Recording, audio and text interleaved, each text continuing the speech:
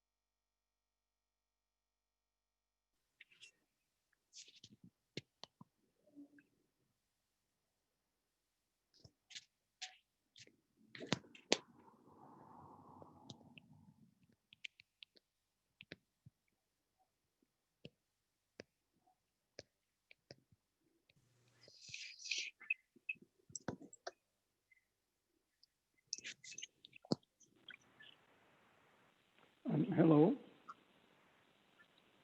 Has the meeting started yet? No, nothing yet from City Council, no.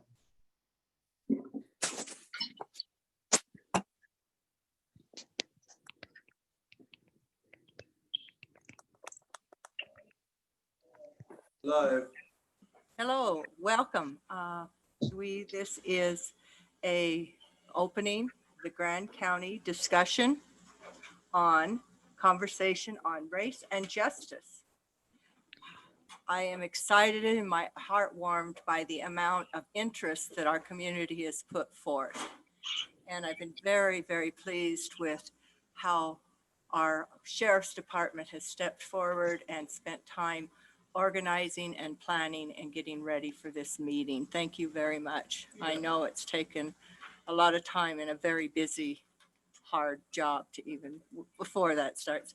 And our county attorney has put a great deal of effort into organizing this discussion, as well as Councilman Evan Clapper, who will be moderating and running this meeting.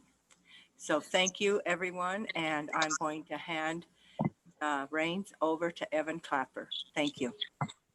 Great, thanks for that, and thanks to everyone here in the room and on the Zoom. Just a little background on kind of how we got here.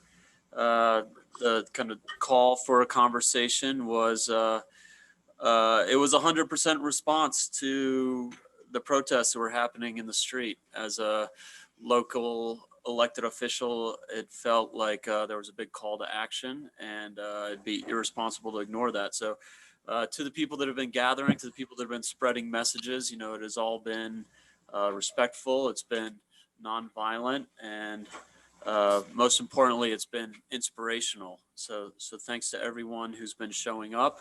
Thank you to the organizers. Thank you to Ash for kind of being an inspiration to us to have these conversations.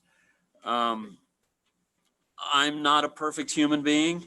I never would claim to be. You know, I try to be a good father, a good husband, but It would be wrong for me to claim that I was perfect. And I think just like I have to look at myself in the mirror and look at my own biases, I think that it's important that we do that as an organization as well. And so this isn't by any means calling anyone on the carpet or trying to instigate a mob or anything, but I do honestly believe that we always have room for improvement. And so that's kind of my goal for today. And in all honesty, to be completely transparent, I had some ignorance around the local judicial system that I needed updating on. And so that was really the beginning of this idea of having a conversation. Was I needed to pick Steve's brain, I needed to pick Christina's brain, and really get myself up to pulse, so that get my finger on the pulse, so that when I am cornered in city market or whatever, I can have an intelligible answer. And so that was really my goal for today.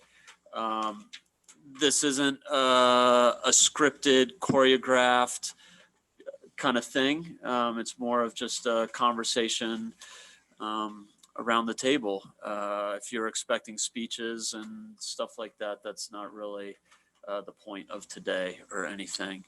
And so we've invited some local community partners that the county has some formal arrangements with. We've invited them to be part of the conversation as well. We've also received lots of questions and comments from citizens, as well as the Black Lives Matter Moab group. And so this is just a step one in what I hope to be more of a process. So we're not going to be able to get to everything today, but we'll kind of get the ball rolling and at least get everybody on the same page and kind of have a starting point. And hopefully, I hope to identify some deliverables of things that specifics we can work on to make our organization better in combating these biases, because I don't think it does us any favors to deny that there's any kind of biases. I think we can all acknowledge that that's just an inherent thing in us as individuals. It kind of plays out in an organization. And so hopefully through some open conversation, we can get to that point. And we were having a conversation earlier, and it's easy for me to imagine one of our citizens being in court here in this building, standing before the judge, and after breaking a law, and our citizens, our taxpayers, our bosses, it's easy for me to imagine someone there feeling frustrated, feeling nervous, and feeling that there's a bias against them that got them to that place. I don't think that's the case 100% of the time, but I would like to get to a place where that's never the case. So hopefully through these conversations, we can get to that place and get an understanding of why someone may feel that way. And just try to be better folks. With that, I guess, there was a lot of questions that kind of came out from the community and from the council of just kind of like where we're at policy wise. I'm not the most familiar with day-to-day operations, policies, procedures we have in place. And I don't know if any of you guys want to kind of be up to speed on things we should be aware of. And just because there are a lot of people queued in, if you're not kind of talking now, if you don't mind muting, that would be helpful for everyone on the Zoom. Sure. Basically, I'll kind of start with kind of what our hiring processes are, where we're at, what we've been going through. I know there's been wasn't one of the questions of whether we have collective bargaining or not. We do not have collective bargaining. We don't deal with unions. Some of our officers are represented by the Fraternal Order of Police, but there's no collective bargaining or anything happening at those hiring points. When we're looking for candidates for law enforcement officers, they fill out a 7 or 8 page application. At that point, the ones that meet the criteria from that are then given a physical test. if they need to go to the academy, because they have to be able to pass certain physical attributes. At that point, they go through an oral interview board. The ones that are selected from there are then issued a conditional offer of employment. They are then put through a psychological exam. They're put through a polygraph exam, and then also drug tests. And then they're scheduled into the police academy if they need to. And then if they're already certified officers, then they will be brought back and start into our field training program. Some of the things that we've been looking at, just kind of reviewing, our policies are constantly under review. What we've spent a lot of money and a lot of time, we actually have a company called Lexipol that keeps our policies as case law changes, anything nationally or state changes, they update it for us. We also, Daryl is our policy manager. He also goes through it. If any changes need to be made specifically to our agency, he's the one that does that. We also, well, kind of lost my train of thought, but Let me break in there for a second, because many people have asked for copies of the policies, and the sheriff and I released those last week actually to the media, and then we were able to get them uploaded through Mallory and the administrator's office to the websites. Those are on grandcountyutah.net. And when you go to the homepage, that's our community news, and it's the very first item with the sheriff office logo. Those are all of the what we've determined are relevant policies that relate to the issues surrounding the national discussion on Black Lives Matter. The sheriff's office policy manual is 800 pages. So you'll see even those policies are, it's voluminous, but constantly under review. And the sheriff and I and his team, we've been meeting several times in the last couple of weeks to go through those policies, to compare the policies with the 8 Can't Wait list, and all that work is undergoing. well, and that's something too, is our officers are constantly under training with our policies.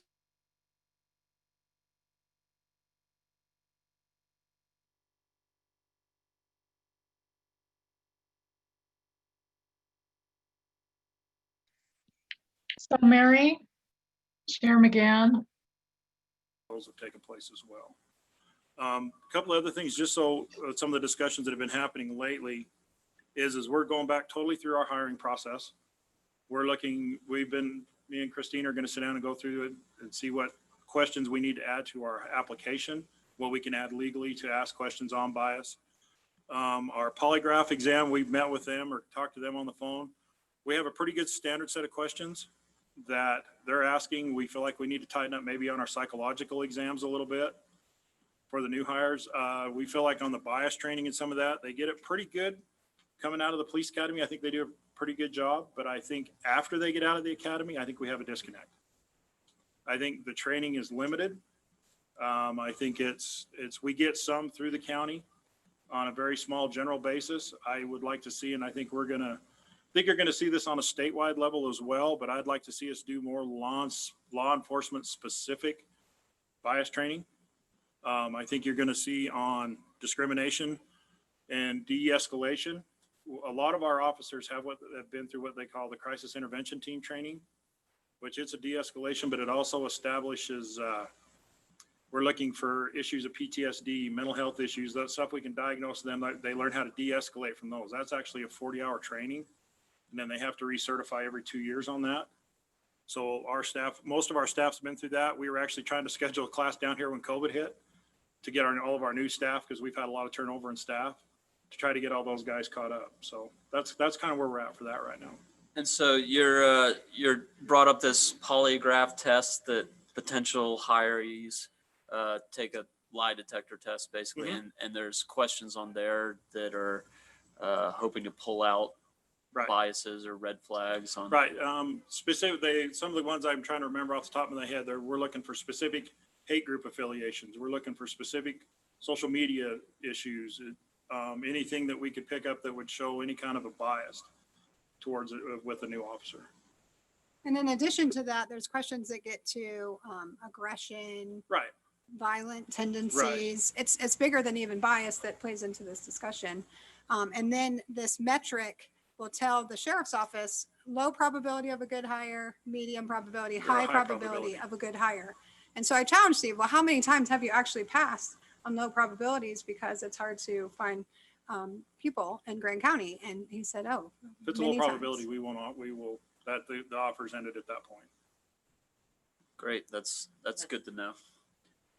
And then it sounds like there's, with some of these trainings, there's a little discrepancy between the jail and the guys out on the street. And so obviously, Pam, you want to write on that a little bit? So it's not, so they're, sorry. So sorry, and we had some notes about getting introductions and kind of saying who's speaking for. So I'm Lieutenant Shan Hackwell. I'm jail commander for Grand County Sheriff's Office. Thanks. If you want any more introductions, just not good enough right now. That's enough. good. All right, we can go as we So go. discrepancies wise, I mean, they're two different worlds. You have jail versus road. So you've got a controlled environment versus not necessarily controlled. So training wise is going to be different because jail staff are not allowed to carry firearms in correctional facilities. So we focus more on de-escalation with talking. But it's also, you got to take into consideration, like I said, it's a controlled environment.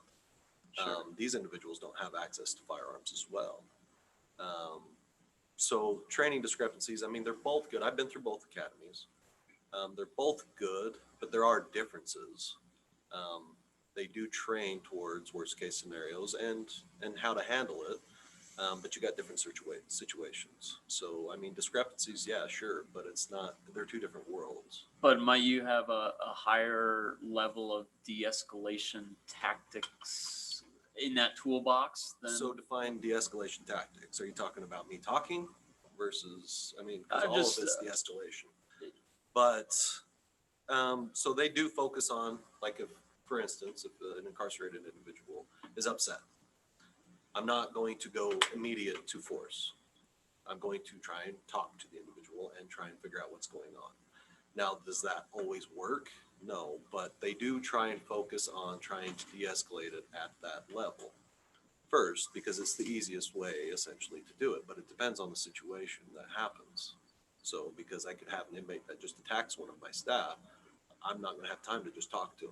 Yeah, I guess where I was kind of going with that is if your crew is getting more practice and skill development about these other tools that don't rely on firearms, is that something that we could take to the road so that when they're showing up in neighborhoods, Right. they have more of that kind of background? Which with the sheriff's office specifically, and some on the city PD, because they started in corrections. So a lot of county agencies and city PD, their officers or deputies started in corrections. So they've already had that experience working in the jail. And it gives you a good set of tools because you learn how to communicate. That's my opinion, whether or not it's, but they learn how to communicate with an individual and they can learn how to gain rapport with an individual. So we, in our area, a lot of individuals on our staff included started in the jail. They worked in the jail for a while. They've developed that demeanor and attitude and how to deal with individuals and talking to them. And then they go out to the road.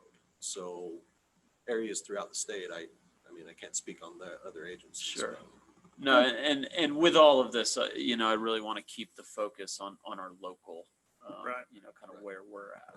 It's accurate. And I'm Christina Sloan, Grand County Attorney, Sheriff and Lieutenant Hackwell. It's accurate to say our preference is that all of our deputies go through some time in corrections. It can't always work that way. Sometimes we have a need on the road.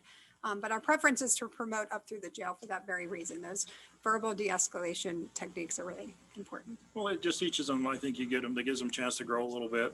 They get to be in, it's a little bit more of a controlled environment, but it teaches them to communication. Not only just de-escalation, but it teaches them communication as a whole. I think it's a good tool. I didn't realize that was a policy or a path that most of It's the not hires always have. that way, Sure, if we have slots, sometimes we have to go straight to the road, but Yeah. if I'd prefer to pull them from the jail if I can. They have first option usually, if we can do it. And so I'm hearing a lot about like kind of maybe some increases in the pre-hiring process and just kind of that screening and finding the gold stars? There is, as you guys have known, you've been working with me on salaries and everything over the Yeah. last, it's highly competitive right now. Yeah, We're competing not only statewide, but nationwide for officers, you know, and it's unfortunately, you guys know, money talks. yeah. And we did have a question about kind of median Right. salary. Do you have any of that at your fingertips? And not right at my fingertips. I can tell you, we started about $22 an hour is right about where we're at with where we start. And then depending on what level you are between a lieutenant, a sergeant, I think the guys top out, I think I top out at about 43 an hour. Yeah. So it's everything. You can have everything in between years of service, rank, where Great. all that. What about the attorney's office? I have had bias training. It was amazing. It's hard to get actually, and I do expect that to change given this national conversation, and it's hard to find. I was lucky enough to get a bias training for judges. I was on the state judicial nominating commission for a term. And so that was available to me. It's not available to even prosecutors in the state routinely at this point. So it's hard to get good quality bias training. I expect that to change very dramatically in coming times. The county and the city are required by our insurance to go through bias training locally. It is not impressive, but everyone that works for all your elected officials and all your city and county employees are required to go through that training annually. My prosecutor has not had the bias training that I was able to have, and I'm certainly going to be looking for that for him. One thing that's come up, and we've had some questions, is Civil Servant Act reform. I had an interview with KZMU, and I agree with lots of folks in this discussion that it is hard to get rid of the bad cops. And that is because of longstanding due process protections under law. That is, there's a statutory governance there. It's in the Administrative Procedures Act. It's under Title 10, which is your municipal code. It's under Title 17, your county code. And it's also longstanding in case law, both in the state of Utah, across the country, in the Utah Supreme Court. The best I can tell, it originated around the early 1970s. I don't know that much about the history, but what I do know is to get rid of someone in law enforcement is that fights you on it is essentially a 3 to 5 year process. And so you are looking at about a year plus of investigations, and most likely that officer is on paid leave because there hasn't been a full vetting of the investigations, and it starts with a local investigation. It goes to a sister agency or an outside agency investigation, and then post, the licensing division for law enforcement does their own completely separate independent investigation from the ground up. That takes 6, 12, 18 months sometimes, depending on the complexity of the case. Then you go through a local administrative review, and that can take 6 to 12 months. Who is that for us? So for us, that's the county council, right? And so we have one of these cases ongoing, and the officer was first put on leave 18 months ago or so. Okay, and the officer was terminated in December, and we haven't gotten to our county council hearing yet, just to give you a concept of the time. That hearing is likely to happen for us, for example, in October-ish, September, October. So that's about a 9-10 month administrative process. And then you start litigation, which is 2 to 6, 8 years long, depending on how far the litigant goes with it. So it's no small matter. I've been asked how to reform that. I have no good answers. It's certainly statutory revisions are a place to start. So lobbying state legislature, lobbying the governor. But these due process protections are longstanding in our case law as well, and somewhat wrapped into some constitutional issues, but it's largely an administrative thing. And so I do think if we can have sweeping statutory reform across the country, that is the only way to get at that Civil Servant Act protection. Otherwise, my office is working with law enforcement very closely, and that's the sheriff's office. That's also the city PD. We are going to prosecute crimes in the city that are felonies and that are Class A misdemeanors.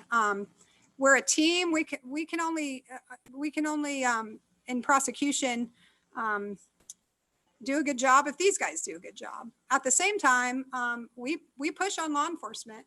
And my chief deputy, unfortunately, he's still in court. This is a district court docket day. He had 63 cases today, but and hopefully he'll join us soon. But there are issues now and then with an arrest, with a stop, with a case, with the investigation. And we certainly push on those officers. We work with management and oversight. We bring officers into our office to talk about certain cases. If there isn't a proper basis for a stop or an arrest, we're going to dismiss that case and we're going to bring that officer in and talk about why. So that is ongoing, constant. It happens certainly weekly, if not on a daily basis in the county attorney's office. And so with that idea of kind of review and paperwork and all the fun stuff, what are some of the triggers that would kind of, if an officer fired a weapon, if an officer drew a weapon, if a fire officer encountered for it, like what are they required to report? Yeah, anything like that's an automatic requirement. That's a mandatory reporting. Anytime a firearm's discharged, anytime a taser's discharged, anytime they're going to use of force, there's a report required that be written with it. And then what it'll do at that point, then the report goes through the approval process. So it'll go to that officer's immediate supervisor. Sorry, that's the word I'm looking for. And at that point, once he approves the report, if he sees anything, they'll bring it to the officer's attention, depending on what it is. If it's severe enough, it comes to my attention or the chief deputy. After all reports are approved by the immediate supervisor, they then go to the chief deputy for his final approval to make sure if he sees anything that he reviews every case report that comes through the office. They look for anything there. If there's anything that catches it up. And then if for some reason, if it's missed at that point, Christina's office gets a look at it and goes from there.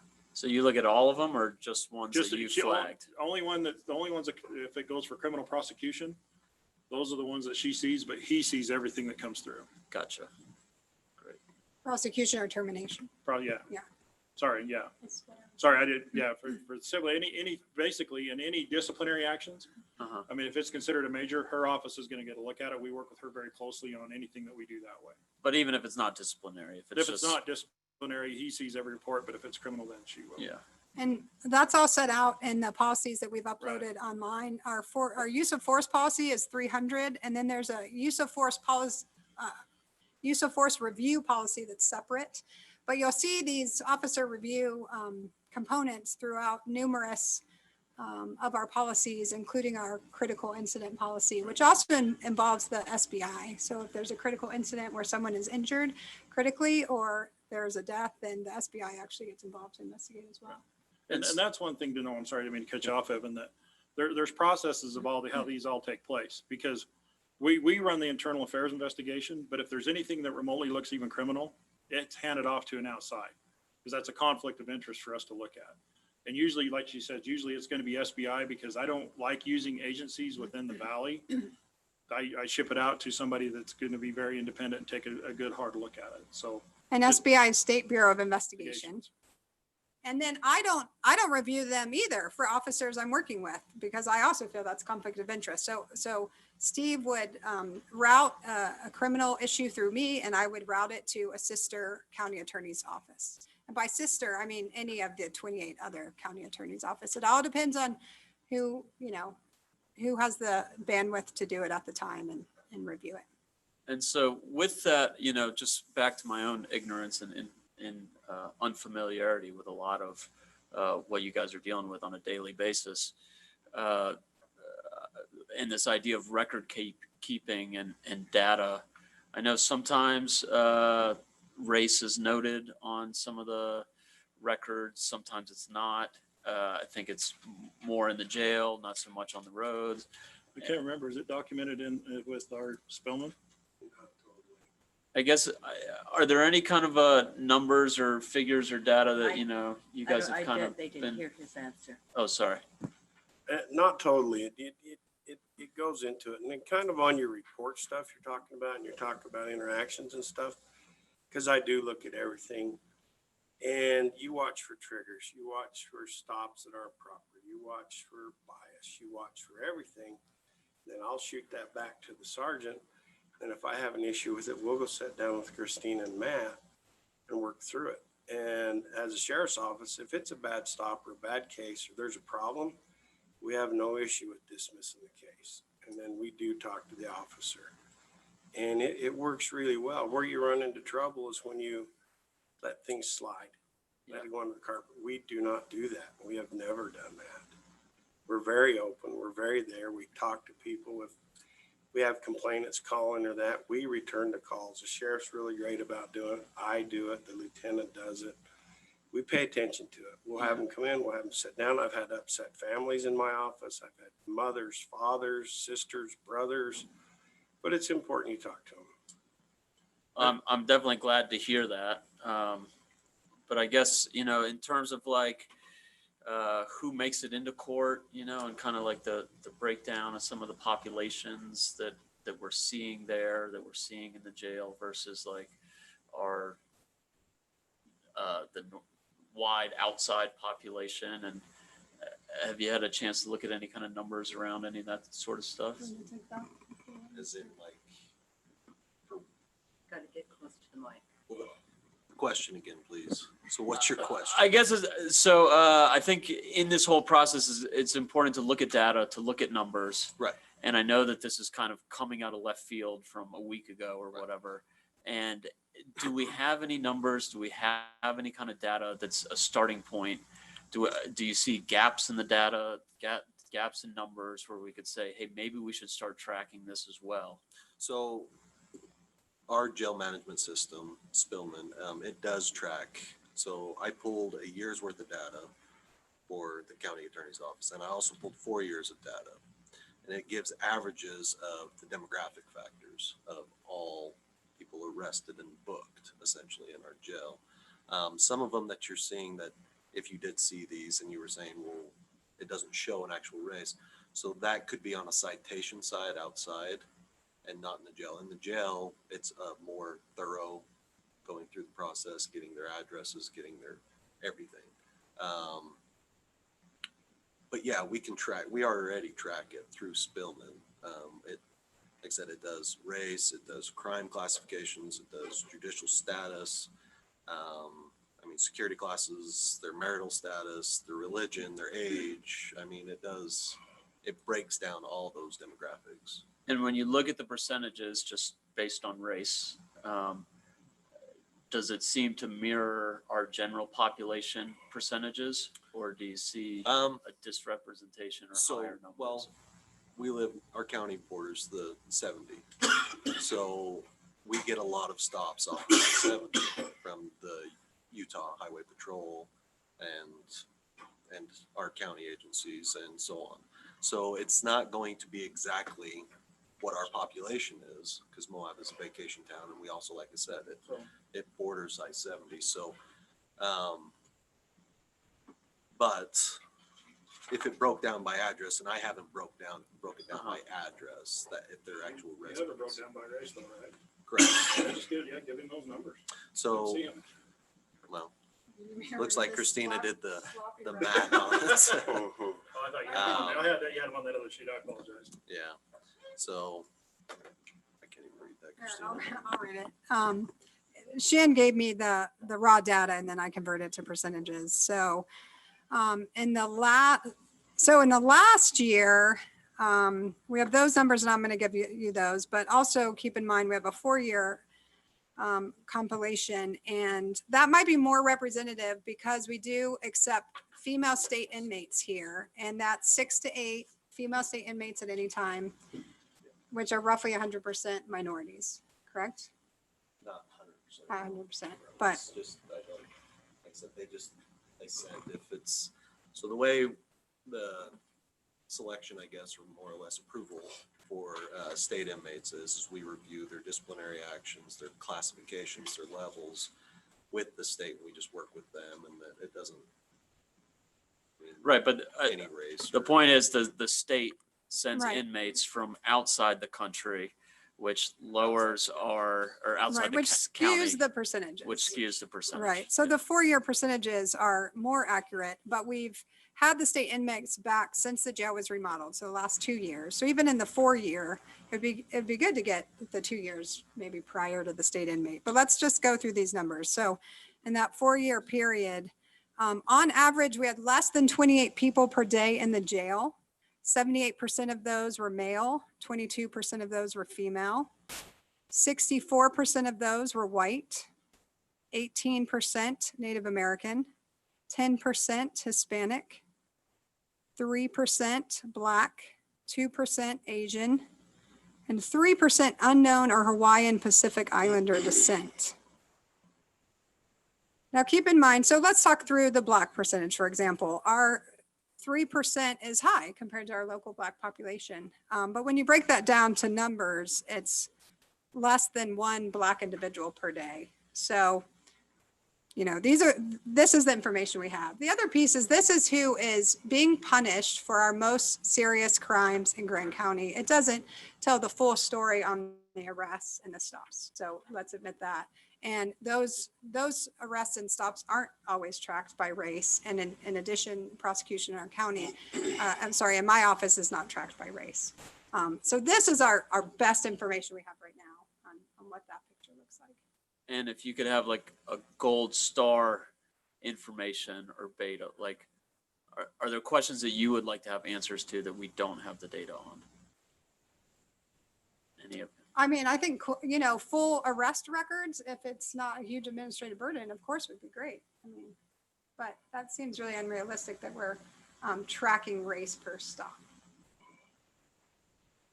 So I can pull that, but it's a lot. So, so we do have, Spillman offers multiple reports. Is everything going to be, not one report gives everything you need. So you're going to have to pull multiple different reports to get one thing. Sure. I guess if you could come up with a generalized report, and we could talk to Spillman and try and create a report, but that's, again, I would have to have an idea of what you guys wanted before I even started that conversation with Spillman. So because, like I said, they offer multiple different reports. It's just not one report's going to give everything that you guys are requesting. Right. Yeah. And I don't really know exactly what I would be requesting or if I have any requests at this point. I just think that, you know, there's a difference between like the qualitative anecdotal reports of like what's happening on the street versus like, you know, kind of hard data and numbers. And sometimes it's just easier for different minds to digest when it's like, here are the numbers. So, Right. Is there any other kind of things like before we start to transition a bit of just? There's a couple other things that just kind of going through this. I'm sorry, Christine. There's a couple other questions I'll just go over really quick. Yes, our officers do wear body cameras. They have body cameras and in-car cameras both. They turn on the onset of an incident, and then per policy, you can read the policy online as to when they're turned on and turned off. Probably the easiest way instead of me sitting here trying to explain it. So I see that's one of the questions there. So just wanted to make sure you kind of threw that in. Those are also used in reviews. They're also used during FTO for training purposes. They'll go back and watch their video for traffic stops, interactions, just to kind of see how the officer's handling things. And they can also be used for evaluation purposes during their yearly evaluations and monitored by their sergeants. Sorry, I know that was one of the questions. Yep. Kind of. And there was another question about weapons, and I believe that was included in the list that's up on the website. Is that? Yes, all of our firearms policies, all of our use of force policies, everything have been posted up. And did that have any kind of budget stuff connected with it? I think they wanted to see something of under 10,000. They can grammar request and see what exactly we purchased. I mean, that's no big secret. I have, you know, we don't have any rocket launchers, hand grenades. I don't have any gas launchers. I don't use that kind of stuff. I don't have any military surplus vehicles, anything like that. You know, we're pretty straightforward. Our guys carry their handguns. We issue them patrol rifles, and then their body armor and those kind of things. And as you can see with our body armor, Shan has these undershirt on that we have our guys, and then our guys wear an outer carrier. I think you can see it. They look a lot like our uniform shirts. a lot of what we've done is you'll see them kind of, we've went to the outer carriers versus the inner carriers. For one, it gets some of the gear off their hip, puts it up on their chest so it's not as hard on their hips. The other thing for my staff, which I really like, is, we're doing a lot of search and rescues and a lot of stuff in the heat.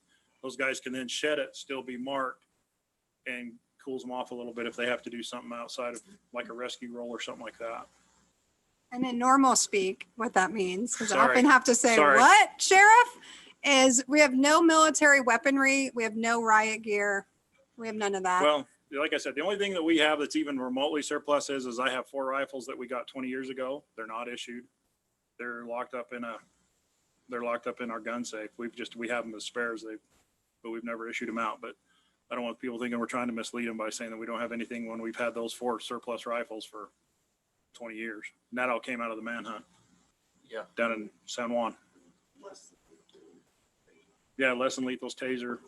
We have some pepper ball guns, but we're trying to get certified instructors back up for that kind of stuff. But that's about all.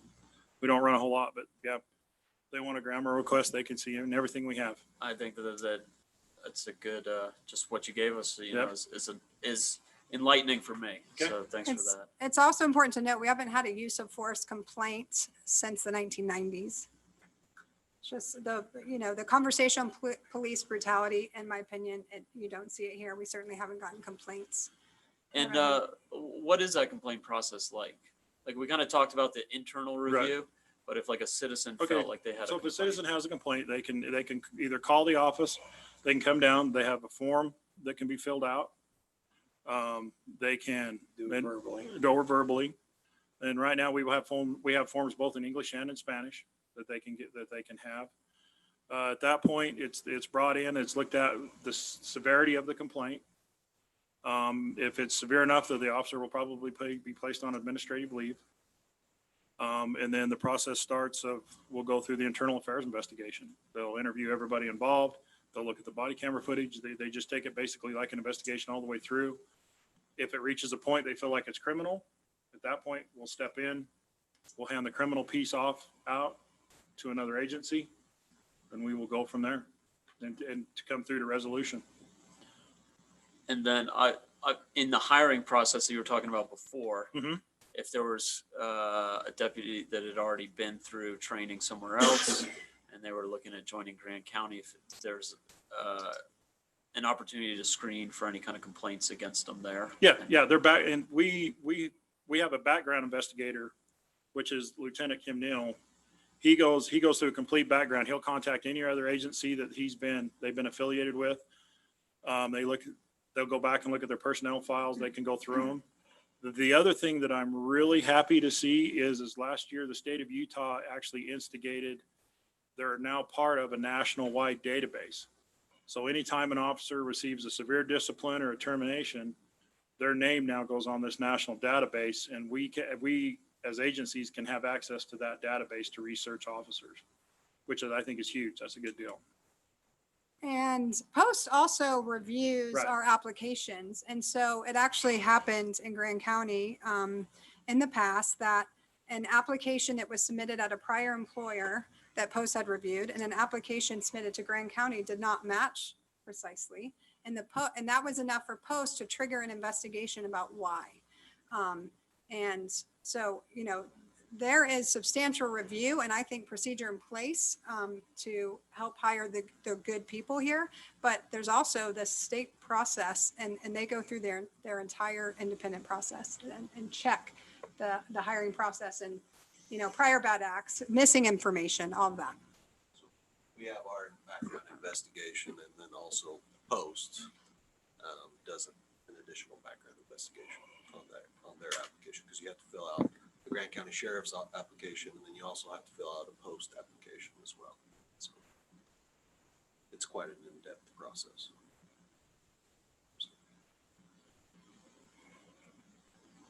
Well, I think, I kind of started with saying that I think I'm a great parent and all that, but in all honesty, I'm not. And just with that idea of like the authoritarian and being the man and stuff, I think it's really easy, to try to say we're doing the right thing. We're checking the boxes. We're following the policies. We have these policies in place. but maybe when it comes down to it, there's times that those policies are having gaps. And I think that it's important in having an open conversation that is challenging and can be uncomfortable, and it's hard, that just like when I'm being the authoritarian at home, I have to like look at it from my kid's side, and I have to see how it's affecting them and be able to hear them.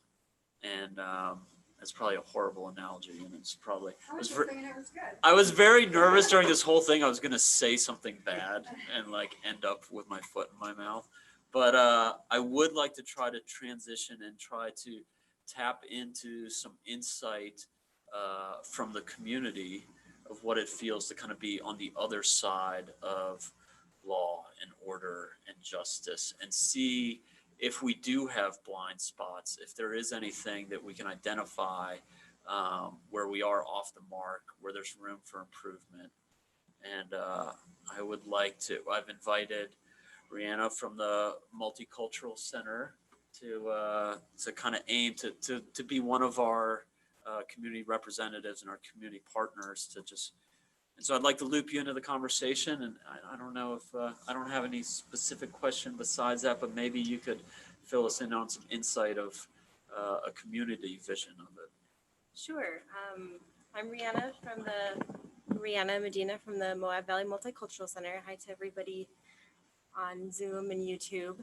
I think this is really great information. There's so much I learned here in the last few minutes about the policies and procedures. And Sheriff White, I know it's so hard trying to keep enough people on to do the job that needs to be done. And then the training just never ends. And the minute somebody gets trained, then you have to start over again. So, I really appreciate how hard that is to get good people and to get them trained.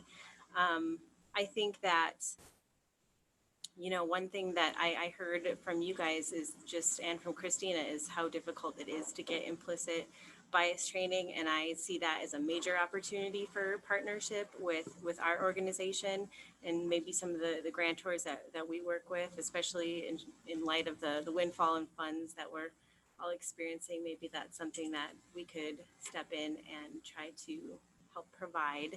I think that would be an honor to help you guys out with that. So I intend to start looking into that, especially hearing, and I think for the prosecutors, for the attorneys as well. For the past 8 years, I've had a really interesting front seat in the advocates that work at the Multicultural Center, working with the people who go after they interact with law enforcement and before they get to the courtroom. And for anybody, I think that that can be a really scary and overwhelming experience. And I think that I have just come to appreciate more the role of an advocate who can kind of meet with somebody and try to build that bridge in between what's going on. I think that there's always room for improvement. I think that number of the Native population in jail, I'm in justice court every week, and I think anecdotally, I see that there's a lot more than there is as far as our general population. We should talk about that and get curious about that a little bit. I think about why that's happening. Because that was a big number. If I could just break in, because there are so many questions and so many good topics. And so Mary and I had discussed that we need to have a couple more conversations, and one should be focused on the unique challenges to the Navajo Nation. And so I think that will be a second conversation to talk through it. And Justice Court, just for you guys to know, is our misdemeanor court. And so those folks aren't going to typically end up in court unless they violate a probation or some sort of condition of their sentencing. And so that's why Rihanna's experience isn't reflected in the numbers. Yes. Yeah. Yes. Thank you, Christina. And I think that our partnership and our relationship can only continue to grow. I think we're all just so darn busy. I know I met with Lieutenant Hackwell sort of recently, and he gave me some time, and it's so hard to fit everything in, but I want to do better. I want our partnership and our relationship to get better because we are all working vicariously with each other already anyway. When we have DCFS clients in common that we all, have all interacted with, and anybody else or we oftentimes, when somebody's arrested and goes to your facility, the families come to us and need to understand the process. I think there's just the law and all of everything that you guys have to do can seem very mysterious sometimes and closed doors and scary. And I think that is really, a role that I want us to be able to fulfill, to make that less scary for people and to be a voice for people who, don't think that they can say something, and to provide better training. And we have to, I think, just make the time. I want you guys to know and understand. I mean, probably you only know a tiny little bit of what everything that we have going on, and we probably only know a tiny little bit of everything that you guys have going on. But I think that we all have the same objective here, which is a safe and healthy community. We all have that same objective, and I think that we can work together to get there. Absolutely. Thanks. That was very well said. I think one of the biggest things here is a respect thing, and I learned that in 1993, pretty big. I watched one of the guys I work with get shot and killed up in Green River. I watched him die. I watched his wife cry over him and that. And the next week, I stopped a car with a large load of cocaine. And I happened to have two Hispanic gentlemen that was in the car, and it was valid. Anyway, we go to federal court. And we're in federal court. It was a lengthy process. It was a couple days. But when we got done, that there was a conviction, and that the defendant said, we would like to speak to the officer. So I'm thinking, wow, what's this going to be like? Where are we going to go with this? And he's going to prison for 5 years. And he stood up and addressed me in court. And he says, I want to thank you for treating me with respect. That never happens where I come from. It goes a lot of way. And he goes, I just want you to know how much I appreciate that. And that had a big impact on me with as far as people you deal with, regardless of race or anything else. You treat people right, it goes a long way. Even when it's as serious as him spending 5 years in prison, he was thanking me for treating him like a decent human being because he'd never received that where he came from. He was very explicit about it. So, and that's something that we do here. We just do. Well, we take it's a pretty simple phrase. Use your Sorry. It's a pretty simple phrase. We treat people how we would want to be treated. That's simple. That's how it should be. If there's an issue with that, then people should be coming to talk to me or one of my staff that we address that. It's pretty simple. And maybe that's not always been better. The perception is that always not as being met, but we try very hard to do that. So. And I think it's noteworthy. We do arrest people in 70, and some people outside of our community end up in our criminal justice system. But by and large, our resources in law enforcement and criminal justice system are used on our locals who are repeat offenders. And those are our brothers and sisters and sons and daughters and husbands and wives and fathers and mothers. And I've really seen that law enforcement cares about these people. We want these folks to get support and help and make their way out of the system. And I really believe and have seen that our law enforcement does a great job at community-oriented policing, which of course is part of this national discussion. And I think, of course, there can be improvements, but I think by and large we do that because we know these folks. They're our community. I think that when, I know, again, funding is really hard, but I think from the advocacy point of view, when agencies like yours have a liaison that you can readily and easily get in touch with, because again, we're all so busy, right? Like that might be something that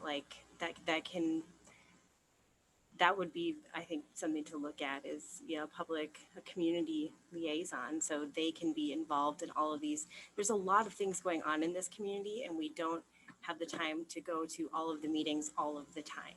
But when there is a liaison that can keep you guys informed, and, you know, it would take a burden off of your shoulder, I think, and then it's somebody that is easy to always like involve or, you know, just represent, have a seat at the table. I think that would be really great. And I think for Christina, for your office, it's really hard to get in touch with people sometimes too. You know, having a community liaison could be important. So having a liaison, I think, is a good idea, but sometimes is it going to be better for us to sit down as a group once or twice a year Absolutely. and just have these discussions? It's almost like what Evan said is let's just sit down and have lunch and maybe have these discussions of just, hey, we're doing this right, or we're doing this wrong, or we're hearing this or not hearing that. Yeah, I think I've definitely noticed a tendency to kind of stay in our lane. You know, like a lot of this is like, Steve's an elected official, he does his thing. I'm over here, we're kind of, but this idea of cross-pollination where, you know, I'm hearing you guys talking about working with not just the same individuals, but the same families, and kind of how that ripples out through the community, that there could be a lot of value of kind of understanding both sides of that, you know. And so I think the conversation's a great idea. I think liaison is worth discussing too. And I also encourage these community organizations to come to us when there's an issue and to reach out. And I do think Four Corners has done a great job with that. And so they have pushed pretty hard for a mental health court in Greene County. And we've had numerous conversations and meetings. We went up to Price. Carbon County has a mental health court, and we've met with the judge, the court system, the jail numerous times, and it's something we've been exploring. We have instituted a baby mental health court, and that is upon the recommendation of our judge, Judge Torgerson. We only have a few individuals that we think would benefit right now in this moment from a mental health court, and it does take a massive amount of resources to start another restorative court. We also have drug court, which is another restorative court where we try to divert people out of jail and provide them with resources. And it's very successful, but it's an entire team of folks that needs to do it. So we've created this baby mental health court where there's additional review calendars for folks who we need to just check in with them and make sure they're on their meds and make sure they're going to counseling. Instead of these probationary periods, it might be 3, 6 months, 9 months. And the effort is to help them. And it does bring them into counseling more often and keeps them involved. So far we're seeing good results, but it's very fresh. But I give props to Four Corners for coming to us and continuing the conversation and checking in, because we are all so busy. And something like that is massive to build off the ground as well. And, you know, that's been a great process. We also started a victim advocates unit. It had been 8-10 years since we had a consolidated unit. And that's the Moab City Police, that's the Sheriff's Office, that's my office, and that's the Children's Justice Center. And we've never had an advocacy unit of this type in Greene County before. And it's planned for 3 victim advocates. Right now, we're still building up to that, and part of that is grant funding and responsibilities. And so those are some of the organizations we work with pretty regularly, but I love the idea of just more conversation. Can I just say how much I appreciate the victims advocate that works with your guys' unit. She does a fantastic job and is, you know, there to really help break things down for people. And I hope that does grow to 3. That has been so wonderful. can you give me an idea of who the victim advocate is serving? Is that? Basically, they're going to serve the victims of domestic violence. They're going to serve any type of crime. Oh, sorry. And also ours are used like for deaths.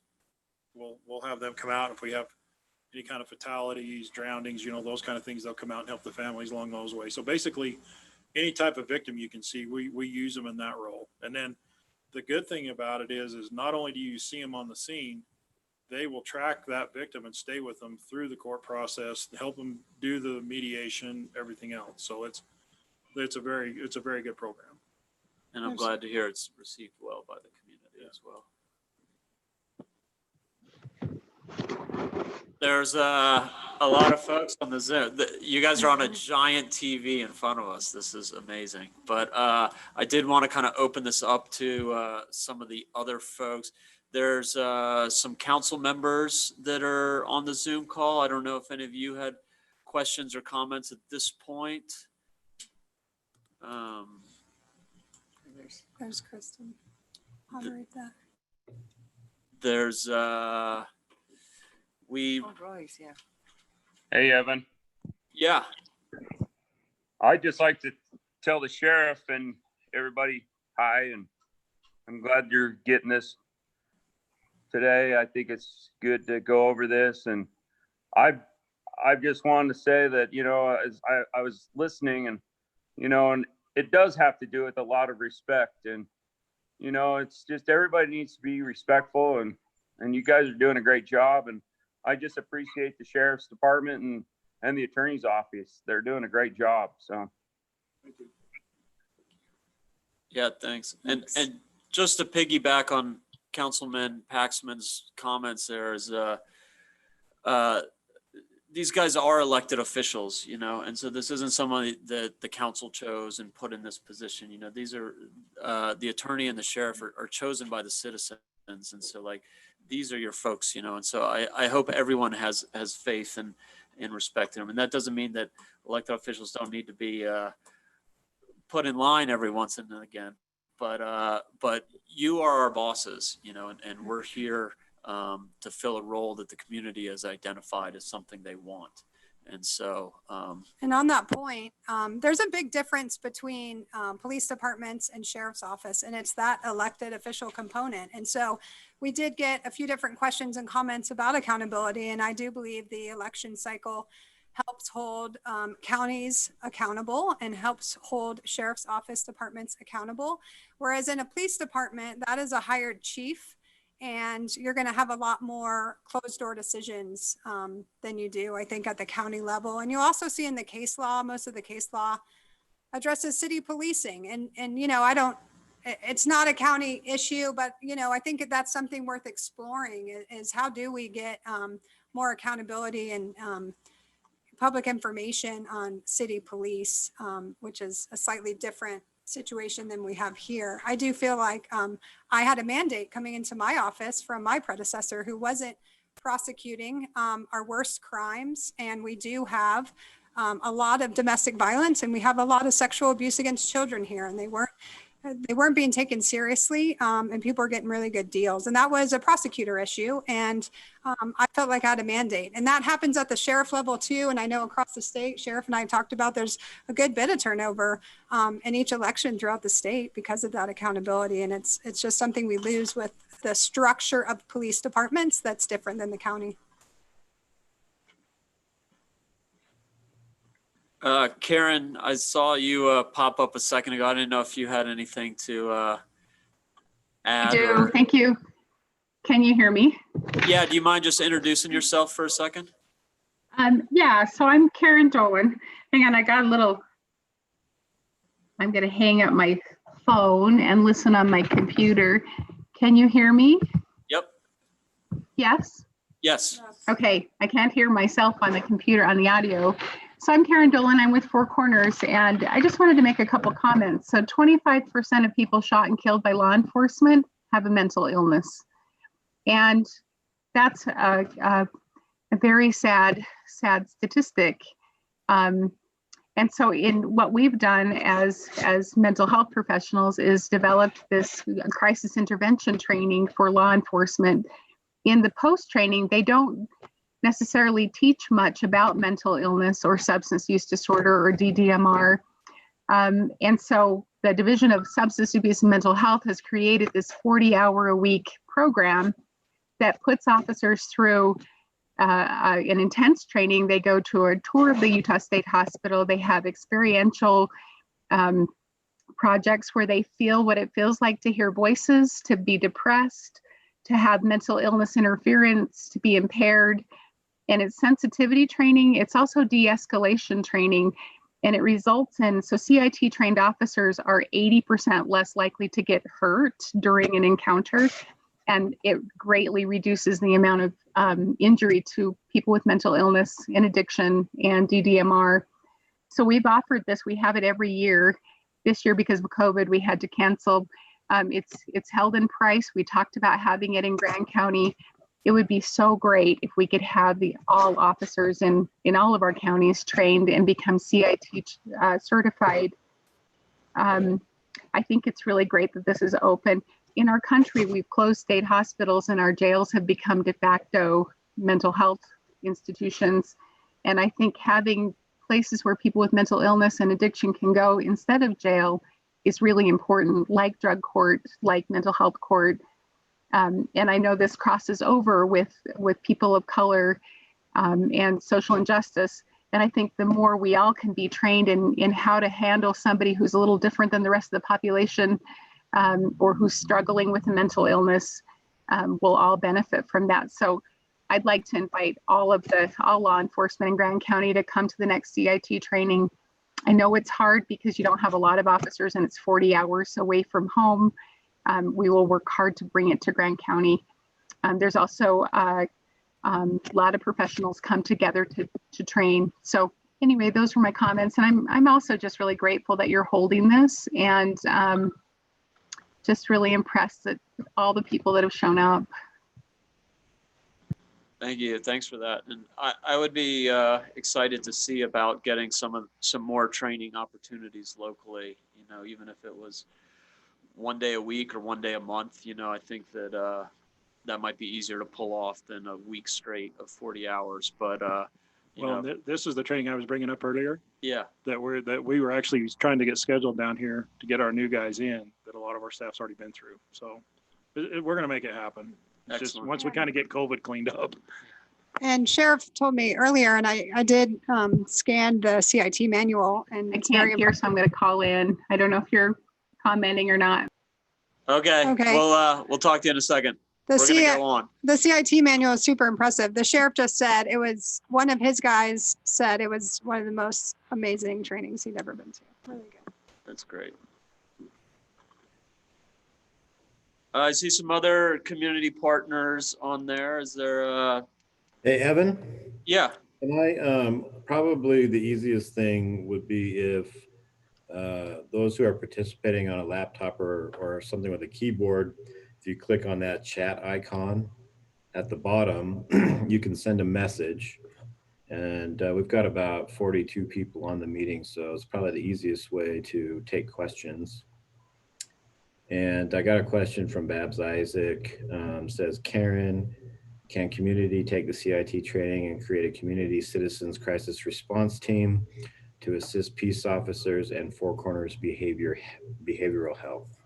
I don't know if I don't think Karen's called in yet, so I don't think she can hear us actually. Okay. But if anybody has any questions and you're able to, here's her phone number, I think, calling in right now. But I think the easiest way to take questions would be via the chat function. Karen, did we get you back on? Hold on. I'm just gonna. I think if you could unmute your phone, we can hear you. Is there a way to? Okay. Okay, Hey, Karen, we got a question from a community member. Babs Isaac is asking, can community take the CIT training and create a community citizens crisis response team to assist peace officers in Four Corners behavioral health?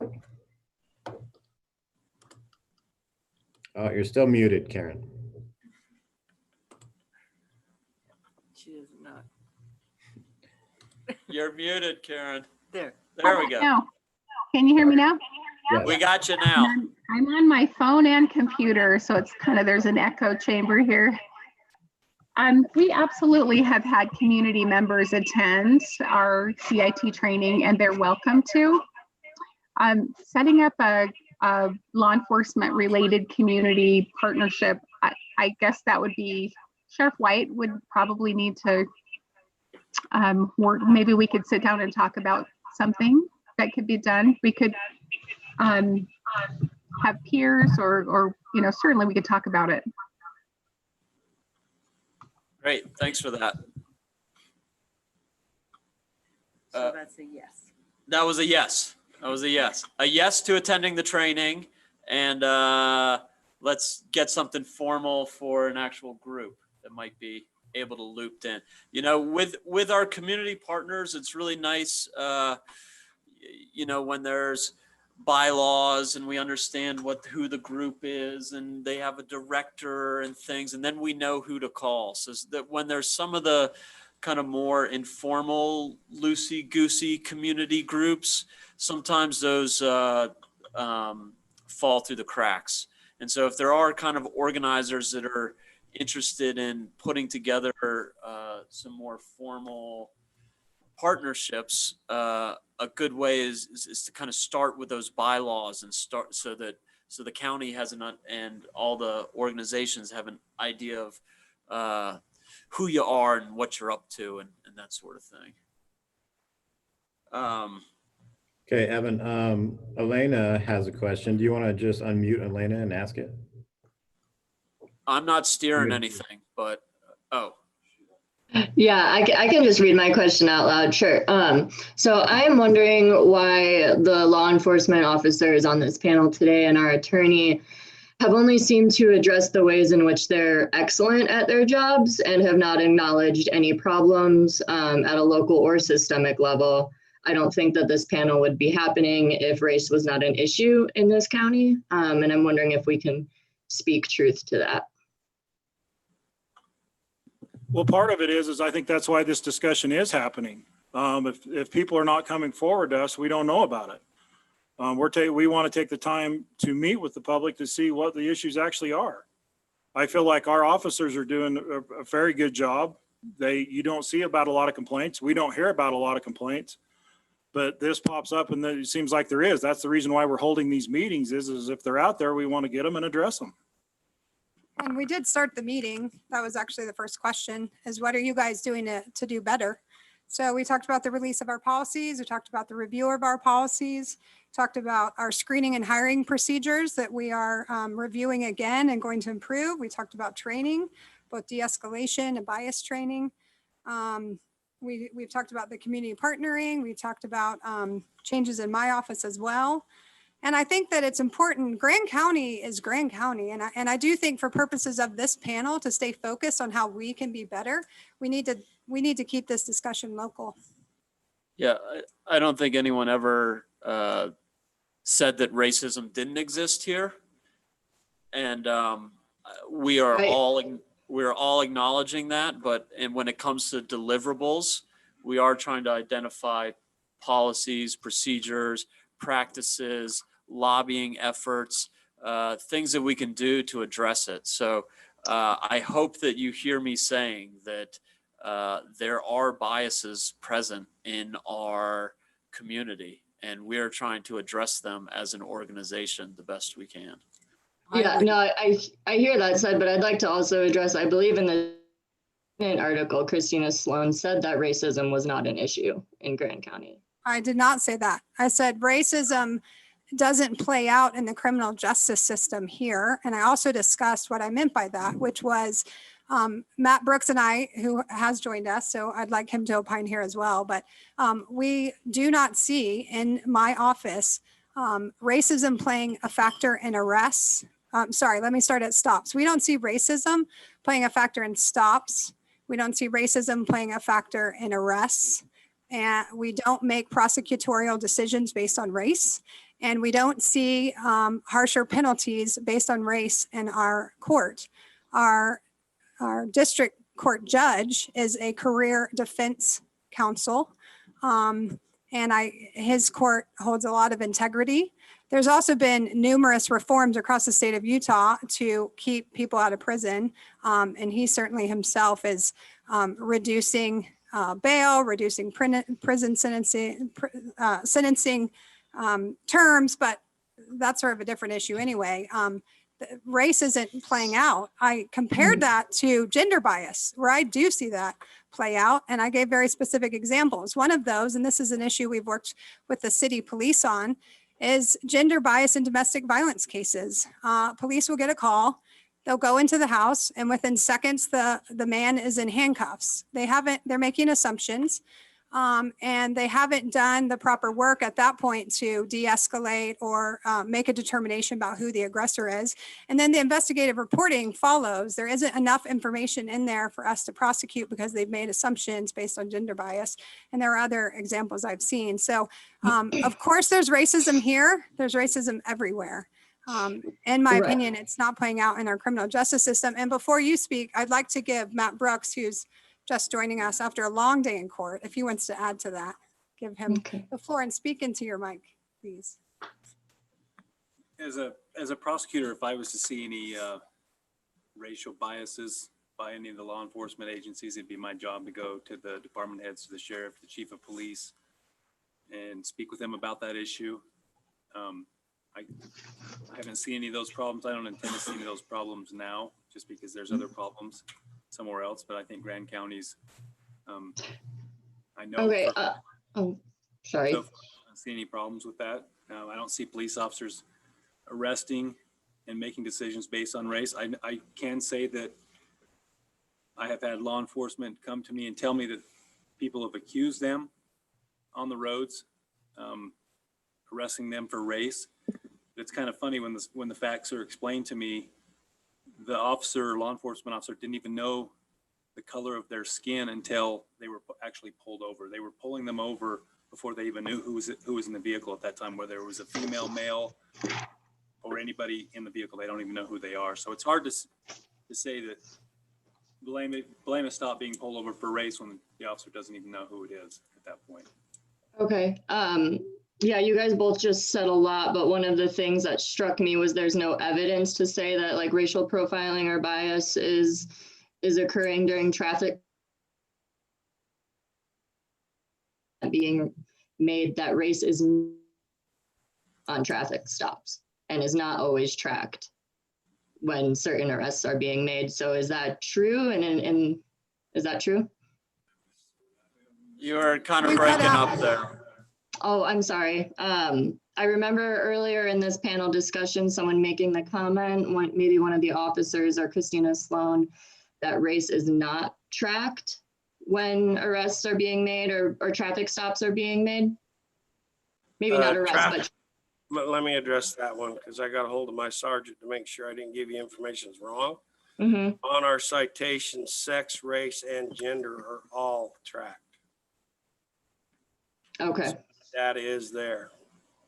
Okay, yeah, I just remember earlier someone saying that was not tracked in that instance. It is tracked. That was me, I believe, and I misspoke. Cool. So can we get access to that data then? Without a grandma request, can we freely have access to that? We're going to have to follow our grammar regulations. You'll probably have to grandma and be specific in what you want. And just remember any of that kind of stuff. It's going to take us a while to put it together. Okay. Okay. Thank you. What I'm hearing is there is a belief by a number of the people that are on the call that there are some issues with racial profiling and discrimination between how different people are being treated. And I think it's important for us to hear what their concerns are, because if we can't hear what their concerns are, we can't fix them. So I would like to ask for a couple of examples to see if. Yeah, I would like to, because I've just since this has started, I've had people come up and talk to me about concerns about how people they've known, they felt like were treated differently. And so I do think there is a perception out there. Send it my way. So is there someone that on the call that could address some concerns that they have that they would like us to look closer into? So Mary, just to clarify, we've got a lot of comments and questions coming in considerably faster. Do you want me to keep going through these comments and questions that are coming through on the chat function? Is there one of them, can you maybe put one up and then look through them and see if there's one that has an example or a Of specific information, concern? well, there's quite a few requests for the data to prove that racial profiling is not happening. Just a lot of general requests for data that backs up the assertions that are being made. There's a comment that says, you just said 18% of people in the jail are Native American, but they only make up 4% of the population. Question mark. Attorney Sloan, you don't take accountability for police stops and numbers outside of the jail. So how will you document what's going forward if you don't have the numbers? So yeah, there's quite a few requests, I think, for data that backs up the assertions being made. Yeah, and to address that, you know, coming into this, it was kind of a conversation, and I didn't prep all the folks to kind of bring hard data and bring numbers. I didn't request that, and so I'll take some ownership there. I think that those kind of things are probably something to more be compiled with time, and rather than kind of throwing them out there. And like we were saying before, I see this as really the first in more kind of ongoing kind of efforts in this direction. But Matt, did you have I have something I can say, and I don't have numbers and statistics in front of me, but I can say that if you're giving numbers of, what were you saying, Chris, 18% compared to 4% of the population for Native Americans? that came up earlier in the meeting? Yeah. I'm not saying Native Americans get arrested more, but I'm saying some people, and I'm not saying Native Americans, have repeat offenses. So if there's 4% of the population of a certain group, you're not just going to normally have 4% only going to jail. There's the repeat offender portion is going to drive that number up. So you're going to see a higher number. And so, I mean, I need to see some numbers and data, but that's one of the things that will make that number go up and offset the population numbers. Yeah, and when we're talking about a daily census of 20 something, you know, somebody spending one more night there might increase the percentage by double digits or something. So it's not just that. I mean, they could never have been arrested on it. They went to court and the judge ordered a book and release. So that, as soon as they're booked into the jail, it counts as a number. Yeah. So This goes back when I was originally bringing it up. I was similarly asking what kind of data, what kind of hard numbers is available, what do we have at our fingertips, and what are we missing? And it seems like we're getting some citizen input and some citizen comment about gaps in the data, and that is kind of something that we would have to circle back on and compile more. I'm not seeing any jump up of specific instances like Mary was mentioning of when individuals may have felt profiled or felt racism against themselves. So can I break in? Yeah. There's quite a few questions coming in, and I would like to try to maybe see if we can get through more of them, if you're okay with that.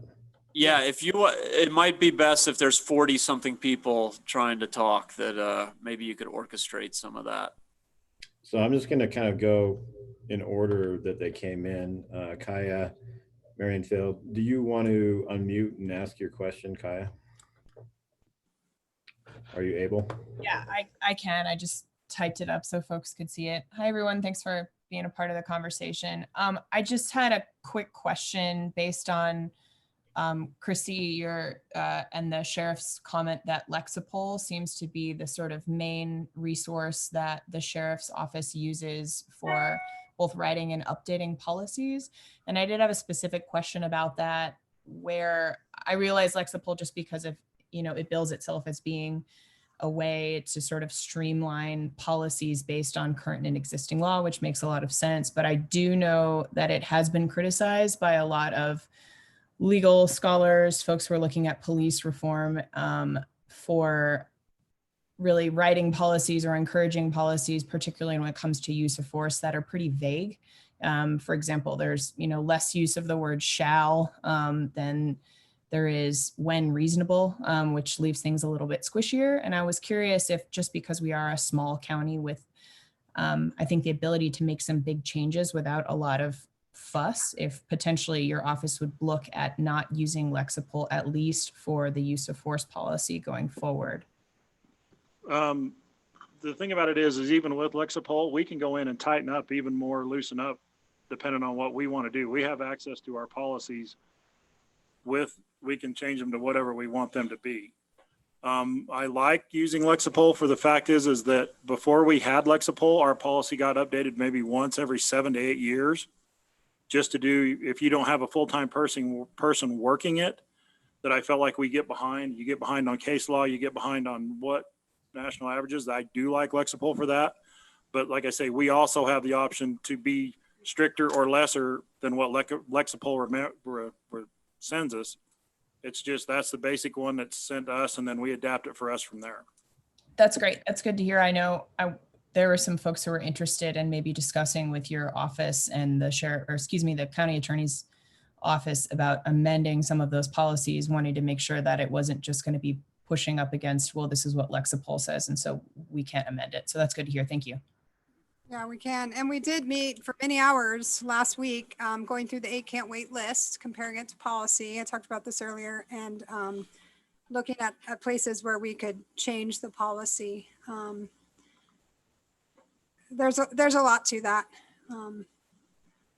And then we've also seen some headlines coming down from the state, and it seems like there were some changes in policies there. Could you kind of fill us in on Yeah, some working of that? meeting with the Utah Sheriff's Association.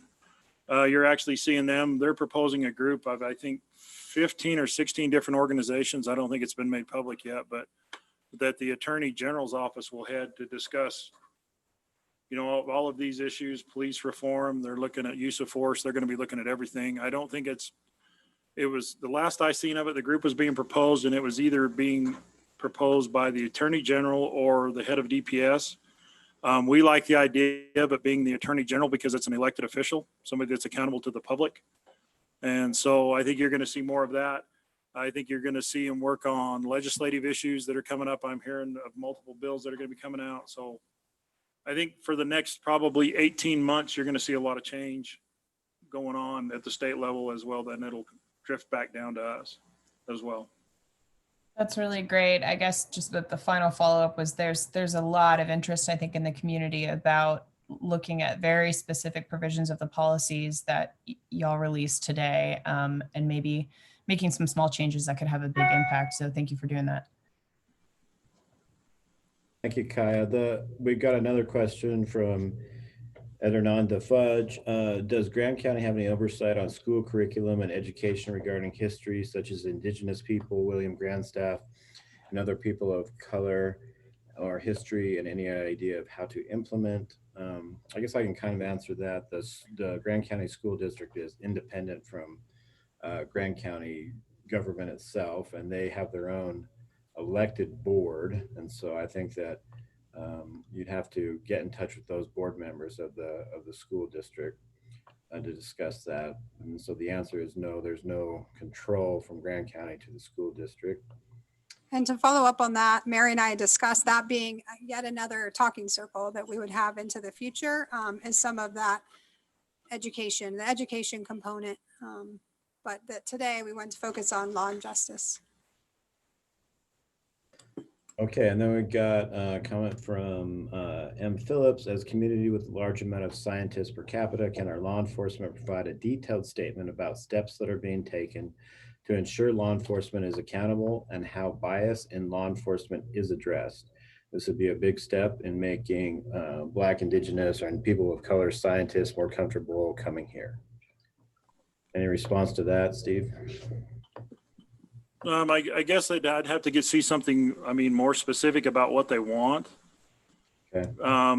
It's something we'd have to sit down and probably something have to be some sidebar conversations to see exactly what they want, if it could be done or not. We'll listen to anybody, and if we can try to do it, we will. And my opinion on that is that a written statement issued in a moment of time, is that impactful? Or, that's why I really thought this conversation on race and justice is really important, seeing where this takes us. you know, I don't have an issue with making a statement, working on a statement. I don't find them that impactful myself. Well, and the one thing about it is too, is we hold ourselves accountable way before this ever happened. I mean, as I sit there and I kind of think about this a little bit with these statements, we hold ourselves accountable. We hold ourselves officers accountable every day. That's part of what we do and how we do it. You've heard us kind of go into the processes of the accountability officers, the complaint programs, the crime, you know, there's a lot that we're doing and we're constantly under review. It's not like this is the only time we review what we do or how it's done. We try to constantly improve. I mean, from how we handle domestic violence to how we handle homicide to how we handle traffic stops. It's a constant review of how we're doing it and what we're doing.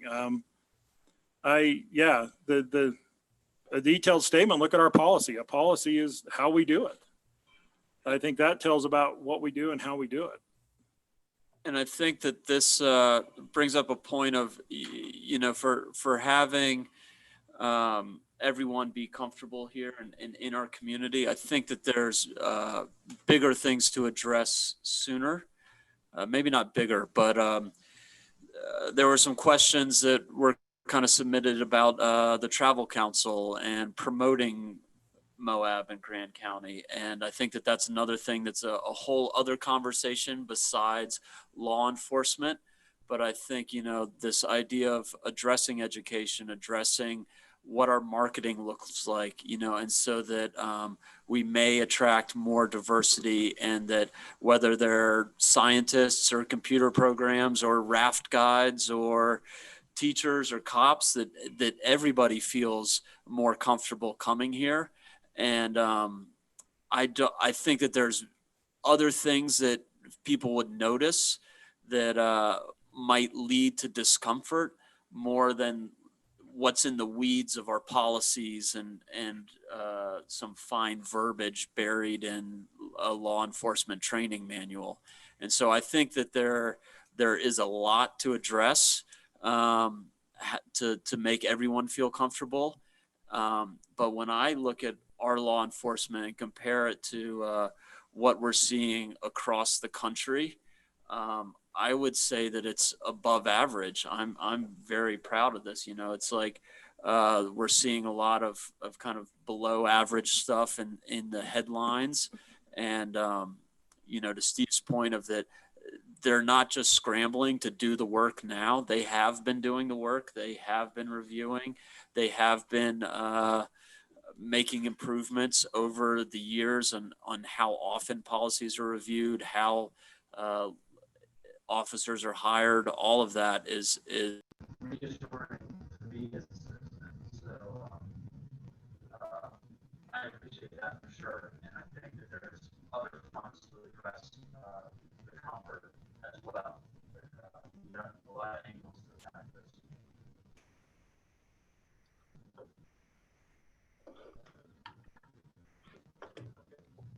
Evan, you were kind of breaking up. Anybody else have trouble?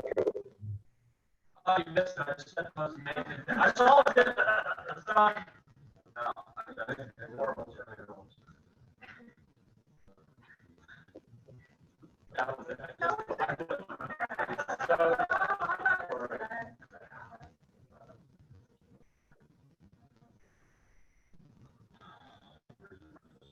We're doing a little technical. Chris, we can hear you.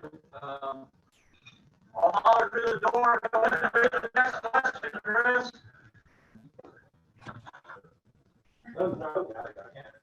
We can hear you though, so maybe on that outside you can read the next question. All right, I'll do that because I can't hear it. Okay. Let them know we're having technical difficulties. All right, there's some kind of problem with the audio. I'm gonna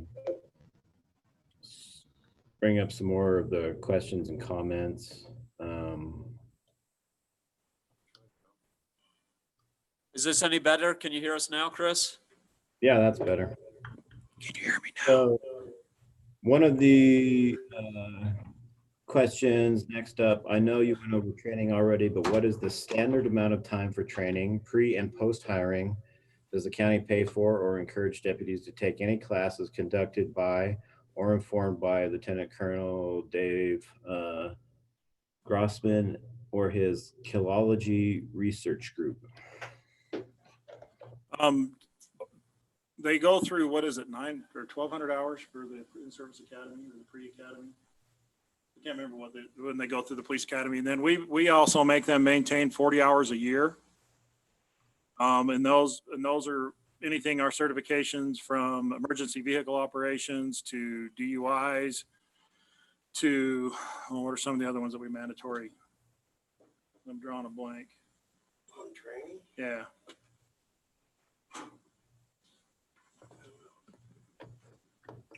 Okay. Trying to think. They have to have emergency vehicle operations every year. We talk about our tactical defense stuff, you know, so that you don't get the fights, how to de-escalate, all that stuff's in there. And the third one is firearms. You're required to do firearms every year also. And then they'll also have all of our instructorships, that our guys to maintain instructorships that teach firearms, that teach defensive tactics, that teach taser. Those guys will all do that. And then whatever the county requires, which is the bias training, the sexual harassment, and some of those, they'll do it as well. Some of our officers have been to Grossman's training. It's usually part of larger conferences where he's speaking and that we've seen them. But yeah, some of our older officers, our new ones probably haven't seen him as much as our older ones have.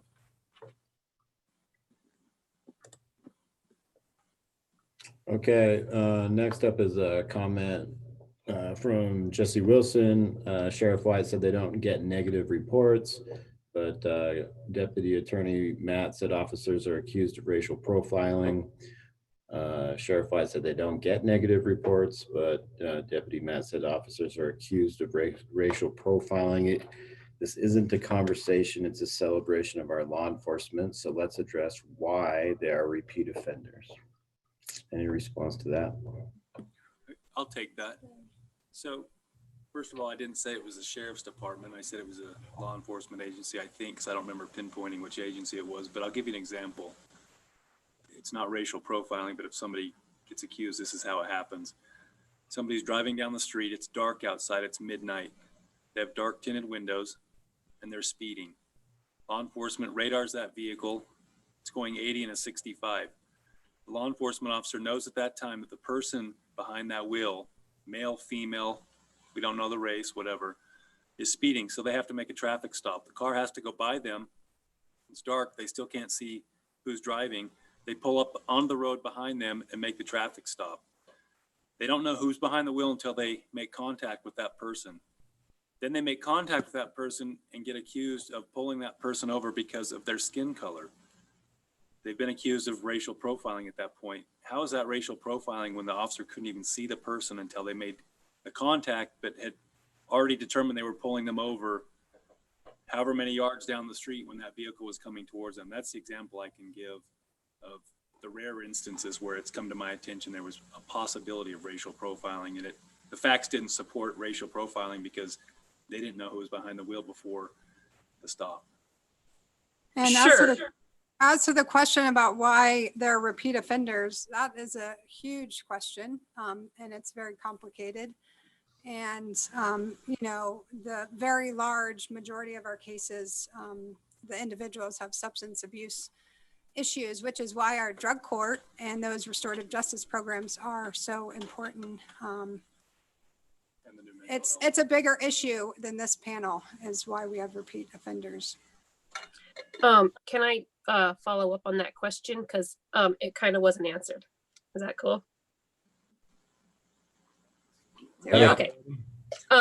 So about the question about the, you guys are all saying that you have, you know, anytime you have a report or something, you follow up. I know you guys were talking about how, you know, you have families in your office and stuff like that, you know, that are, you know, that you're dealing with, and you feel like you're dealing with the public. Is there any records that we can see that prove that, you know, when a negative report or, I can't remember the word, when something comes to you accusing, you know, one of your officers of something, is there like a concrete report that we can see that shows that you guys are actually doing that? Because with due respect, it's hard to take, I mean, we're just taking your word for it that, you know, anytime you get a negative report, it's treated perfectly every single time.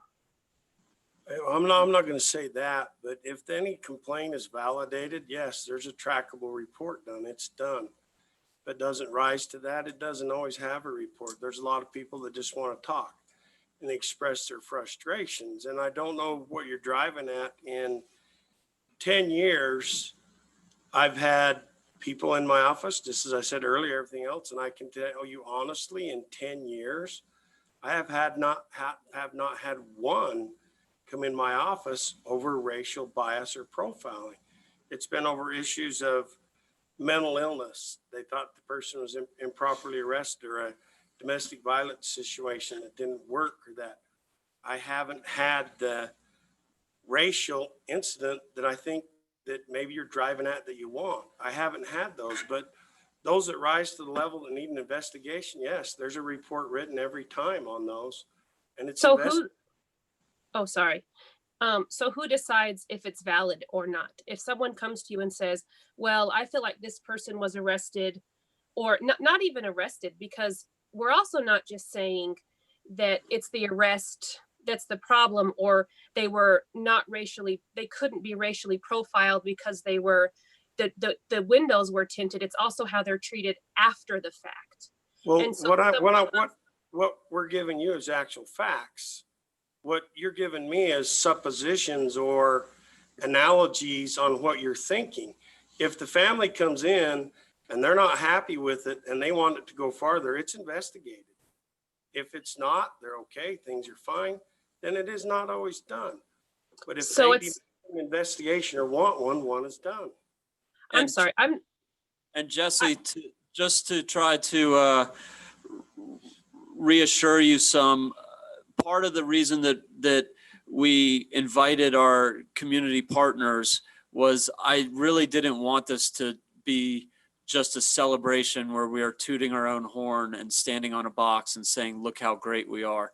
And so that's why we invited the Multicultural Center and Sea Haven and Four Corners and Pride and Black Lives Matter, is because we're saying, hey, like, tell us how are we off the mark? What are we missing? Give us an instance of times that we let the community down. And we're not hearing, me as a council member asking for feedback, I'm not hearing it. We don't have a clear answer of these what ifs that are kind of getting thrown around.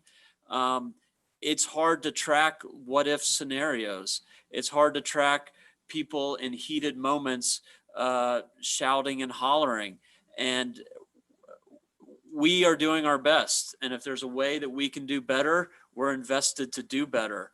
But, you know, there are other pats on the back from our community members that represent, that are advocates for people who are on the other side of law enforcement. And so I hope that you can see some of that in this as well. And by no means there's anybody here saying that we're perfect. And we are trying to track this. And we covered earlier, we talked about that complaint process and how ultimately those complaints could come before the county council, your elected representatives. I'm here to represent you. And so if you're like, I've got a problem with law enforcement, that's what I'm doing right now. I'm saying, hey, what's the problem? Let's figure this out. And so we are trying to address it. And if complaints do get flagged and get passed along and require further investigation, they will come before your elected representatives. And it's that democratic process that is the best thing that we have in place to work with right now. So, and I want to say quickly, I'm not trying to give what if scenarios. I'm saying what you guys are saying is you get a report, and then if it's valid, then it goes through the proper channels. I'm asking if we can have clear statistical evidence that happens every single time, and who decides if it's valid or not, because I think we can all go through any amount of bias training, but that doesn't actually take away the bias. And the only way, because we can share our experiences day and night, but you guys also want the truth and the facts. And so I'm not what if, I'm not accusing, I'm not anything. I'm just saying, how can we know that any complaint that's given, who decides if it's valid? I think that's a big issue. I think, so he's saying, I think your name is Matt, that, we have these processes where it is brought up to somebody and then they decide if it's valid. And I don't, if that's right, if that's the process, I'm challenging that. I don't think that's okay. And I think maybe to do a little clarification that may help you a little bit, when that complaint comes in and if they want an investigation done, like I say, the main thing we're going to look for is their policy violations, is there criminal acts that have taken place, and those things. And that's, I think, the justification that we're going to look at is if none of those policy violations taken place, then it'll be, the case will be closed. If there's nothing criminal, that's going to be closed. But we're also going to look at it from a training standpoint. Are we missing the mark with some of our officers? Do they need specific training as a group? Is it something they need as an individual? We'll look at that as well. So that's kind of where the complaint is driven. Whether it's substantiated or substantiated is going to be based a lot off policy violation. Does that help clarify a little bit? It does. And I want to say, Steve, do you know who I am? It's hard for me to see. You look. Oh, Jesse. Okay. Hey. Oh my heck. Okay, this goes way back. This is my kids' age stuff here. Yeah.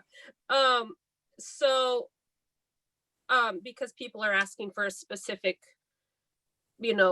instances.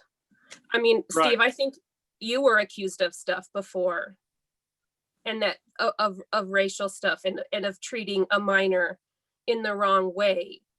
And I don't remember how that process ended. I don't ever remember that. I don't think so. But anyways, but the thing about it is then once you're going to be looking at potential of protected records under the officers, under grandma with the officers, workforce practices and those type of things. Right, the complaints become part of the personnel The file. personnel file, some of that's under the protected records. We do not release the complaints, but we do follow up with every complainant, and there are checks and balances within the county to ensure that those complaints are handled appropriately. They are often farmed out to either another county agency or a state agency. And as far as I'm aware, no complainant has then appealed the decision that we've provided them after the matter was investigated. Hey, Jesse, Yeah. on a sidebar note, why don't you call me and let's talk? Yeah, that'd be great. Yeah. But I also, one last thing, thank you guys. This is all super great verbiage, but I don't think it works out this way in the public system. I know that people went to Steve or to somebody else and said, hey, I think you did this wrong. And then an argument is made and then protections are happened. And I am just asking through the policy, Steve, and through all of this stuff that you're talking about, that we address those policies and address those protections. And there are, like you're saying, they have checks and balances. I think it's clear and obvious that a lot of times those checks and balances are biased toward the police officers. And I just think that's something we need to address. Well, that's, Yeah. we're open And to a I- discussion. Let's look at it. And I do believe that there are a lot of situations where people who have felt as though they haven't been treated correctly or they weren't treated correctly are not going to go to the police to talk to about it. Exactly. They're not going to because there is too much fear. And, it's just the nature of the game. You are the enforcers, the law enforcers, and there are a number of people because of either their race or their gender bias or whatever are fearful of even going to the police to complain. And so the complaints are not heard by the people that need to be heard. Thank And you. I agree with that. they're And part all- of that though is why we're here today. So we And, need to, and I think that's, I didn't mean to cut you off, Mary, but this is kind of a soapbox issue with me. I'm born and raised in Moab and Grant County. This is my home. I've worked for the sheriff's office now for 28 years, and I've been sheriff for the last 12 or 10, I guess. This is home. If there's issues, I want to know about it. This is very personal to me. This is very private, you know. Yeah, we can't do everything. We're not going to make everybody happy. I had an elected official once tell me, he goes, you be ready to have 50% of the people mad at you 100% of the time about decisions that you make. But we do the best we can. And we're always, like I said, we're always open. And I guess it frustrates me a little bit. And this is where I think where these partnerships have got to come into play. If people are scared to come to the police, we need to address that problem. It needs to be But the fixed. problem isn't with the people that are having a hard time coming. The problem is the way that they have been treated by police officers. It's Well, and not that's- their and job that's- to say, you know, okay, I'm going to get over this issue that I have, because they're the ones that are the victims of a problem. Well, and I agree. And that's where we've got to work out the problem, Jesse. We've got to figure out how that comes in the middle and does it. I think You know, so. I yes. think we need to look, it is 10 to 4. Okay, sorry. And we Sorry, Jess. I think we're now really starting to talk about what we're here to talk about. The breakdown in communication. You know, because there's right on both sides, on everything. And I'm sure you see it where you work, where the people are very nervous and they're very afraid. So I would do. like There's to. just fear, and I think there is fear. I think that's true. I think we can all agree that it's very scary to interact with law enforcement. Especially if a sometimes. person It feels can like be they are not a part of the terrifying experience. central group. So I would like to move from here to looking at ways that we can start addressing that issue. Because it's very painful for Steve. It's painful for a lot of people because Please call on me. communication is breaking down. So I think we need to work on this. I think the voices that we're missing here in this conversation today, obviously, I mean, I appreciate everybody's input here, are the people who are breaking the law and the people who are in the court. It's their voices that we're not hearing. Do they feel like they're being treated unfairly? Do they feel like they're getting the communication? Do they know what's going on? Do they feel completely powerless? What do they need to feel like they have a voice and that they're being treated equally? That is who we need to ask. And I mean, on some level, it's good that I'm here and I can kind of, I guess, give a little bit of a voice to them, but I can't. There's only so much that I can say because it's not my experience either. You know, I can bring attention to something, but that has an end point there where the person who has that experience has to feel comfortable enough to say, no, I felt really disrespected, or I had no idea what was going on, or nobody ever talked to me, or I felt like I had to plead guilty. We hear these things too little too late. And it's like, well, you didn't say, you know, like it's really, really hard, but those are the people that we need to engage, I think.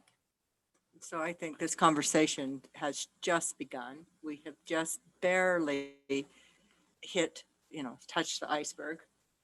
And I think during our council meeting today at future considerations, we should start looking at having another conversation, and one that is more directed towards how to deal with the fact that there are people in the community that do not feel heard, who feel disrespected, and they're not going to be, how are we going to help solve that issue and get a better communication and a better system between law enforcement and between people who, for whatever reason, are being, in a position where they encounter law enforcement, and it oftentimes in a very high charge situation. So, Mary, yes, may I interject something here? This is Jane May. yes, it has to be, yes. It'll be very quick. Okay. I would like to speak to the idea of being a victim in this community and not feeling safe.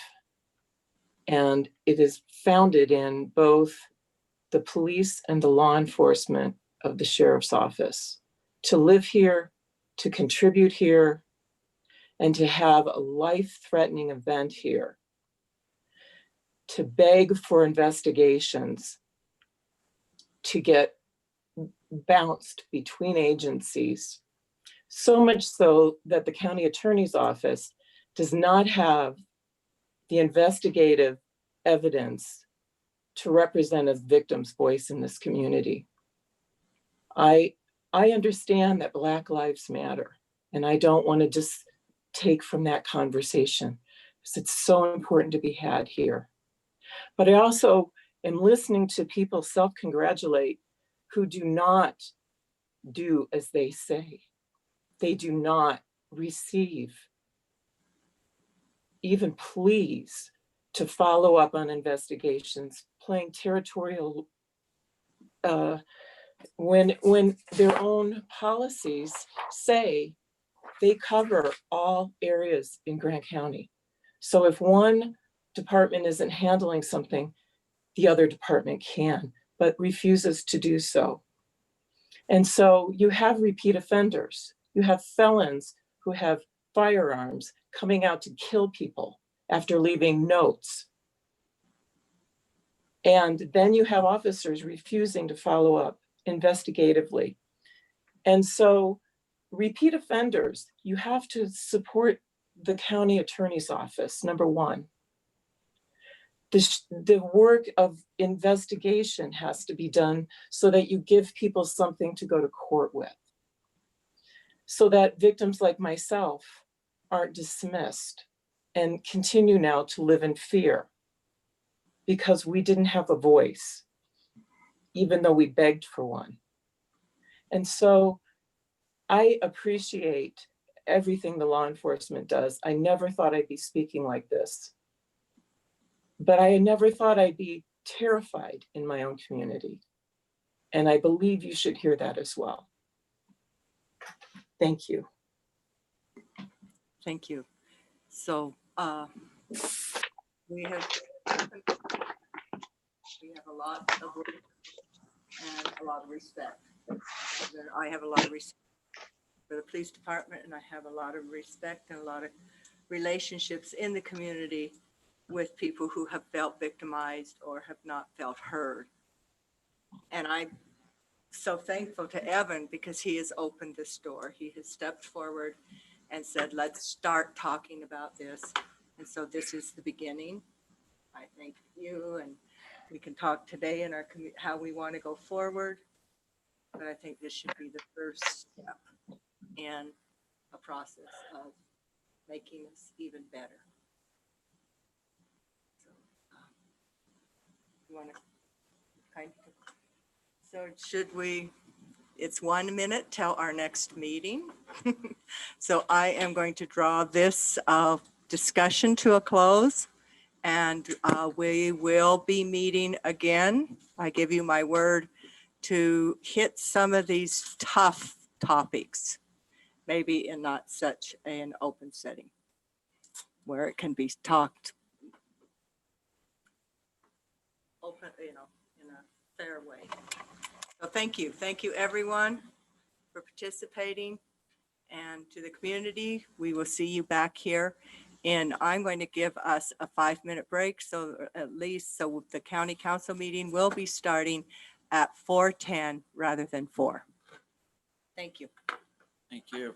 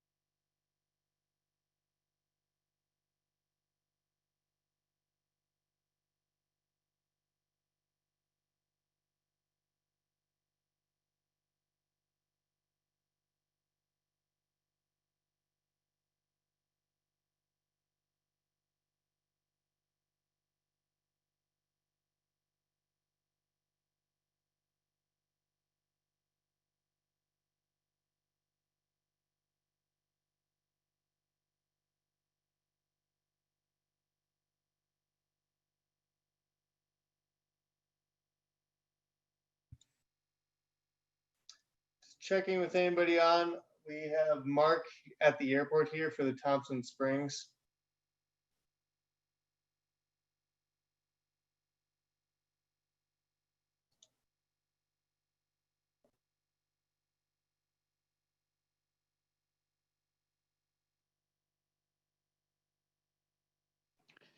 Hey, Mark, this is Tony Mancuso with FFSL.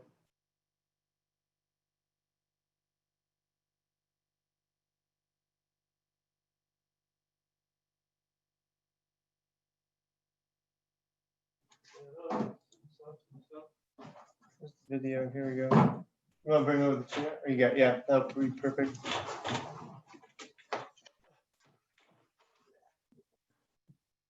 You got video and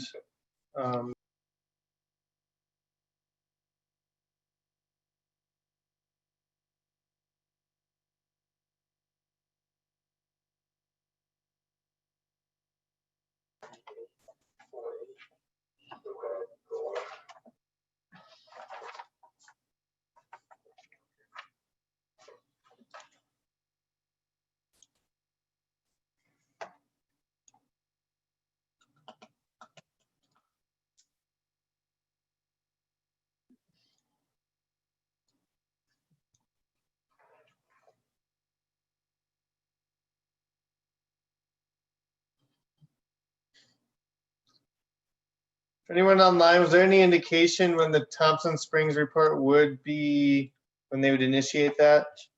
4 o'clock, 4 or 5. They're taking a 10-minute break at 16:10 or 4:10. Okay, copy that. Thank you very much.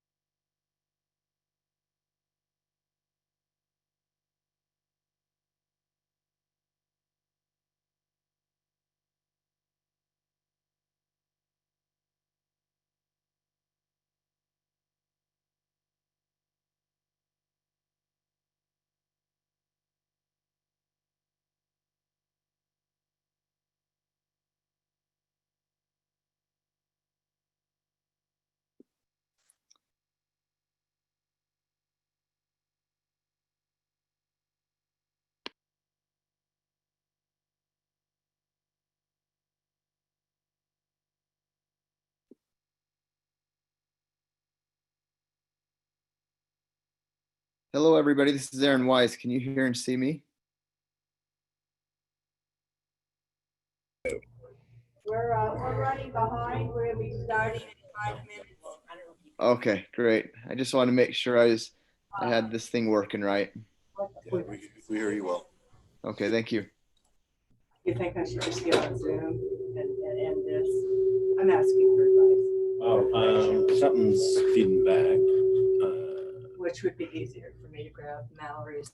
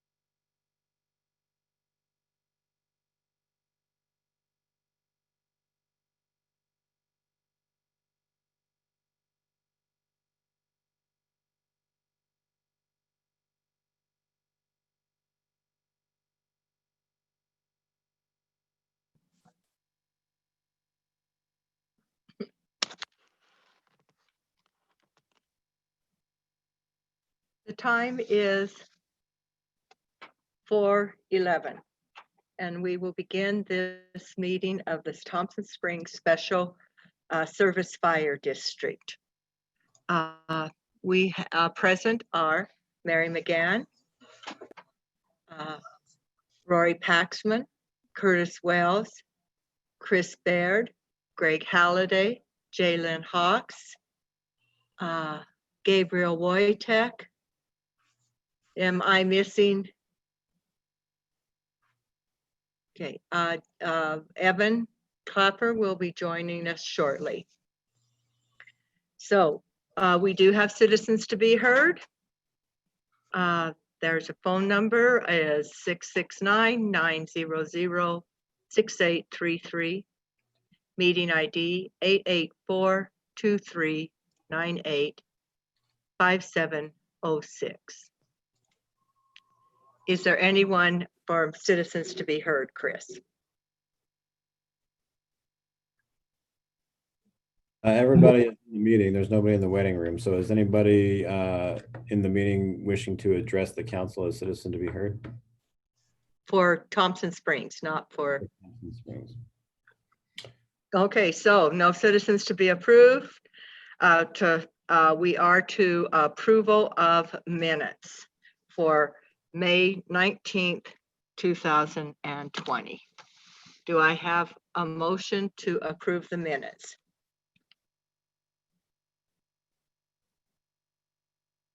Okay, Curtis Wells makes a motion to approve the minutes for May 19th, 2020. Do I have a second? Seconded by Greg Halliday. Discussion.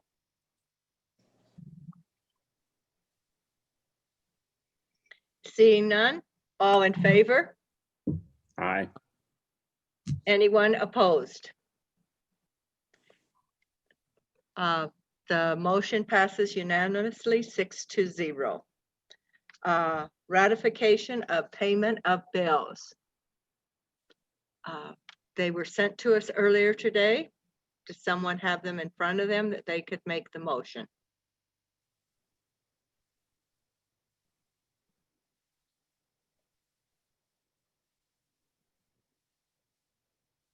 Do I have someone that could make a motion for payment of bills?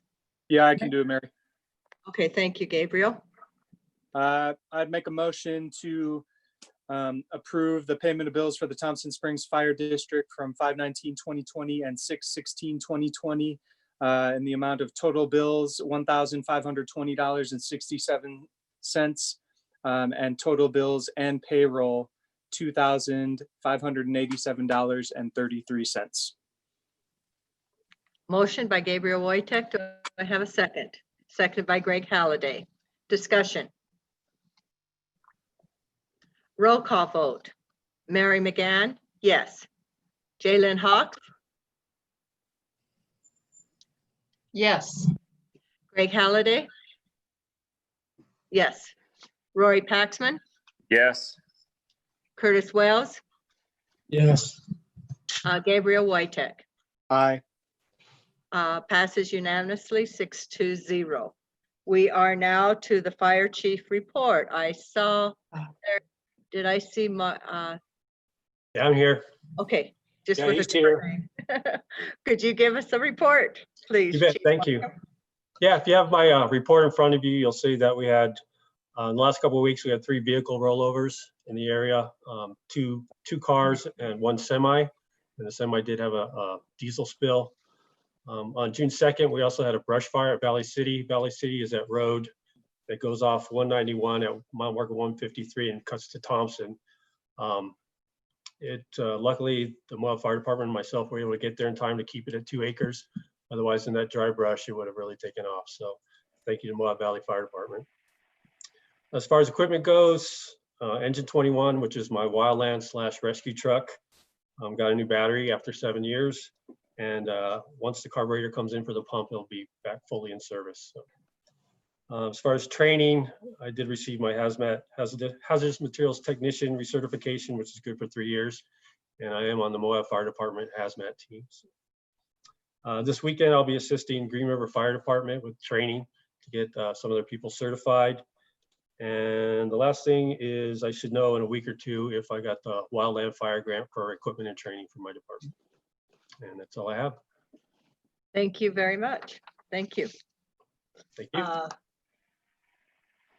We don't have any new business. There is no old business, future considerations, public hearing, no. Closed session, no. We have reached the end of our agenda, so we will adjourn this meeting of the Thompson Springs Special Service Fire District at 4:16. Thank you.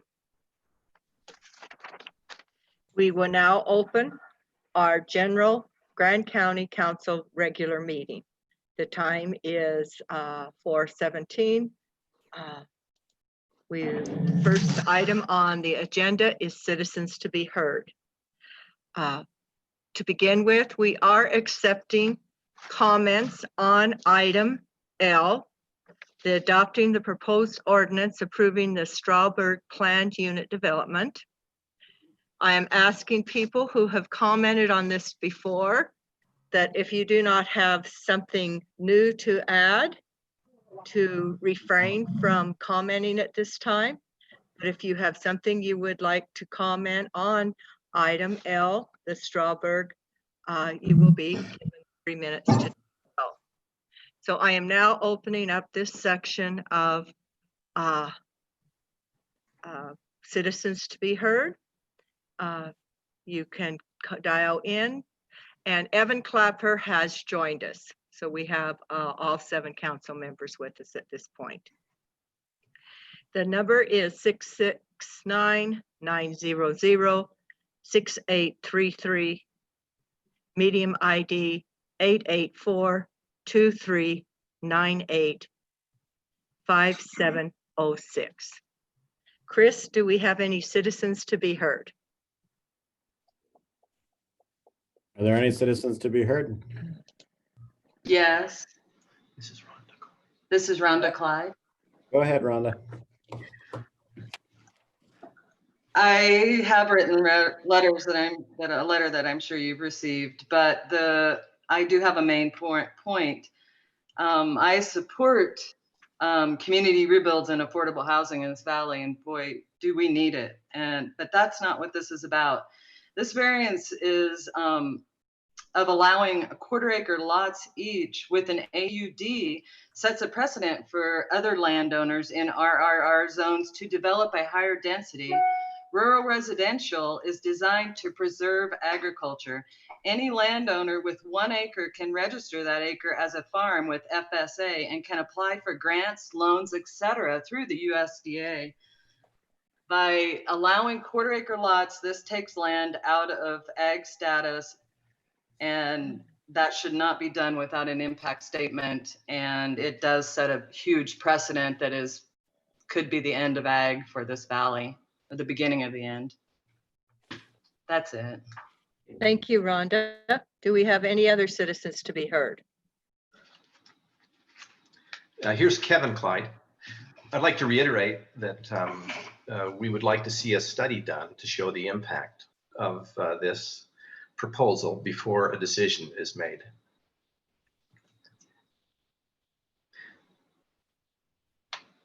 Thank you. Any other citizens to be heard? Yeah, I've got a quick comment. This is Reed Pendleton. On the Dalton Wells campground that's going to be talked about today, I don't know if they're going to discuss it, but if somebody has information, I'd be interested to know if any of the money collected from the Dalton Wells actually comes into the county through like TRT tax and that kind of thing, or if that state land is able to just take all that money into their own budgets. So any information on that would be of interest. Also, I'm just curious that in my proposal in that area, they discussed the user groups, and I'm curious on the Dalton Wells campground, if they're going to be charging for these dry camping sites now, are those same people going to come back to pay to camp in those exact spots, or are they just gonna disperse out into Willow Springs and other free camping areas? I'm just afraid that they're going to build a campground and people are still going to create free campsites out there because they don't want to pay to camp at that picnic table.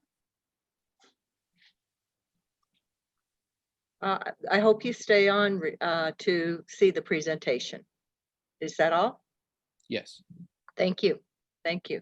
Any other citizens to be heard? Mary, this is Jaylyn. Yes. I'm gonna leave my video monitor off because I am I'm acting for a citizen who wishes to be heard and could not get out of a doctor's appointment that he'd scheduled a long time before. So with the council's forbearance, I'll just read that it's a one-page, very brief letter. It's from Russ Tangren, who lives on not Easy Street, but the other one down there, Heaven Avenue. He says, I am a long-time homeowner resident located on lot number 26 in All American Acres subdivision. I have resided here since 1994. I became alarmed upon hearing of a proposal to establish quarter-acre sized lots within our existing subdivision. All lots within All American Acres, AAA, were originally established at a size of 5 acres minimum. In recent years, a number of lot owners with AAA have found it necessary to further subdivide their land into smaller lots. All subdivisions of the existing 5-acre lots have complied with the underlying minimum lot size of 1 acre as allowed in a rural residential zone. Though I find the division of these large lots into smaller parcels unfortunate, I recognize it as an ever-increasing economic reality. I am, however, vehemently opposed to divisions smaller than 1 acre in size. This is the minimum allowed lot size as per current law zoning ordinance. Do not change it. AAA has a unique rural character. Open space, agriculture, and low density of housing are hallmarks of our neighborhood. I love and prize my solitude, my privacy, and overall peace and quiet. Those are the reasons I've chosen to live here. I'm guessing those are reasons the applicant has chosen to attempt to locate a PUD in our neighborhood. Unfortunately, if allowed to do so, those very characteristics will be significantly and permanently harmed and degraded.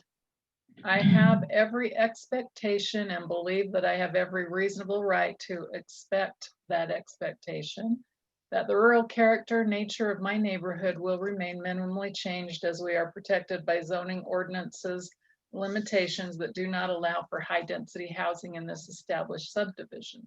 That should not and must not be allowed to be casually changed without the concurrence and overwhelming support of those who live and own this subdivision.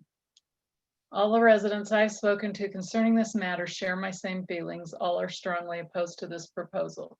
Once high density housing is allowed on one lot, how can it then be disallowed on the adjacent one? This could and most likely will lead to the rapid erosion of the rural character nature of our existing subdivision. We do not want to live in a densely populated neighborhood. Let folks subdivide down to 1 acre minimum if they must. Smaller lots must not be allowed. A change from a 5-acre lot to quarter-acre lots is by no measure subtle. Rather, it is both shocking and absurd. I'm strongly opposed to this proposal and urge it be rejected. Respectfully, Russell Tangren, 4050 Heaven Avenue. I know the council got copies of this, but it was within an hour of our meeting time, so he just wanted that read. Make sure everybody heard it. Thank you.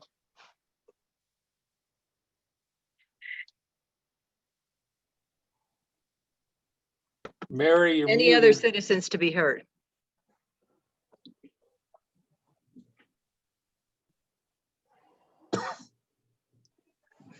Okay, this will conclude this portion of our citizens to be heard. We will pause again at close to 6 o'clock for a second citizens to be heard period. Fine. We are to the approval of minutes from June 2nd, 2020. Do I have a motion?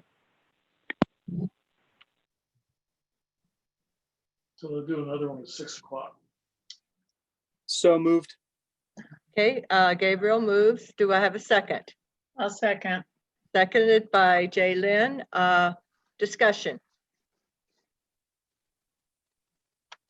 All in favor of approving the minutes from June 2nd,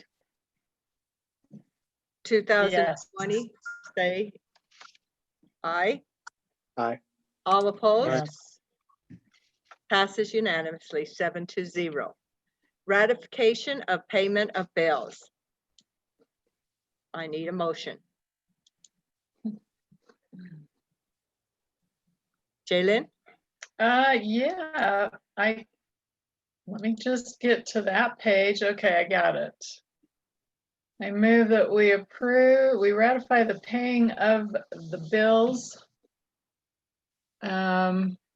for the period of June 5th to Nothing's June. gonna happen till 6. Hmm? Nothing's gonna happen until 6 o'clock and they have another. Someone mute their phone, please. Okay, I move to ratify the payment of the bills from the period of 5/18/2020 to 5/31/2020. Total bills in the amount of $3,036,157.56. Total payroll in the amount of $229,361.11. For total bills and payroll of $3,265,518.67. Motion by Jalen Hawks. Do I have a second? Seconded by Evan Clapper. Roll call vote. Mary McGann, yes. Mary? What? Just question for Chris or for Quinn really quick. Yes. It sounds like it jumped way up this month. What was the big purchase? Yeah, so the big purchase, Rory, you can hear me, right? Yeah. The big purchase was an invoice that we were reimbursed for, but that went to the airport project, LeGrand Johnson. That's what I was just wondering. I thought that's No, we got reimbursed for not all of that, obviously, but the majority of it through Armstrong FAA. Yeah, Thank you. Yeah, you bet. Any further questions? Okay, I'll call for a roll call vote. Mary, yes. Jalen Hawks, Yes. Greg Halliday, Aye. Rory Paxman, Yes. Gabriel Wojtek, Aye. Curtis Wells, Aye. Evan Clapper. Yes. Motion passes 7-0. County Council member disclosures. I do not have anything to disclose on this agenda. Jaylin, do you? No. Greg Halliday, No. Roy Paxman, No. Curtis Wells. You know, I'm not being advised to, but I am going to disclose that I'm an owner in a real estate brokerage and I hold an active real estate license in the state of Utah. Thank you, Curtis. Gabriel? I'm a former employee of Community Rebuilds, was a homeowner recipient of that affordable housing program in 2017, but retained no formal ties to the organization. Thank you. Evan? I hold a special use recreation permit on BLM lands out of the Moab Ranger District. Thank you. Thank you. We will now move to elected official reports. Jaylin? I have been to a couple of the UAC/USAC meetings, their phone meetings. The one that I learned quite a bit at, including who the acting director of the Utah Department of Health is. I didn't realize that it's General Burton.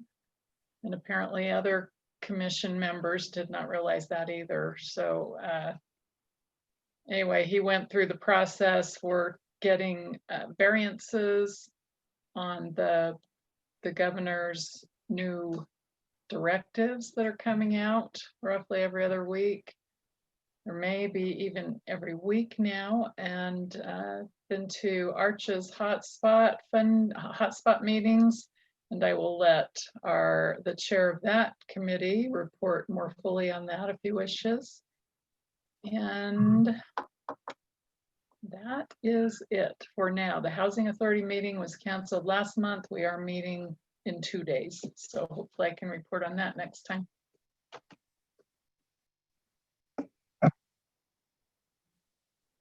Thank you. Thank you, Greg Halliday. Yeah, can everybody hear me? Yes. Yeah, I had 3 meetings. Conservation District. Let's see, some glasses on so I can read it. It's held on June 9th. We held a real meeting. We held it down at Old Spanish Trail Arena outside. Went through and talked about requests for assistance from the Conservation District. So we'll be helping out a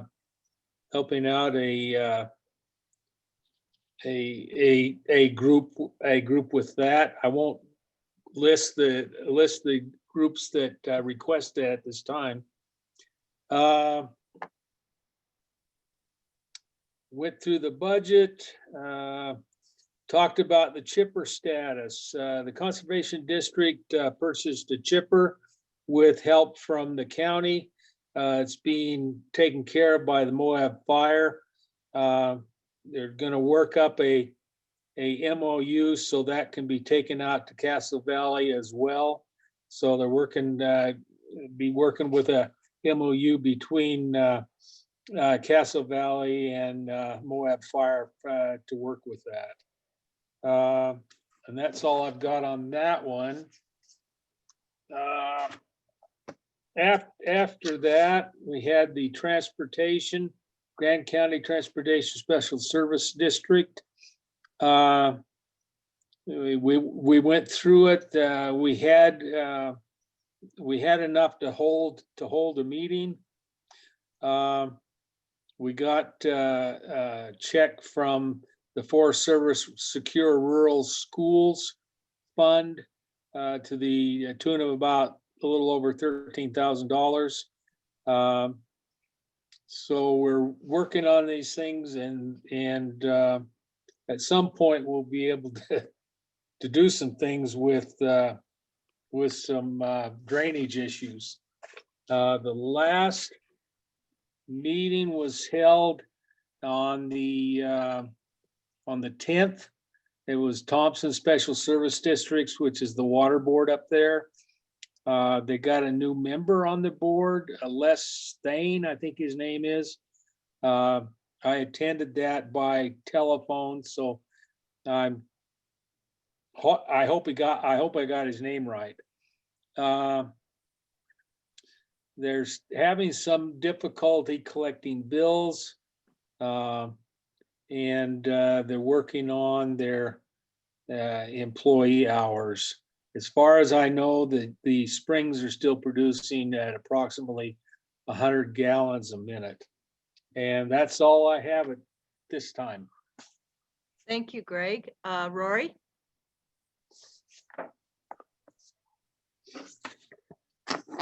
Yeah.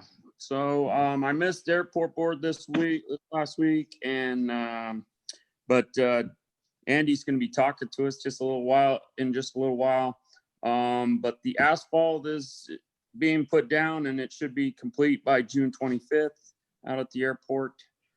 And all businesses are running pretty good out there right now, seems like. But I'm just going to let him talk. So there isn't much for me. Thank you, Rory. Thank you. Curtis? Yeah, I'm gonna report on two things. The first being the Moab Area Affordable Housing Task Force meeting that I filled in for Mary on. And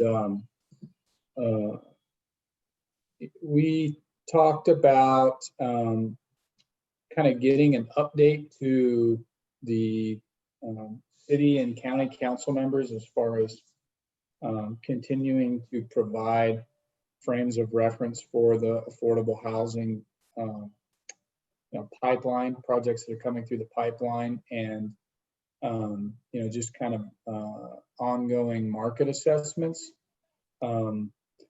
just as a way to kind of continue to refresh and keep the city and the county council members up to speed on exactly where advancements and needs in the affordable housing space. So that was a good discussion, and it was just a good meeting all around. Aside from that, I've been spending a lot of my time on the hotspot committee, and that is consuming a lot of time and energy right now, as that's moving quickly, and we get new information that we're operating off of almost every week. And so we have a meeting scheduled for tomorrow where we've got we do have a couple action items on the agenda, but we're settling into a place where we're going to have to focus our resources and flushing out, at least one major parking project downtown. And then there's also some projects that kind of previous hotspot projects, dispersed parking that are kind of resurfacing, and our committee is being asked by the mayor and to consider some of those. And so we're making a lot of progress there. We're kind of I think settling to a place where we're understanding exactly what the deliverables are from our end to UDOT by September 1st. And so continue working through that. The Motorized Trails Committee had a meeting at the park at noon last week that I wasn't able to make. So I missed that one. And then the Mosquito District, they postponed their meeting until next month. And so that's all I have to report. Thank you, Curtis. Gabriel? Nothing at this time. Thank you. Evan? Yeah, I've got a couple things. I was on a call regarding the outdoor rec grant that we signed in on with regarding the Dalton Wells, and just kind of cleaning that up a bit. And we will hear a presentation on that shortly, so I won't get too deep into that. The Sand Flat Stewardship Committee met, and the big item there was amendments to the travel plan. They were being submitted by the Motorized Trails Committee, and they were asking for just like an endorsement or a backing from the Stewardship Committee. And so there was a lot of discussion. We kind of went through all of those point by point. So it was pretty long, but they mostly involved the Hell's Revenge Trail and kind of opening some more route options through there. Generally, they got most of the points discussed got an endorsement from the Stewardship Committee. I also met with the EMS board yesterday. They are beginning their budget amendment process. They're needing to cut a lot of costs, a lot of expenditures because of their reduced revenue with all the COVID stuff. And so it was kind of, picking which fingers to cut off there. And so that was a long discussion as well. But I feel like the EMS is in a good place with the decisions they're making and the cuts that they've prioritized. That amendment hasn't been official yet, but it should be coming shortly. And a building update for everyone. I think we discussed last time that the building plans have changed to be smaller to reduce some of those costs associated with that. Currently, the building is a little over budget, but part of that is because there's contingency plans in the building itself, where some costs weren't clear, and so they were kind of budgeted on the high end. So hopefully, as the project gets underway, that will kind of get trimmed up and brought back into balance, back into budget. The timeline obviously got backed up with all this COVID sort of stuff. So it's still kind of unclear on when they'll actually break ground, 1 to 2 months at best. And right now, the variable kind of determining that is just nailing down more of these design specifics. So once the design is more finalized, then they can actually break ground. And that's all I've got, unless there's any questions for me. Thank you. Thank you, Evan. And Curtis, thank you very much for attending that meeting for me. I usually find it fairly uplifting. Seems like a lot of good things are happening. I attended the Travel Council meeting, and they're working closely with Washington County, Garfield County, Wayne County, and San Juan County to promote tourists to come to this area. So there's a lot of partnerships going, and then there's an extra partnership with Moab to Monument Valley. So they're working closely, not with just that group, but then San Juan County and Grand County are working to promote the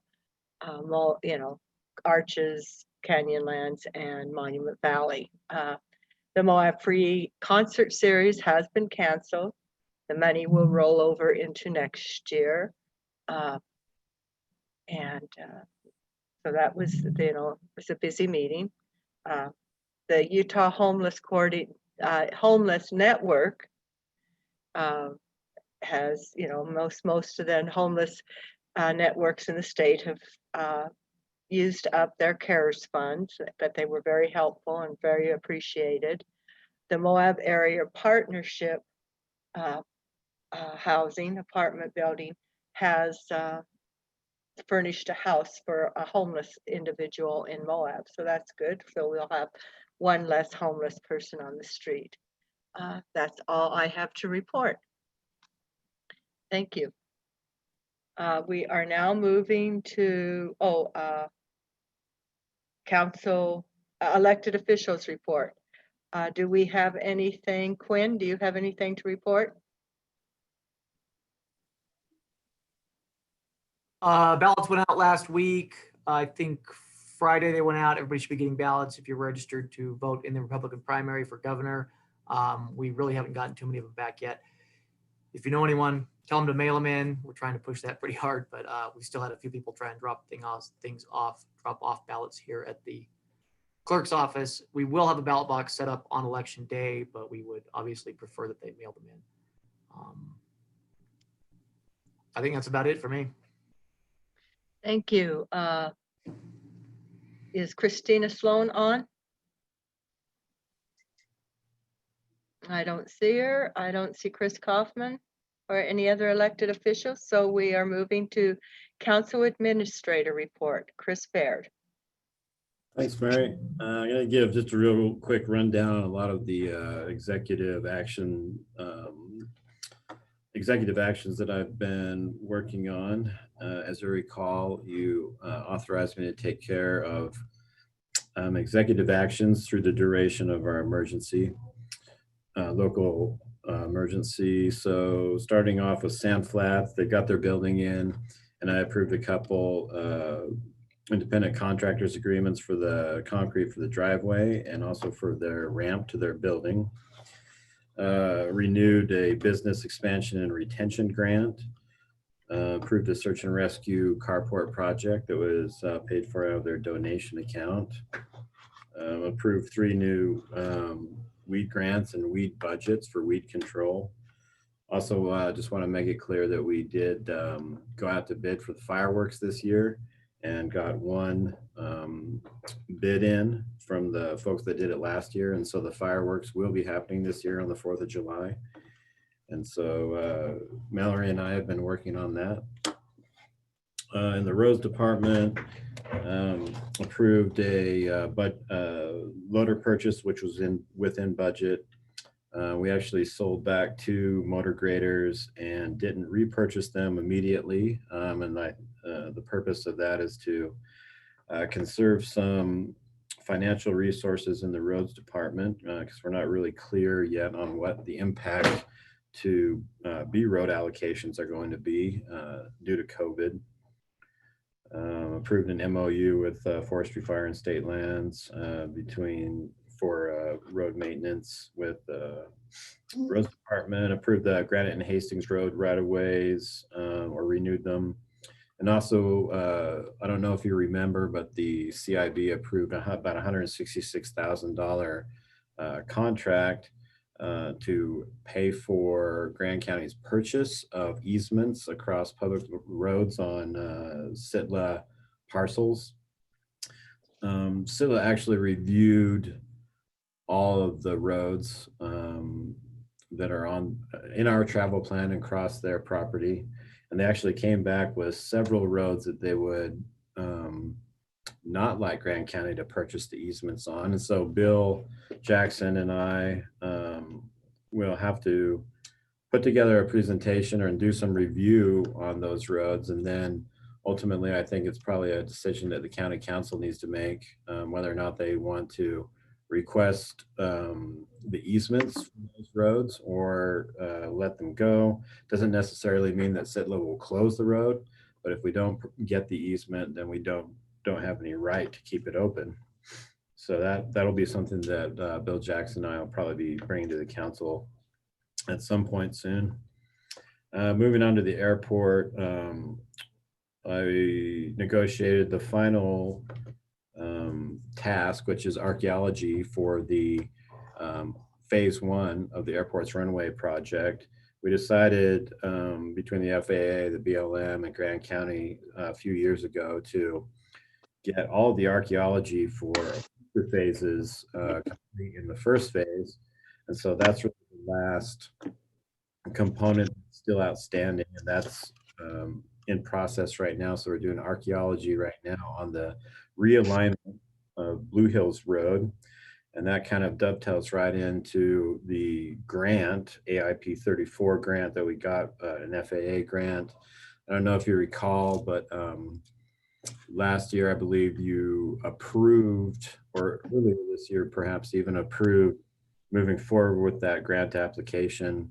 That was before COVID, and would have required about a $50,000 to $60,000 grant match that we didn't have budgeted. And at that point in time, I was comfortable moving forward with it, even though we didn't have it budgeted.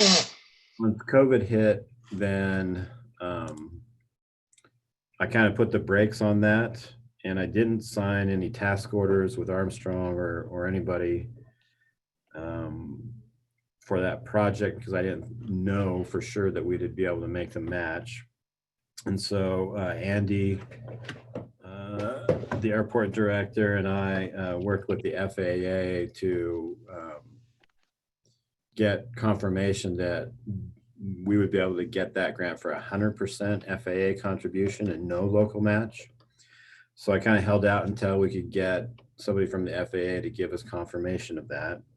They did come back with confirmation that we'd be eligible for 100% grant for the project. So I went ahead and signed a task order to start the design work, which is necessary before we actually get the grant approved, but it will be 100% FAA funded and won't require any local match. So we're proceeding with that.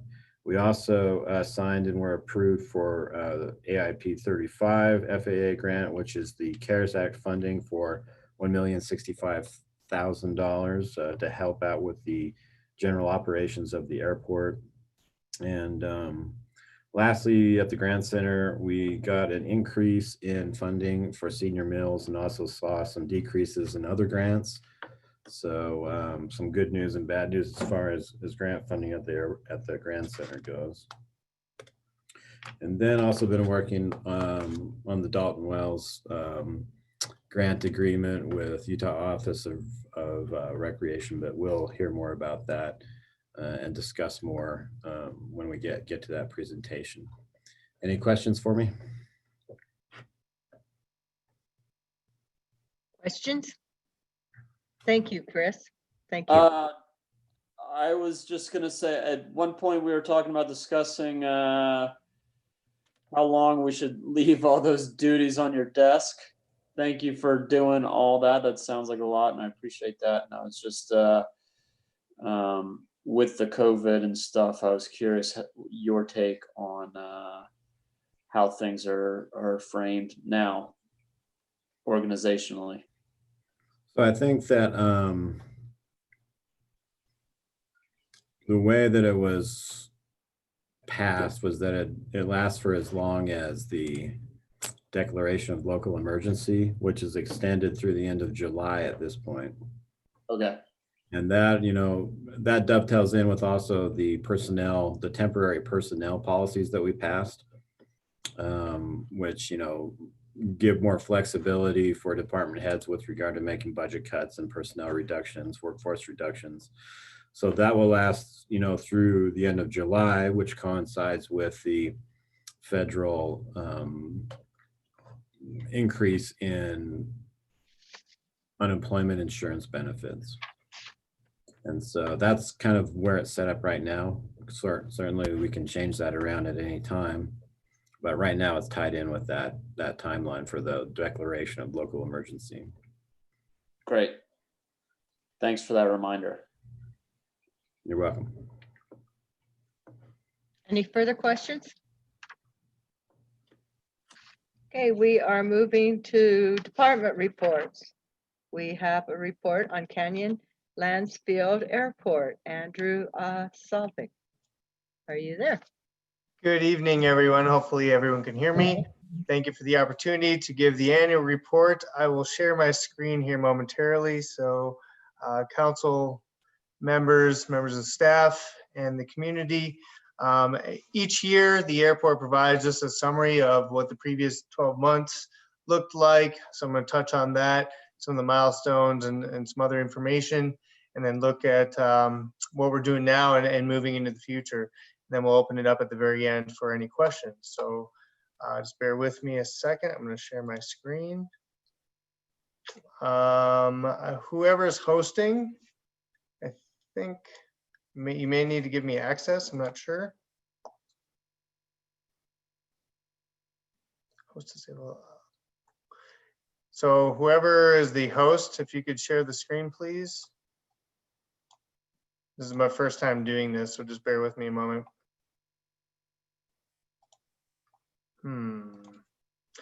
Did you receive the information in your packets? Yes. Hey, Andy, are you having trouble with your screen share? Yes, I am. Hold on a sec here. I'll see if I can get it to work if I make you a co-host. Try it again. Okay, let's try.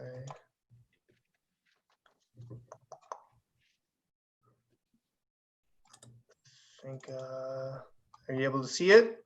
Yes. Yeah. Very good. That worked. Thank you, Chris. Mm-hmm. All right, here, bear with me one moment. Okay. How's that look to everybody? We're good? Okay. So real quick, just the department update for the previous 12 months. What I want to talk about today, trying to see if this will advance. There we go. The who, what, where, when, and why we do this. So first of all, with the who are our stakeholders? So you can see there's quite a few list of companies, organizations that use the airport. By no means is this all of them, but it gives you a nice snapshot of who actually uses the airport and for a variety of reasons. But most important, obviously, our customers and passengers. That's one of the reasons why we're here, is because we have people of interest that want to fly in and out of of our airport and to access the region and our communities. So companies operating, I mentioned the hangar owners and renters, we cannot forget them, of course. People who like to fly, whether it's business or leisure. And we have a lot of people that just like to stop in for fuel or enjoy the sights in the area. So we get quite a few aircraft from Colorado, people that I've talked with asking where they're from, and it's pretty impressive. In fact, we just had, we have this week an aircraft from another country. So that's exciting. And then obviously medical, military, or BLM, FAA, and our first responders. So who's our staff? We have 6 full-time staff and 3 part-time staff. We got a few photos of our full-time staff to give you an idea.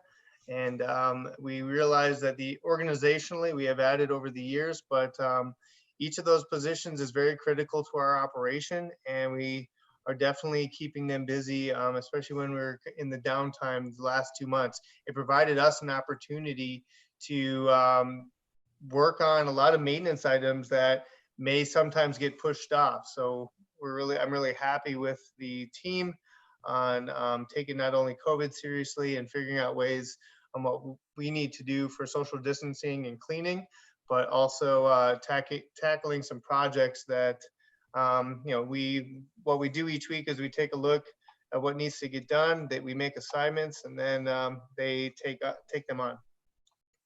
So what's happened in 2019, just looking back, we had the concrete slabs, and if you recall, those were installed because of strength and the type of aircraft that we're getting.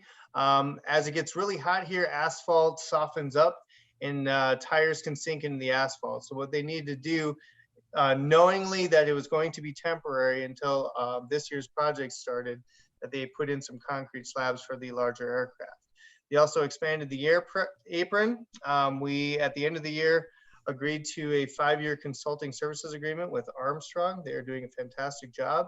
And we also had leadership changes. So with the previous director, Judd, leaving end of October, and then with my position starting in January 1, and then a temporary assignment from Tammy filling in that role. What's happening in 2020? The biggest project we have going on right now is Taxiway Alpha and apron reconstruction. It's Taxiway Alpha was opened as of June 5th, and now they're just focusing on the apron. All the concrete has been completed as of a couple weeks ago, and now they're working on the asphalt, meeting the deadline of June 25th. I mentioned 3 weeks ahead because what we were able to do, kind of a blessing in disguise as a result of COVID, is we're able to combine phases 3 and 4 together, and so that helped to expedite things. We are also under budget, and that's a testament to the team we have. We also have are working on updating the minimum standards and policies and procedures. I've been working closely with the county attorney. We did get a lot of feedback, or not a lot, but we got some feedback from tenants. And the plan is to bring that to the July airport board for adoption, and then we'll go to council for final adoption. But we're really close on that. The next item as an exhibit, as part of the minimum standards, will be an updated lease agreement.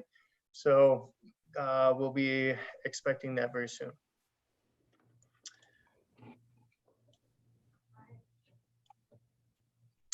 We're also doing the historic properties treatment plan, and Chris touched on that. It's regarding the archaeology study that's being conducted. That's just to identify areas southwest of the airport to see if there's any artifacts of that's substantial, where they may need to dig into the area. From what I've heard, they've not found anything significant. But the reason for this is because if we need to relocate Blue Hills Road and part of the wash, they need to make sure that that area is not going to be impacted by other things. And so the purpose for that project, the movement of it, is for safety reasons. It has to do with the safety area. Once you have the safety area basically cleared out, because what they'll allow is the threshold of the runway to basically it makes the runway longer. but just by moving paint markings because of that safety area. So that's the purpose on why we're doing this. Airfield and facilities maintenance. These are some of the items that we have been working on: crosswind and runway, certification compliance, weed and wildlife control. We've updated and reviewed all of our plans, and that's great for TSA as well as the FAA. We've done significant car rental parking lot improvements. We should have that wrapped up here very soon.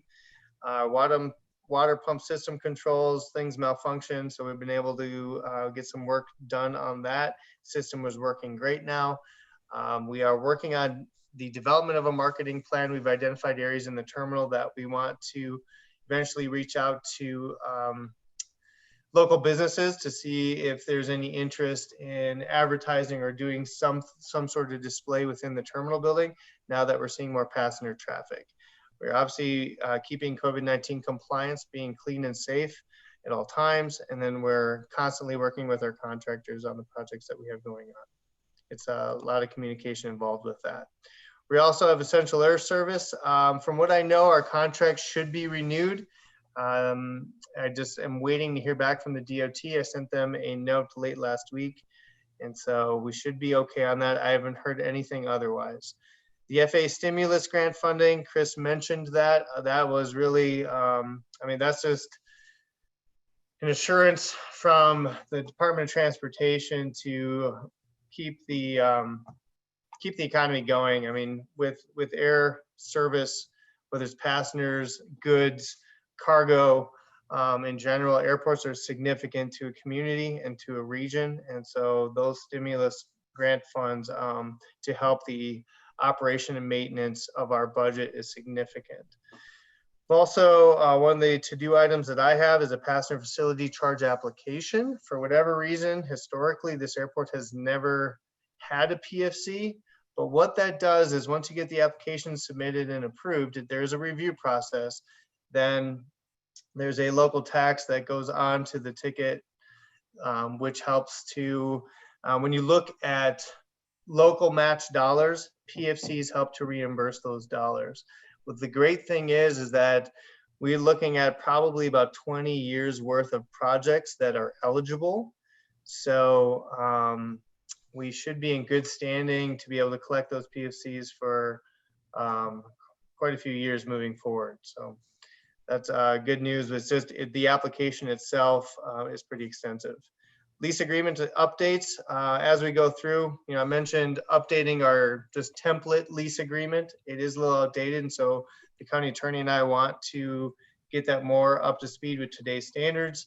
And then what we'll do is I am slowly going through each lease agreement, figure out when they expire and when things need to be renewed, so that we make sure any renewal moving forward will have a new lease agreement attached to that. And then budget analysis, that is tied directly to FAA reimbursements, as well as if we need to consider making any cost-cutting approaches to the airport budget.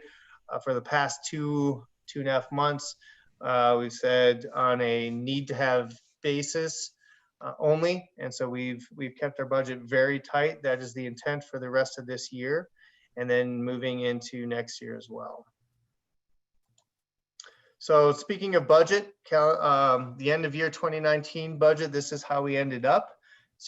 Little over 642,000 operating budget with a for revenues with a 663,000 expense budget, and then you can see the actual there. What's interesting here is when you look at the revenues, what percentage is coming from where? And this is important as we have future discussions in budget.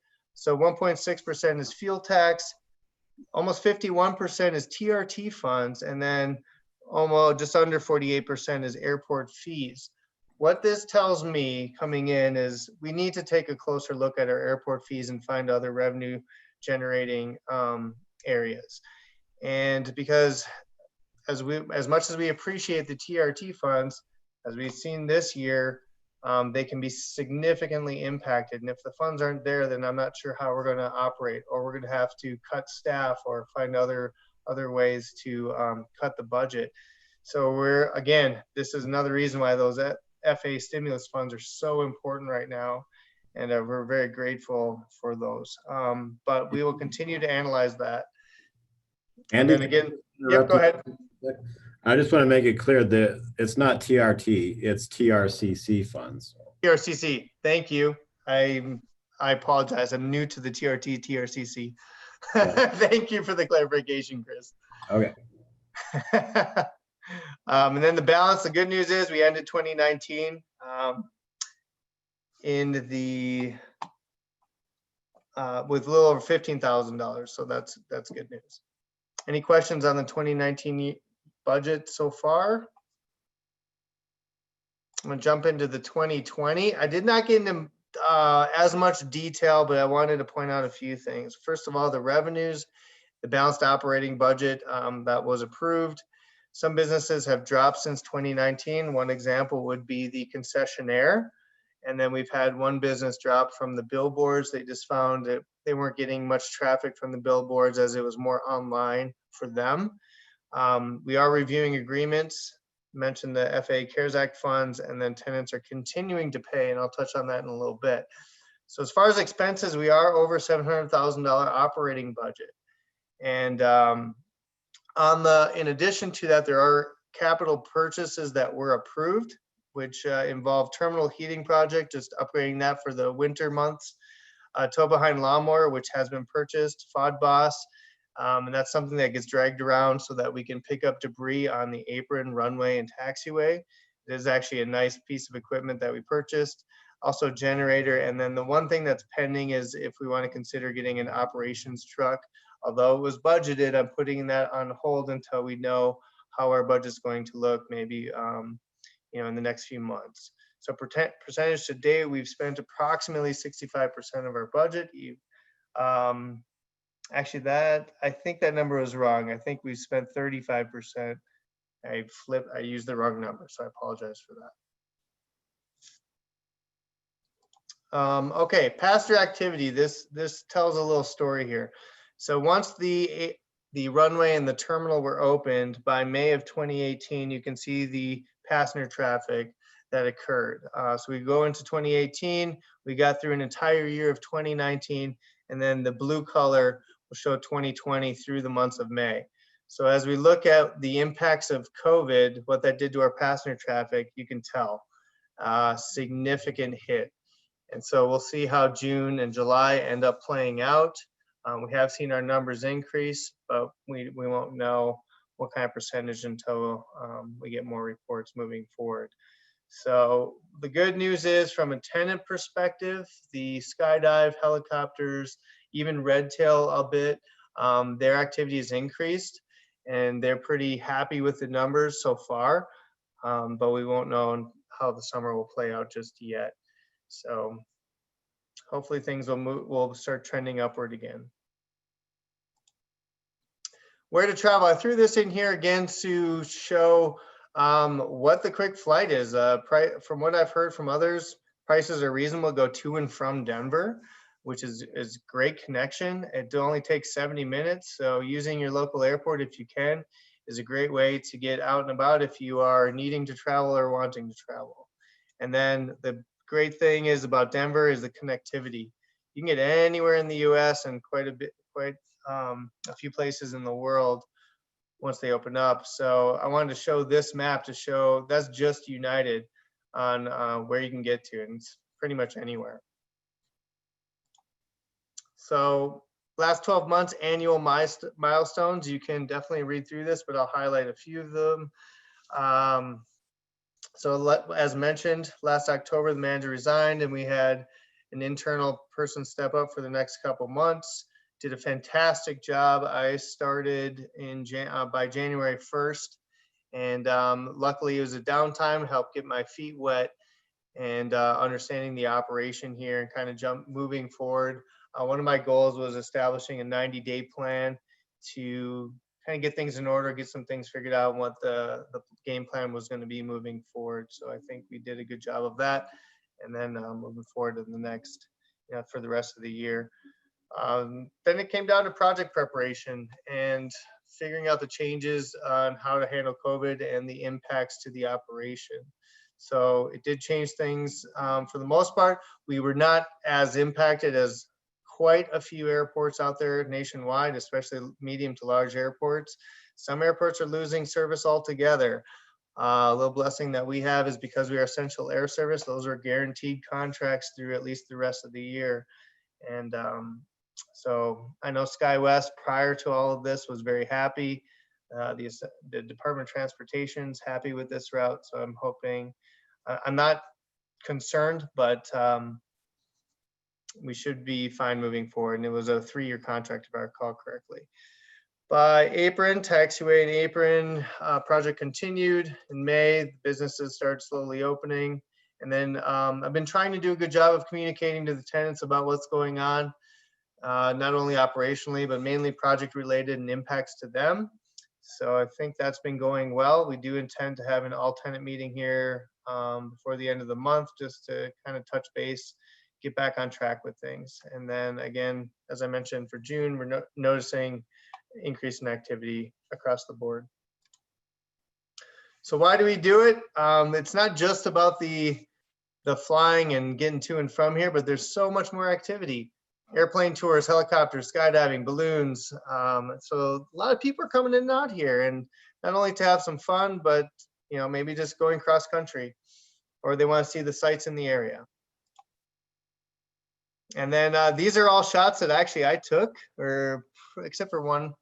But we just, it's a great little airport, honestly. It's out of the way, and we always enjoy when people stop by. We have a lot of customers that come from all over the nation here. So if you're interested, we are trying to improve our social media, posting things either on the website. Mainly Facebook is our #1 right now. We try to post something at least once a week.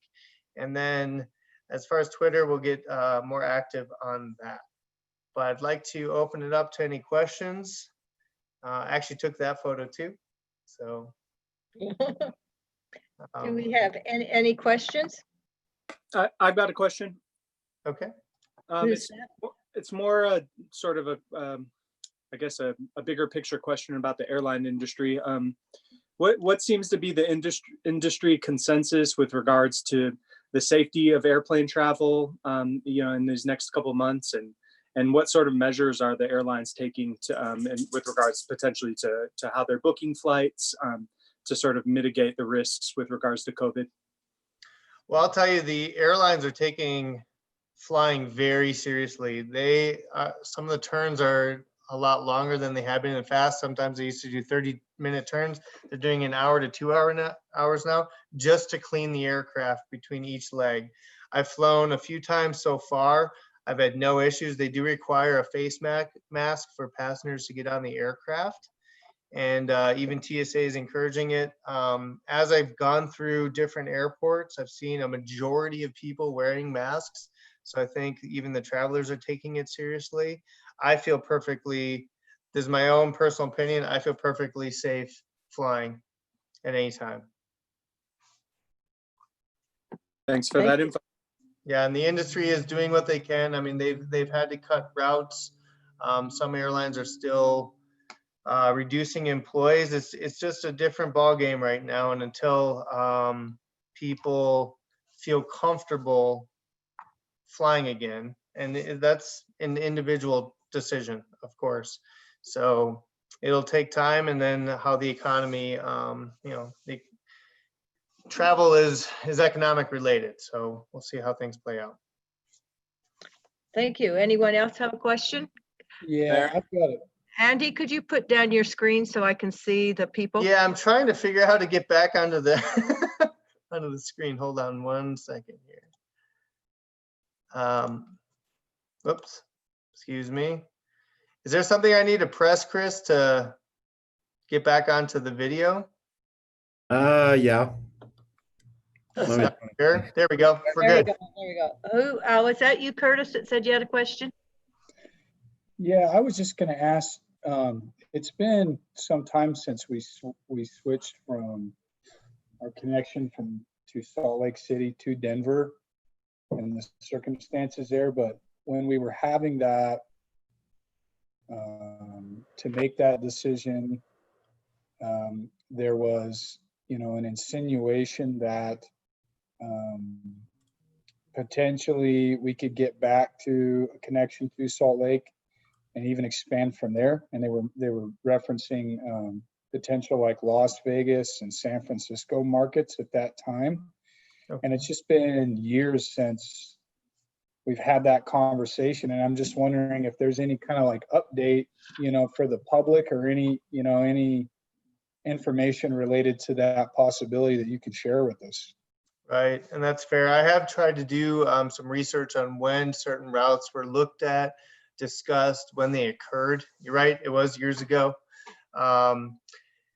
We must understand that routes are based on supply and demand.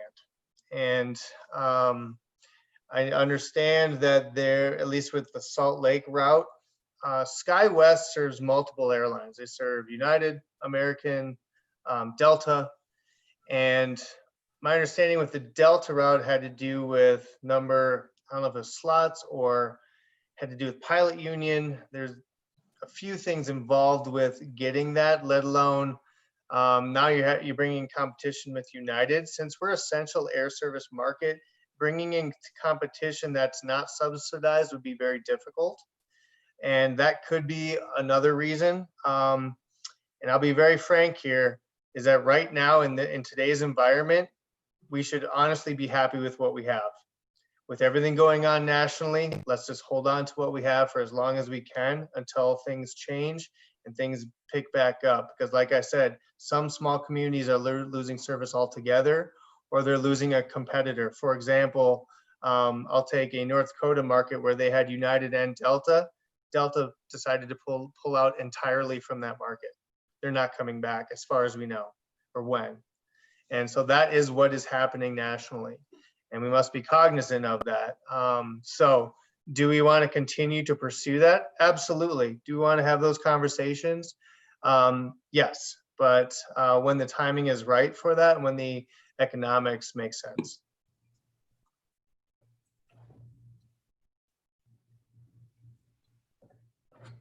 Any other questions? Any further questions? Mary? Yes, Evan. I was just gonna ask if there was any chance that FAA grant could be used or applied towards that truck that you were talking about back burnering. To the truck? You had identified in the budget that there was you had budgeted for a capital truck, and that I was just curious, hopeful, yes, wishful that No, you're absolutely right. So what the stimulus funds allow us to do is for operations, maintenance, debt service, and payroll. So if it's been approved in our budget, it's eligible for reimbursement. So absolutely, we can definitely look at that. Like I said, I wanted to wait a few months, maybe make the decision in September to see how budget is starting to look. If we have the funds, we would certainly like it. And the reason is we need the truck, is one of ours is pretty outdated, and we want to have a better plow truck for winter operations and snow removal. That's one of the reasons for obtaining it, because we want to get a plow attachment on it. So we're definitely interested in getting it. We can through the stimulus funds, and I just want to see how things play out for the next couple months. Great, thanks for that. Andy, just another point. I don't know if you brought it up, but that stimulus grant also lasts for 3 years. Is that right? Is that the duration of that? That is correct. Yep. Yeah, we can try to stretch it 3 years. My intent would be to have a tight budget this year, try to extend those funds into next year as much as possible, whatever that looks like. And then, let's go from there. I mean, if we're still looking at $700,000 budget potentially for 2021, we only have a little over $1 million to use. That would be difficult to do. So we are going to probably need to rely on county dollars to support the budget for 2021. We just don't know what that amount will be. Thank you. Any further questions? Thank you, Andrew. It was Thanks for your time. I really appreciate it. Good presentation. Thank you. You're welcome. Zachariah Levine from the Community and Economic department has asked to give a brief update. Thank you, Mary. Can you all hear me? Yes? Great. Well, it is with a heavy heart that I am informing you that I have decided to resign from Grand County as the Community and Economic Development Director. Effective August 10th of this year, I will become the Director of Corporate Development and Social Responsibility for the Synergy Company. And my last day with Grand County will be August 7th. I did not arrive at this decision easily. My nearly 6 years of employment with Grand County has provided immense personal and professional nourishment. I've appreciated all of the confidence, trust, and professional development opportunities that have been bestowed upon not just me, but my department as a whole, by you all as elected officials, by our agency partners, by their county staff, and most importantly, by the residents of Grand County. And together, we have made significant progress on a variety of common goals. I trust that new leadership will continue our work of developing innovative, inclusive, and sustainable land use and housing policies, expanding active transportation and trails infrastructure, facilitating high-quality business education, training, and networking events, growing the local economy through business expansion and retention programs, seeking grants that enable Grand County to highly leverage our limited operating funds, enhancing quality of life and quality of place through Moab Art Trails, Moab Dark Skies, and similar efforts, and most importantly, assisting the residents of Grand County in identifying and working towards a vision for the future. Although I will miss my job with Grand County, I am very excited to contribute to the Moab community and regional economy in new ways. As one of the largest for-profit employers in our region, the Synergy Company serves as a model for diversified economic activity, mission-driven corporate governance, sustainable principles and action, and holistic well-being for its employees and other stakeholders. Just as I am, the Synergy Company is deeply committed to the Moab community and finding new ways to enhance the long-term health, vitality, and resiliency of our community. As my new role includes ample opportunity to participate in critical planning, public engagement, and economic development efforts, I look forward to continued collaboration with all of you in the years to come and the rest of our community and business, community. So in my final weeks with Grand County, I do intend to lay the groundwork for a smooth leadership transition in the CED office. I want you all to know that I am open and accessible for questions and recommendations on how to accomplish this task. In the letter that I have provided to Chris Baird and Mary McGann, as well as Renee Baker, I've outlined a list of preliminary tasks that I think are relevant to this transition. And in closing, I just want to extend a great amount of gratitude for the journey that we've all been on together, and for your understanding in my decision. Congratulations. I'm glad we're not losing you in the community, and appreciate having you here this time. Thank you. Yes, thank you, Zachariah. You have accomplished so much in the 5 years you've worked for Grand County. You will be missed. Our loss is Synergy's gain, but we will be asking you to be on boards and committees, and you're not leaving us. You may think so, you just won't be receiving a check. Well, thank you, Mary. I am very much looking forward to contributing to the civic arena in different ways as a representative of the private sector, and And there are a couple of boards that I chair, most notably the recently established Economic Development Advisory Board that I would like to continue chairing. So yeah, given the opportunity, I would love to contribute in the future. Thank you. Anyone else? Thank you very much, Zachariah. We are now on the Public Defender Semi-Annual Report. Aaron? Yes, can you hear me? Yes. Okay. All right. Well, I hope my report made its way to each of you and you have that to look at. In case it didn't, I'll kind of hit on a few of the numbers there.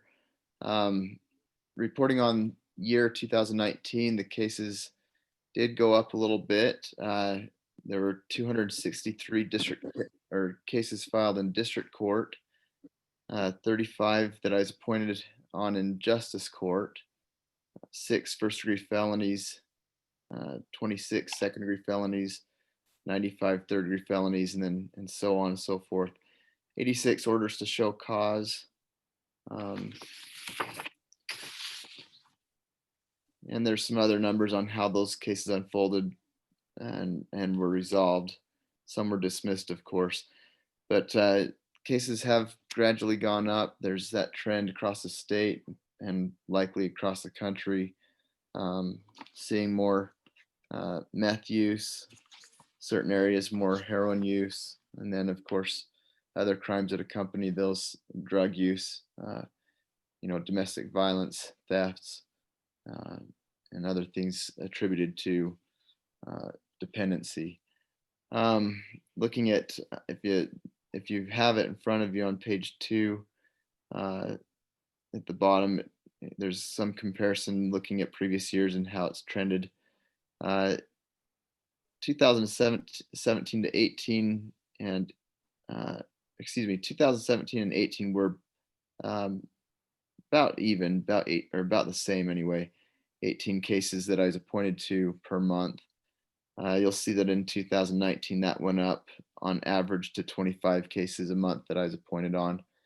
And it does seem that we're halfway through 2020 and it seems like, I don't have the numbers on that yet, but it does seem that that's gone up from 25. I'm not, and I'll have to see what that's at the end of the year. But so it is trending upward.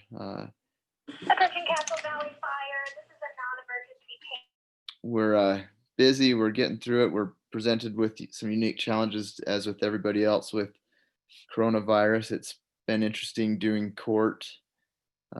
Communicating with clients, conducting court, participating in court through video, and it's presented its challenges, but it seems like it's working out, and we've been able to iron out a few of the wrinkles, and it'll be nice to get back to normal, of course, but I think we're making it through best we can under the circumstances.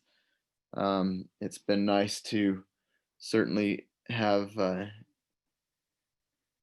a good staff over at not my staff, but working with the state and Christina Sloan, Matt Brooks, and their staff over there with the prosecution. They're a good group, and it's always nice to have good people to work with. Makes things go more smoothly for everybody, including my clients. So anyway, we're plugging away and trying to make sure that everybody is afforded justice and that their constitutional rights are protected, and doing our best to make sure that happens. Thank you. Questions? Anyone have any questions? I'd like to just comment that Aaron does a great job, and we enjoy working with him. Aaron, we are just off a 2-hour, quite intense conversation on race and justice, and I think we need to integrate you into the next one. It'd be good to hear your perspective based on, any feedback you had from your clients or comments related to, the role of law enforcement and how we're doing, and county attorney's office. Sure. Yeah, and I think that's a great discussion to be having for sure. Yeah, thank you. Thank you. Well, I hope the trend upward doesn't continue. I would like to see it go back down. So thank you. Anyone else? Okay, we are now moving to presentations. We are having a presentation on the Dalton Wells project. Tony?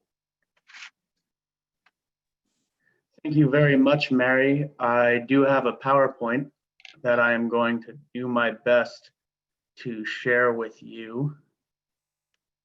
Just a moment. Can we all see that? Yes. So I appreciate the opportunity to come and speak with the county council today and introduce the county to a project that we have been working on at the Utah Division of Forestry, Fire, and State Lands for roughly the last 5 years. The area of state land that we manage, one of the areas of state land that we manage, is called the Dalton Wells Management Unit. You can see an overview map here. And this gray colored horseshoe shaped parcel of land accessed by the Dalton Wells Road north of Willow Springs comprises about 4,000 acres of land. And we have recently secured funding to construct a campground in this area, the central quadrant of this parcel, which comprises about 1,200 acres. This area recently gained some notoriety by a civilian initiative to try to establish it as a state park due to some truly remarkable paleontological resources that we find in the area. Unfortunately, the area was not designated as a state park this year. However, interest in this area remains and continues to grow.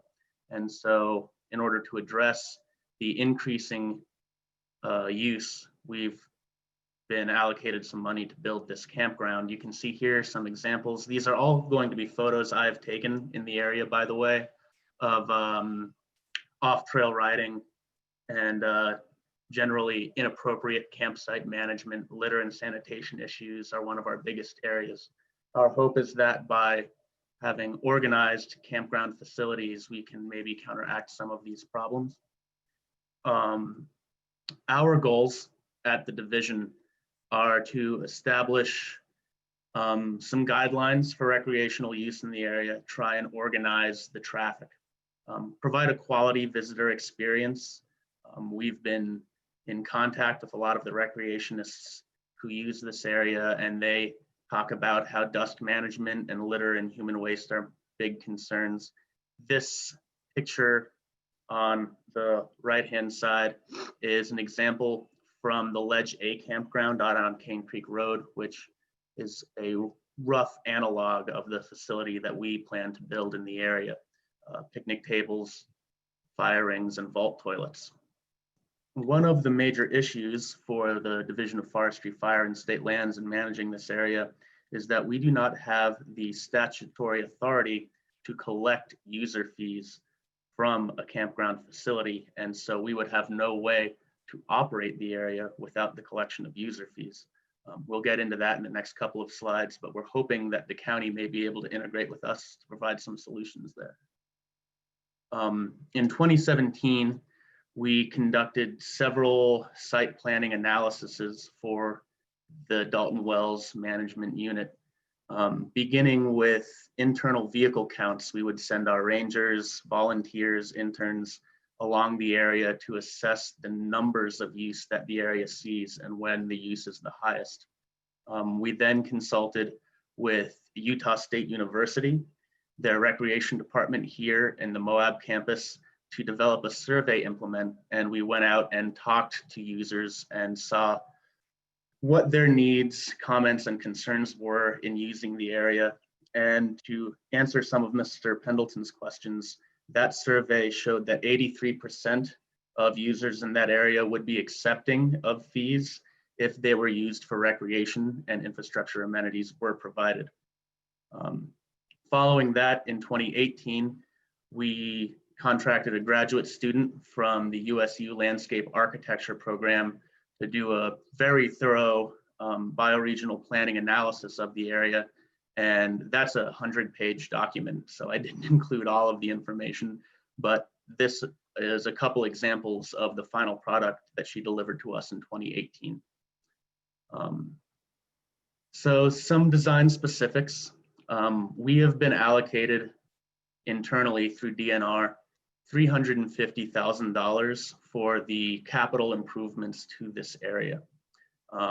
This construction endeavor is going to be paid for by Utah DNR and is being managed by the State Division of Facilities and Construction Management.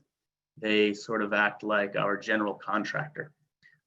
At this stage, we have draft site design specifications made by Johansson and Tuttle Engineering, and I've been working closely with Chris Baird and Andrea Brand to fine tune those drafts and ensure that anything that we build there would be fiscally tenable to operate. We don't want to get in over our heads. Some on the ground specifics. With the money that Utah DNR currently has, we can afford to build 26 campsites, which include a fire ring, a shade structure, and a picnic table. Each one of those campsites will be spaced to roughly accommodate up to 2 Class A RV-sized vehicles. There will be 3 vault toilets and an Iron Ranger fee station and information kiosk at both ends of the campground at the Division of Forestry property boundaries. We're hoping to complete the engineer's design in July, and DFCM has set an intended construction completion date of February. With COVID-19 and the administrative challenges that we're facing, that date may end up getting pushed back. That's our rough timelines. So how we've thought about integrating the county into this project is that because the Division of Forestry cannot assess fees and does not have the administrative capacity to operate a campground, I spoke with some other land managers in the area and was referred by Russell Van Koch, the former BLM field office manager, to the agreement that was made back in the day for the Sand Flats area, where the BLM retained ownership of the land, but a campground was built and the county was able to assess and keep the fees generated through camping in the area. This photo here is an example from Gooseneck State Park. That is a very similar facility to Ledge A Campground or the proposed Dalton Wells facility. There's an information kiosk, a Iron Ranger, and shade structures, picnic tables, and fire rings. It was intended to be a self-serve reservation site, first come, first serve. And we've also secured $100,000 over 3 years for the operation of the site, which FFSL would be intending to give to the county to subsidize their operations for the first 3 years. In the terms of our proposed agreement, the county would be able to set their own fee schedule, retain those revenues generated, and leverage that money against future possible grant funding. That is the end of the slideshow. I'm going to stop sharing and open the floor to questions if anybody needs more information. I understand that was really quick, so. Questions?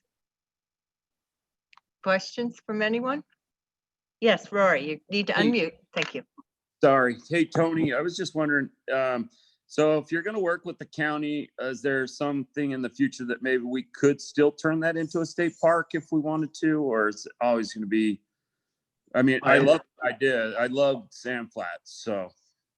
I imagine that at some point the state parks conversation in this area will be picked up again. and a state park being enacted by the Utah State Legislature, state legislative action would probably, I'm not a lawyer, but probably end up trumping any previous agreement that we enter into. Yeah.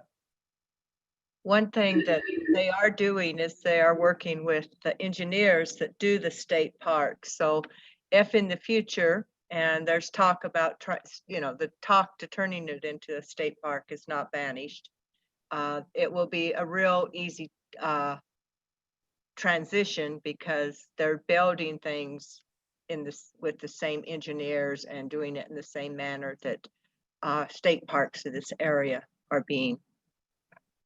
That's right, Mary. Johansson and Tuttle Engineering have been the design firm that handled most of Utah State Park's capital improvements for the last 15 years or so. They're going to build this facility to the state park standards for brands of shade structure and design and all that. Yeah.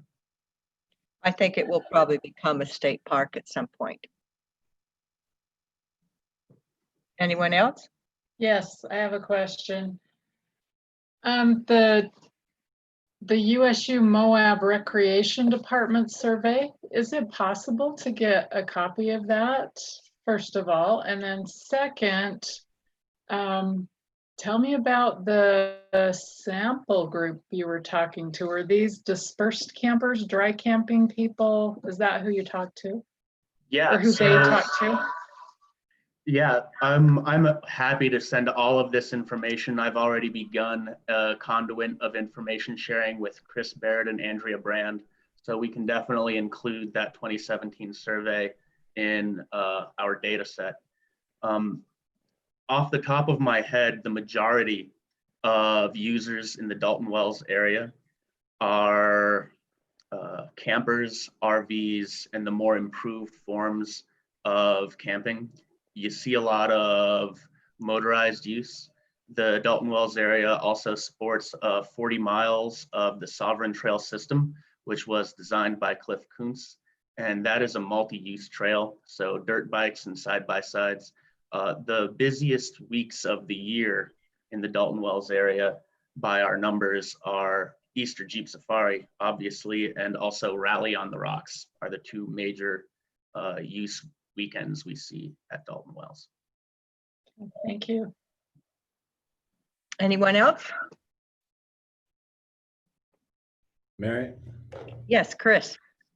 So also just wanted to bring up that in collaboration with this project, Elaine for the Travel Council submitted a grant to the Utah Office of Outdoor Recreation and received $100,000 for this project also. When I was reading the fine print for that grant, with the way that it was originally drafted was that Grand County was specified as the entity that was responsible for maintenance, and also the owner or the entity that's in control of the property. So neither of those were really true at this point in time. We had a meeting a few days ago to discuss whether it's okay if we proceed with this grant and specify forestry, fire, and state lands as having control over the property, and also designated as the entity that's responsible for maintenance at this point in time, because we don't have an agreement or haven't really gone through the planning process to commit the county in that way. So we all agreed, we communicated that with the Governor's Office of Economic Development staff, and they were fine with it. So we're waiting on a redrafted grant agreement that will place forestry, fire, and state lands as the entity that owns and controls the property and also responsible for maintenance, which turns Grand County into a funding conduit at this point in time. And then I've established a meeting with Tony and Andrea this Thursday to just kind of start going over some of the preliminary details of the plans that they've sent over. Obviously, we want this to pencil out, and we don't need another recreational asset that's going to require subsidy from somewhere else. Sand Flats manages to run in the black, and so if we can create a situation where this particular campsite or camp location and management area also runs in the black, And I think we'll be doing a lot of good out there, because it's definitely, is an area that needs a lot of management and is really getting trashed right now. And so I think that'd be good, but we just want to make sure that we establish a sort of a business plan, if you will, for the area. And that at this point in time, when we figure out the design, the site design and the construction plan, that it's something that matches the fiscal capacity and management capacity that Grand County may have in the future to take over the operations and management. But I think that Forestry, Fire, and State Lands is willing to proceed with this project regardless, and they're hoping that Grand County will be the management entity, but they're not, hanging their hat on it entirely. They could go private also if it doesn't work out for Grand County. So I just kind of wanted to take the pulse also of the council on whether or not you want me to bring that Utah Office of Outdoor Recreation grant to the council for approval, or want me to sign it as an executive action. Like I said, at this point, I've negotiated it to where it's $100,000 pass-through funding from Grand County to the project. And there's no maintenance obligation or operation obligation at this point in time. Anybody have an opinion on whether or not I should sign it or put it on an agenda? I'm comfortable with you signing it. Any others? I'm okay signing it. Yeah, I'm okay signing it, and I did want to kind of reiterate your point that it's still open, that if there is a private entity that wants to take on that management, this doesn't exclude that option from happening. So I'm sorry, Chris, the 100,000 is for what? To actually build the campsites, or tell me about that. Is Elaine on?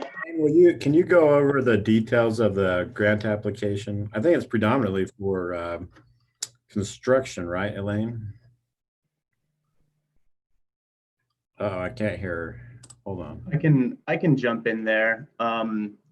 The Utah Office of Outdoor Recreation grant is a capital improvement grant for $100,000. It is supplementary to the $350,000 that have already been appropriated for its construction. Okay. Those 26 sites do not include any capital improvements that may be procured with this UORG grant. And we can use that UORG grant for things like upgrading the quality of the picnic table, or maybe increasing the volume of dispersed sites, those kinds of things. A couple other notes on that UORG grant. Unlike my budget appropriation, which needs to be spent in fiscal year 21, the UORG grant doesn't expire until the end of fiscal year 22. So the county has 48 months to decide what they want to do with that grant money. Okay, thank you. I'd say sign away, Chris. Okay. Yeah, I think it's fairly safe the way that we've requested the redraft. And I can send it off to everybody when it comes back from go-ahead staff. I would also like to affirm that we have filed with the with UORG a declaration that any of the capital improvements and the land ownership thereof, all of that's going to be retained by Utah DNR, and it is ultimately our responsibility. We've got that on file with them, and that's between DNR and the governor's office there. Thank you. Any further questions? Elaine's trying to speak, but Elaine, we can't hear you. Your computer isn't, or still can't hear you. Elaine's trying to say something, but she's not coming. And she's up next, so we got to get her on. You might have to call in, Elaine. Can you call in? Oh, maybe something's happening. She's trying to connect for audio.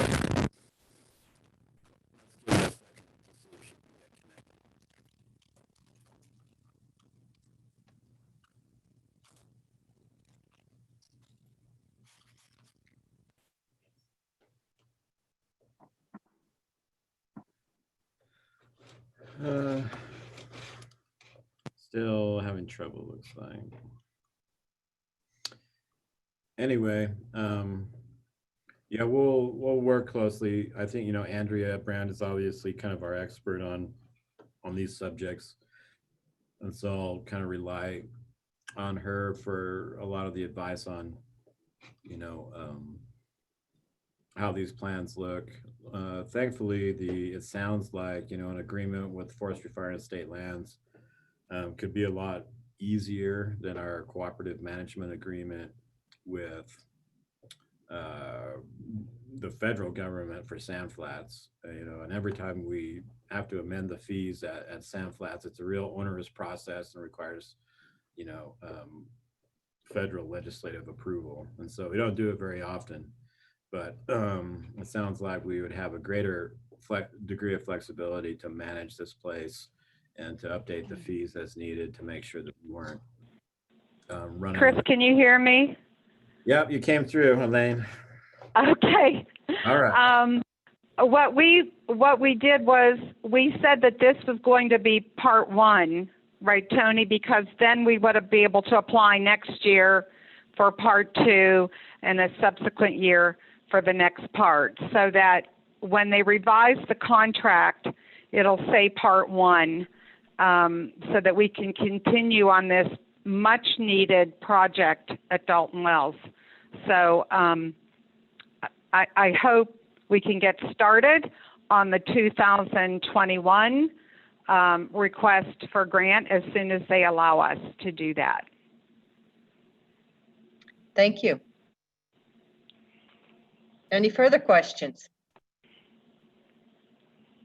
Tony, thank you so much for all your work and effort and your dedication to this project. I really appreciate it. Thank you very much. Before we close out, just to kind of circle back to Reed Pendleton's question, maybe it's clear at this point, but the proposal is that Grand County will, if Grand County pursues managing this area, that we will collect the fees and use it to offset our own expenses. And I think Reed asked that question. He had another question though, Tony, that I'm interested in also, which is that if we create paid camping areas, but the surrounding area is completely open to dispersed camping, will people actually use the area? And, in a lot of the federal lands around here, especially the areas that are most popular, they're closed to dispersed camping. And so is there any plans or any possibility that the areas surrounding campsite could likewise be managed in a way that doesn't force everybody? Certainly. If I go a little bit into the weeds about DNR land administration, as it stands right now, when this campground is constructed, through that construction, we will be designating those campsites as designated campgrounds, and areas outside of those designated campgrounds on the Dalton Wells Management Unit on the light gray parcel of the map would be closed to camping, except in areas where we choose to allow dispersed camping. So part of the final product from our designer is going to be a delineation in the as to be built plans of these 26 campgrounds at a certain fee rate, and then this area as an overflow dispersed zone for a milder fee. Maybe the county has the authority to set their own fee schedule, but then we can amend those camping designations as the footprint of the campground expands or as use dynamics change.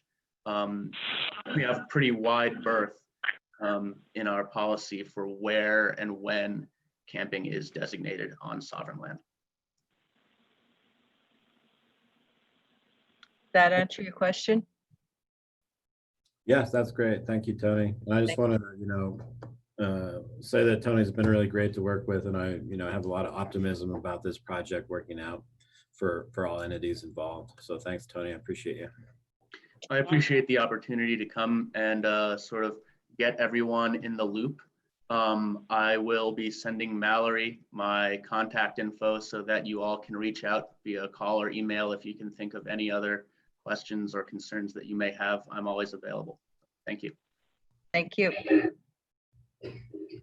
Anyone else? Okay, thank you, Tony. You waited around a long time. Thank you. Elaine, we are to the presentation on Moab Area Council, Travel Council 2020 COVID-19 Recovery Plan. Okay, I don't know if you can see my screen. We're going to get through this. I know I had a lot of information, but you've got a lot to accomplish tonight, so I don't want to keep everyone. I don't know if you can see the screen. Can you? Yes. Okay. So March 17th, all of the marketing and advertising ceased with the issuance of the Southeast Utah Health Department order. And since March 17th, obviously our county has been devastated. April unemployment from the Kim C. Gardner Institute was at 26.9%, which was the #1% in Utah. We were the highest county for unemployment. So in 2019, according to the Department of Workforce Services, Grant County saw an uptick in employment of 300 new jobs. And the reality is that our local economy is, as you all know, mainly dependent on leisure and hospitality, which as an industry is feeling the dramatic adverse effects of COVID-19. There's a whole report that I pulled off of Kim C. Gardner. It's very interesting if you would like to review it, or I can send it to you. So how does Grant County work its way back to economic stability with tourism for 2020?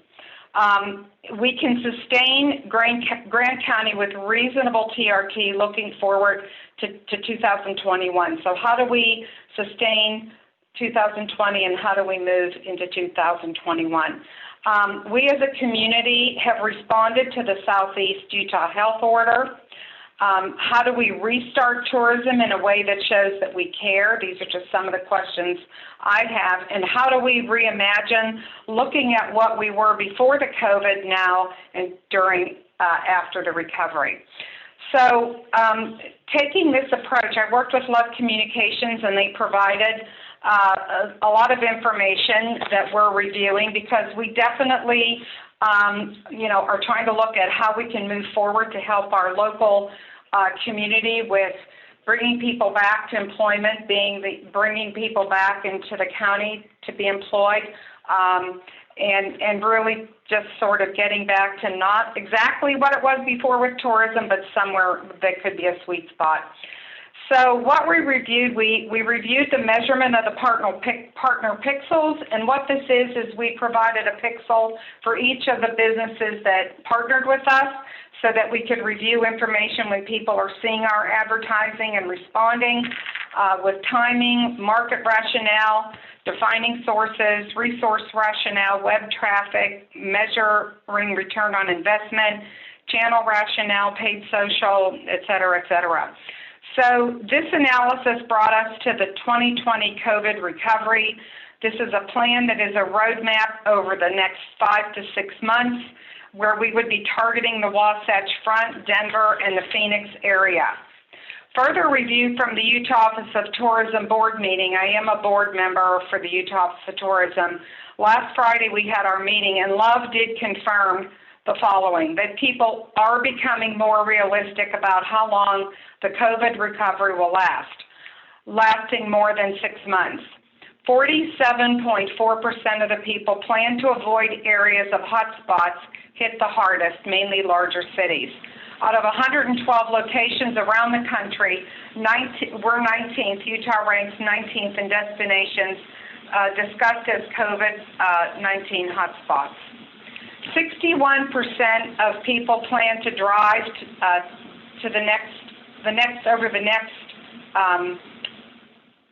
they plan to drive for their vacation destinations.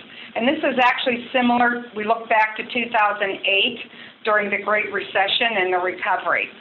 So the destination analysts continue to see that the majority of people do not expect to take a flight this summer. They have also seen an increase in the number of people excited to get out and travel again. Road trips will dominate. There's a significant shift over the last 4 weeks in perceived safety for road trips, outdoor recreation, staying in a hotel, and dining in a restaurant. From the Global Web Index, target audiences have seen a flattening in those who are delaying vacations and flights from the last wave of the research. 36% of people will plan to visit a national park. And the state of Utah has seen a 50% positive increase in hotel searches on Expedia.com. And the state of Utah for lodging has recovered faster than Colorado and all the other surrounding states. Online travel agents have also seen a rise in hotel bookings. And an abbreviation of the Mighty Five commercial, the new ad just started running on June 15th. So taking all of that information and statistics that Love has been monitoring and who we work with, what I have down further in the presentation is a recovery plan that actually starts in July and moves through. But this plan is pretty nimble, and based on looking, and it's month by month, so you can see that we're focusing on the Wasatch Front, the Denver area, the Phoenix area, and also digital in Salt Lake, Denver, and Phoenix. So what we're focusing on when we do have funding, because right now we don't have funding, would be to focus on drive markets, which is clearly what the state will be doing as well, so that we can move into those markets and gain revenue building faster within Grand County.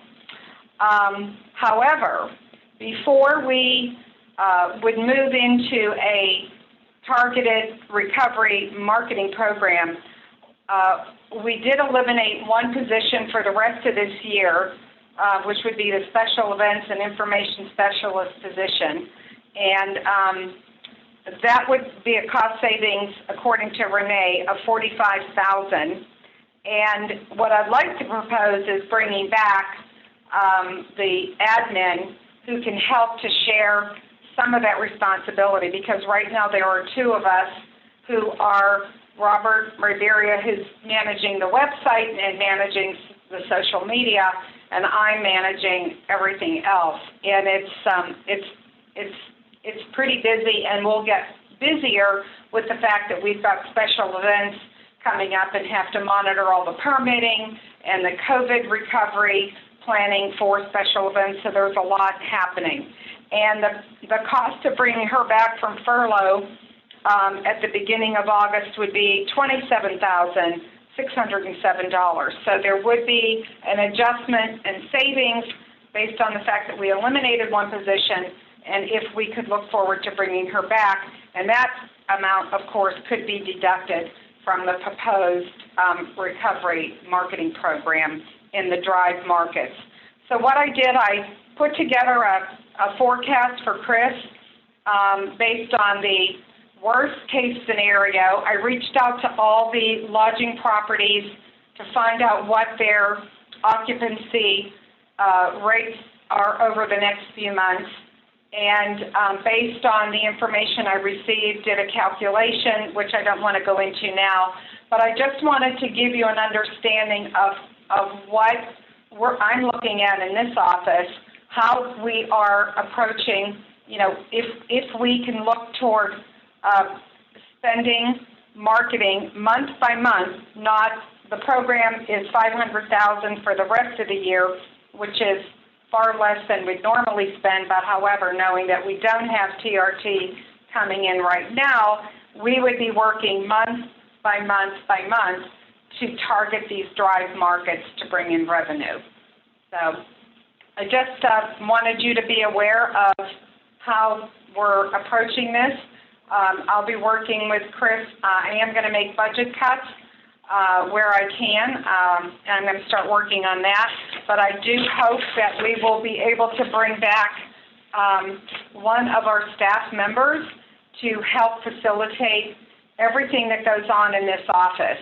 I personally answered over 600 phone calls during the month of May from people that are asking a lot of different questions.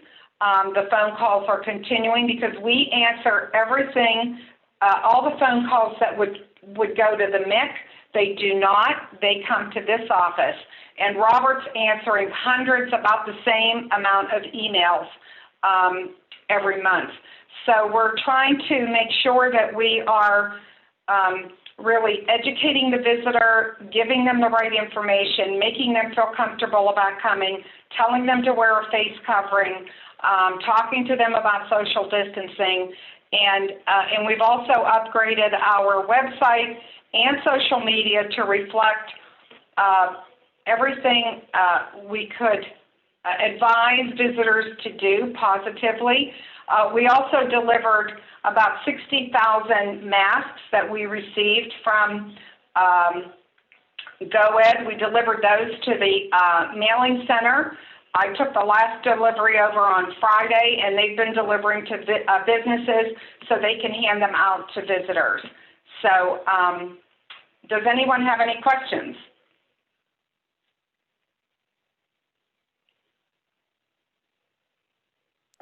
You want to put down your screen, Elaine? Sure. Okay. Does anyone have any questions? Sorry, I was unclear about who the request for $500,000 was going to. Well, it would come out of it would come out of the TRT that would be allocated based on the state code once we receive that TRT in from the state. So it would be whatever TRT, it would come out of the TRT collections for the rest of the year.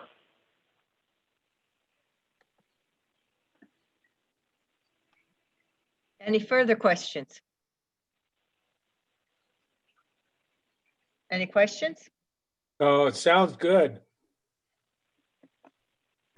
Elaine, you said you didn't want to get into the numbers with regards to the forecast and reaching out to the lodging entities. But would you say just generally, was your impression that the forecast is optimistic?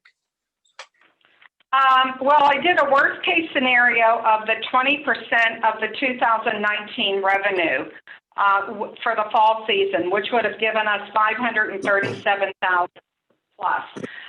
At 30% revenue, it goes up to 800,000, and then 40% would be $1,075,000, and then 50% of the revenue would be $1,344,000. And based on the occupancy, and it's increasing. I know that the campgrounds were pretty much the commercial campgrounds were filled at their 50%, and then they've been extremely busy. So I know that they're doing well, and I believe also the same thing applies to Airbnb as far as looking out at their occupancy. But what I did was I took the total number of nights for the year, I did the calculations, but again, using the worst case scenario, I think we're probably going to be somewhere around $1,344,000 at 50% of last year's 2019 fall revenue. But again, I don't know what Chris and I have to discuss where we are. I am going to make budget cuts. But again, I'd rather carve a little bit out of the marketing if I can to bring back one staff member, if that's possible. Thank you. Oh, yeah. I'm working with Elaine, and we're trying to pull as many metrics and data points in as we can to try to, project the transient room tax. And it's probably one of the harder ones to project. They're all going to be difficult to project this year, but that one especially. And so I'm not a big fan of, just coming up with a sort of a random number, but rather, come up with something that's carefully projected at using the best information we have. And so, I support the plan. The figure of 500,000 is just sort of coming from nowhere at this point. And so, you know, and I've discussed this with Elaine, I just say, you know, that we need to get a better understanding of what kind of money we have to work with and to ensure that we're maintaining an adequate fund balance at the end of the year for cash flow purposes.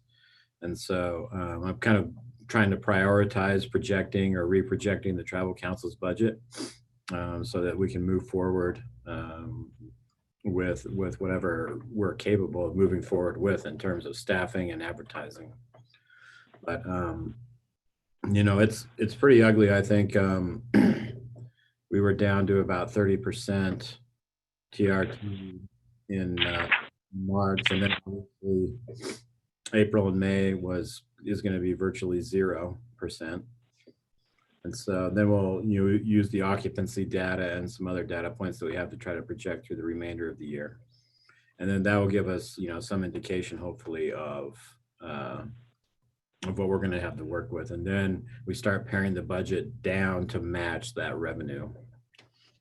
And we'll see what we end up with. And so, Chris, if we diverted funds from the general fund to kind of front this plan up front, that's kind of what we're talking about, right? Well, I don't know that we'll have money from the general fund. So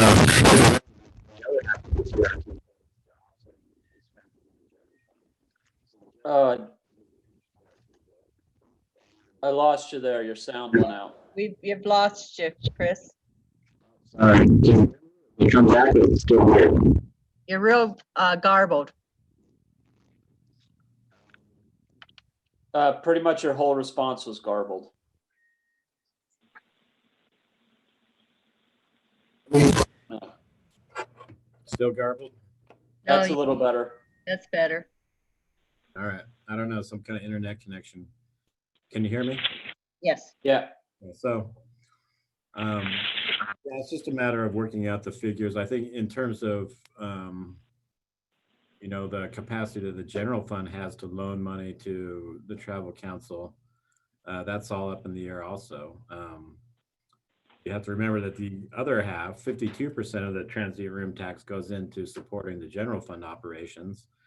And then general fund is also propped up by sales and use taxes, restaurant, car rental, et cetera. That's all going to take a big hit. And so I guess, is there a way that, you know, if we did loan money to the travel council, that if the return on that came up short this year, do you think we could like pay it back in the future, or does it all need to like clean up by the end of the year? Well, the general fund more or less always, you know, in a cash basis backs up the travel council. That happens all the time. I think what we're talking about is like actual budgeted transfers of money. And so in that case, I would just say that I don't know if the general fund will have the money to actually loan the travel council in like the legitimate budgeted sense. And, you know, typically, for instance, you know, the travel council will spend, you know, they have a fund balance, you know, between 500 and 700, 800,000, or they have in the past. And, you know, the first few months of the year, they'll spend $1.5 to $2 million. And so the general fund really kind of fronts that cash while the money's coming in. I guess what I'm talking about now is that the general fund is going to be cash strapped. So is the travel council. And so the scenario, this cushy scenario that we've had, where, you know, we've had over $4 million in our general fund balance for a few years, that's going to go away. And so we don't have that backup like we used to front other funds, you know, when they spend money up front and then collect it later. And so it's really a matter of, you know, not running out of money, literally running out of money in the bank. Yeah. You know, and so it's like one thing to say, we've got the money in the bank and we'll loan it out and collect it in the future years. It's a different thing to say we're out of money and we're going to give money away that we don't have. You can't do that. Right. And with that, I think that even though we're seeing these projections, there's still a lot of question marks about what COVID would do in the future. So, I don't want to plant the magic beans hoping that the beanstalk comes and then months later be like, man, we should have ate the beans while we had them in our hand. Well,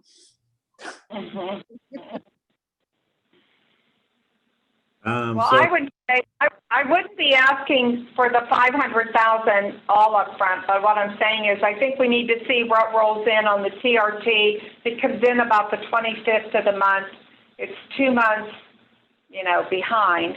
But, by the time we get to August, we'll have a pretty good idea of June, what June would bring, and May, some of May.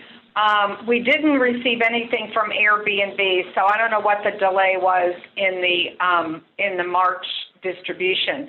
But I think that if we can look at it month by month and not look at the entire amount so that we have, a month planned out. And my goal is how do we take the rest of the year and how do we make up lost revenue for the county that was lost at the beginning of the year? And if we can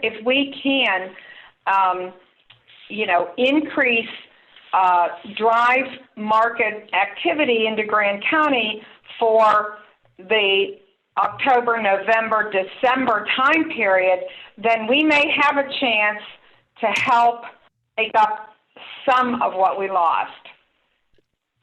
Sure. And I've actually emailed the mayor and asked her to please see if there's a way that they can help to incentivize the local businesses to possibly stay open longer in December, or January. So because we advertise or we put out there that we're open 12 months a year, but due to the circumstances and the loss of revenue from the city and the county, is there some way that we can incentivize some of the businesses to stay open longer?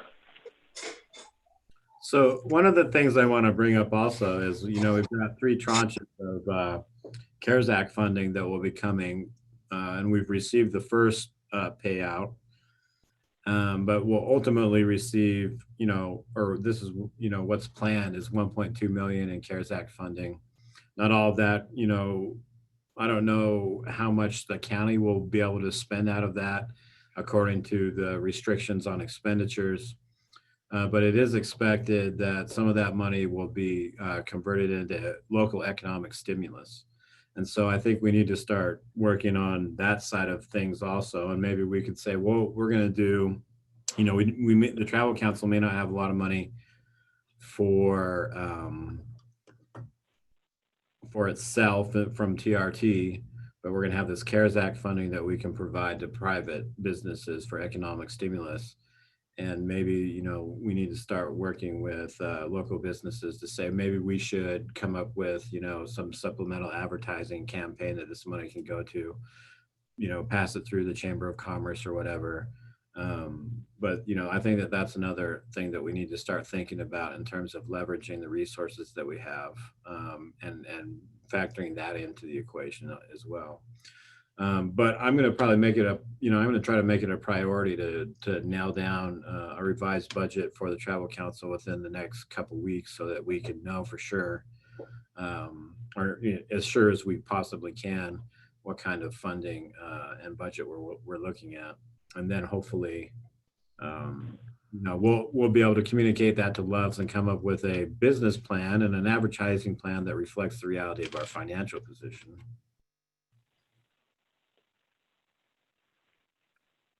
Thank you. And Elaine, I would also be curious, you had mentioned that there was a new version of the Mighty Five ad going out. Yep. That's great, and I'm curious about other efforts that the state's making on a state level to promote Utah, and if we can kind of ride the coattails of that a bit, you know? Well, I did mention when I was on the board call Friday that I have no money. I've had no money to advertise since March 17th, and it doesn't look like we're going to have anything for the rest of the year at this juncture. So I really need the Utah Office of Tourism to reach out in some way to help Grand County, whatever they could possibly do to help us. So I'm waiting to hear back on what they may be able to do. They can't directly, obviously, run ads for us, but there may be ways with social media that they can help us in that regard. So I've already reached out to them on Friday. Great. I mean, just the fact that, you know, Delicate Arch is kind of one of the state mascots, you know, by them saying, come to Utah, they're kind of indirectly saying, come to Arches, come to Canyonlands, you know, come hang out on the Colorado River, come to Dead Horse, you know, so hopefully there's some overlap there that is just kind of happening organically, even if they're not playing favorites. It's kind of like, Well, I think they've kind of backed off just due to the overcrowding. They've sort of backed off of the national parks, and that's a whole other story for another evening when we can get into that. But they're not, the commercial's short. I think it's 30 seconds, but they're not promoting it like they originally promoted the Mighty Five, and they have backed off on supporting the national parks, which is why I belong to an organization that is called the Southern Utah National Parks, and that's all 5 of us, all of our parks, and we're working to come up with what we can do for next year to focus, because the state is working on focusing more into other rural areas and not so much focusing on driving, you know, people to Arches. That's definitely not there. That's not what they want to do. So it's more, you know, rural Utah, maybe north. I don't know if you've watched TV, but you'll see Vernal's running commercials like crazy. They're running all types of commercials because they're looking at, you know, growing their tourism. So they're focusing on San Juan County, Carbon County, Emery County, and all the other counties that don't have parks. And they're taking a little bit of a light touch, still running the Mighty Five, but not in the depth that it was. Yeah. Well, you know, I can appreciate that. And I think if people, you know, if you show somebody in Chicago or even Denver a picture of the desert, they're going to think of Moab. So hopefully we get a little windfall from that. Well, hopefully I'm pushing them. Don't worry. I'm doing everything I can and pushing and asking everyone I can to help us out. Thank you guys for listening. I appreciate your time. Thank you. Thank you for the thorough report. Thank you. Before we go to our business and action, general business action items, it is after 6 o'clock. We have another public opportunity for citizens to be heard. I'm not going to repeat the phone number or the ID, but do we have anyone in the waiting room for citizens to be heard at the 6 o'clock juncture? Yes, Madam Chair, I'm here for that. Okay. Hey, Yes, Mary, before he starts, can I ask, am I the only person that is still sharing Elaine's screen? No, Elaine still has her screen shared. Elaine, can you unshare your screen? Oh, thank you. Thank you. Okay, yes, Mark. Thank you. My name's Mark Horowitz. Of course, I live on Boulder Avenue here in Moab. There's 2 things I wanted to mention that aren't on the agenda. First, I want to say I'm very pleased that the fireworks are contracted or going to be for out near Ken's Lake, I presume, wherever they're going to be. But I find it incredibly frustrating to the border of terrifying every year when my property is put at risk by people shooting off fireworks that are illegal. 2 years ago, I asked for, and you unanimously signed a resolution imploring Grand County citizens to respect their neighbors, to not break the law in celebration of the founding of a country bound by law. So I'm asking this year for the council to buck up there, and that's B with a buck, with a B, to ensure that there is no illegal fireworks going off in this valley on the 4th of July this year. It's so rude. It just, and it puts my trees and my property at risk, and that really bothers me. So please make an effort there. It's a little hard being out here, not being able to interact with it the way we normally do. Secondly, I'd like to mention something that isn't on the agenda tonight. I find it really strange. When I asked Mary to include a second citizens to be heard, so that the citizens to be heard would be placed on the agenda right after the Pledge of Allegiance, that's what I meant. And I don't see the Pledge of Allegiance on the agenda. I find that really, really strange. I have to admit, I don't enjoy reciting the pledge with the group. When the Pledge of Allegiance is called for, I often quietly and respectfully slip out of the room because I don't like to rattle it off rote the way so many people do. But in this day and age, to start a meeting not recognizing that we are one nation, indivisible, with liberty and justice for all, just seems so strange to me. So those are my two comments, and I know you have a long meeting, and I wish everybody good fortune and good health. Health is wealth. Thank you all. Thank you. Do we have any other citizens to be heard? Yes. Yep. Is this Lena? This is Lena. Hi, everyone. Hi, Lena. Hi, thanks so much for your time today. I will be brief. Hello to members of the County Council and the community. My name is Lena. I work as the program coordinator for Community Rebuilds, and I'm here to speak as a representative of Community Rebuilds. And I know we've been addressing this conversation for several weeks, and I just really appreciate everyone's time and thoughtfulness. I know it is an issue with a lot of different aspects. I feel the council has a meaningful and important decision to make today. We've definitely heard feedback from the neighbors, and of course we can understand why change and increased development presents a challenge to those currently residing in all-American acres. Of course, I'm sure you all have figured out I'm speaking about the Strawberry PUD brought by Community Rebuilds and Kaylin Jones. Despite the challenges to the neighborhood, I do feel that the Strawberry represents an opportunity to house 4 more families or individuals who contribute to the community and the economy as only primary residents can. And because of this opportunity, I think we do need to look especially hard at what we're doing and why, and the kind of ideas we are replicating in our community. So I do want to speak directly to some of the concerns which have been raised.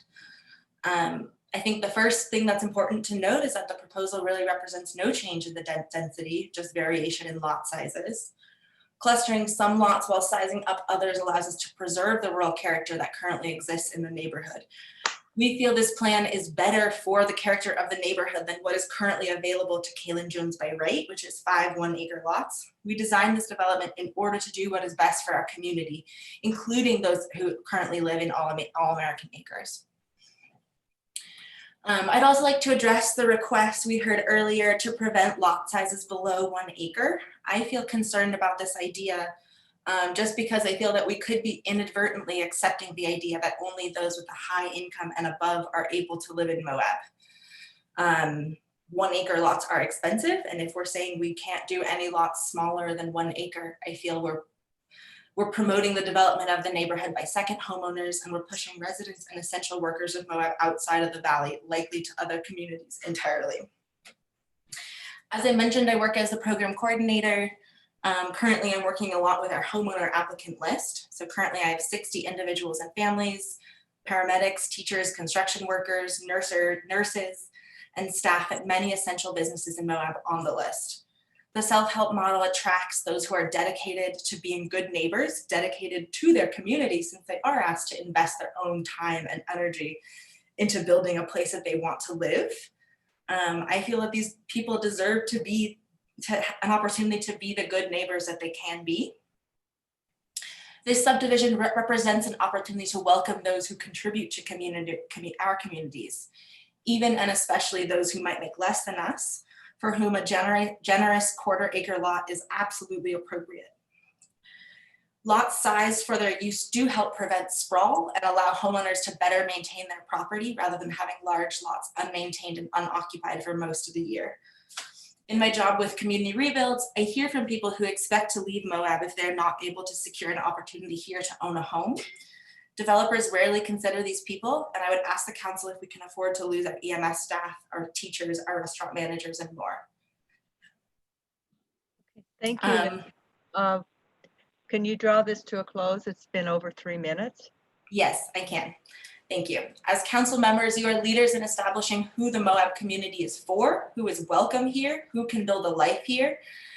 There's so many reasons why someone falls into lower and very low income brackets, whether it's rebuilding from tragedy, whether it's they don't have access to generational wealth, those with hearts of service who will never afford market price 1 acre lots. I believe Moab should be open to those residents.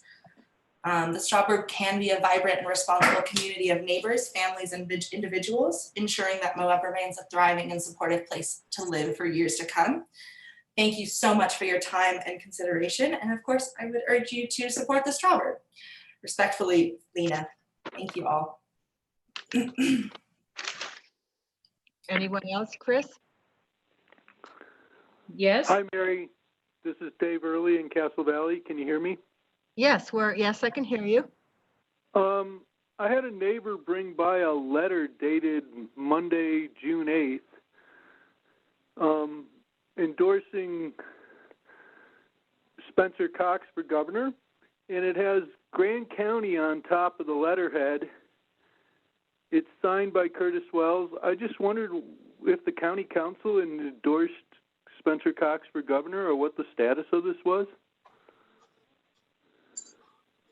I don't know.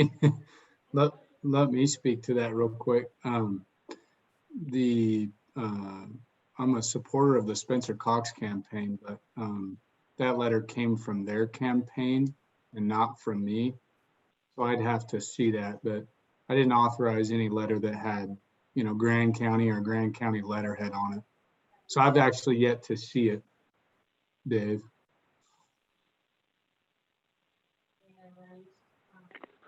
Well, I'll go ahead and forward it to the council then. I need to black out something of an individual, but yeah, it has Grand County. I don't know that it's letterhead, but it certainly is, well, suggestive. Let's just leave it at that. Yeah, the intention of that was to not imply that the Grand County Council is supporting Spencer Cox. Well, why did it need Grand County on it at all if it's from you as a personal citizen, just like me as Dave Early as a personal citizen?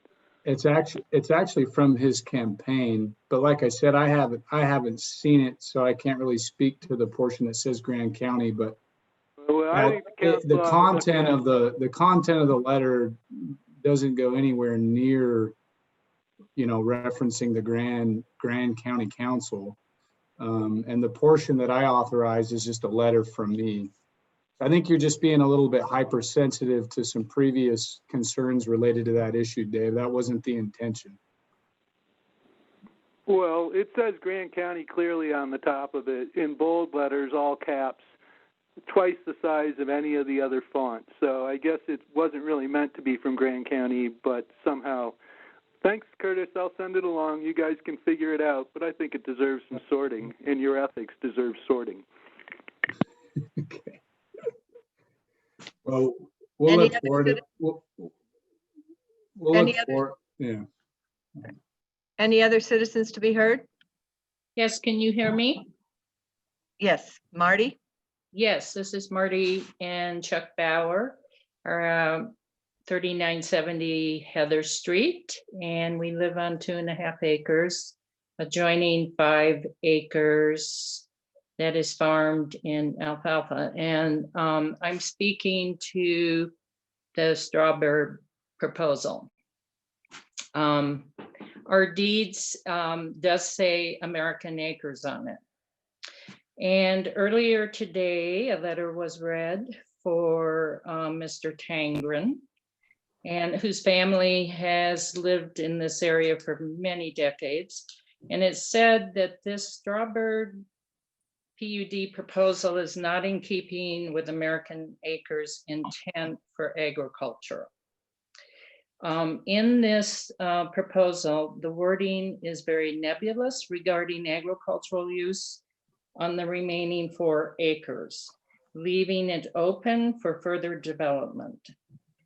If the intent is there for agricultural use, then it should be deeded as such, putting the density on the 1 acre and reserving the remaining 4 acres for that purpose.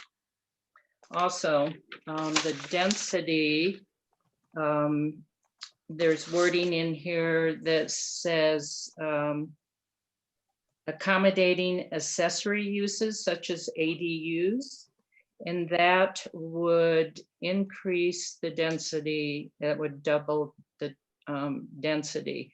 And in referring to community rebuild, it seems that this would not fit within their criteria for people who qualify by income, because this adding an ADU would probably increase the price of construction by another 1/3.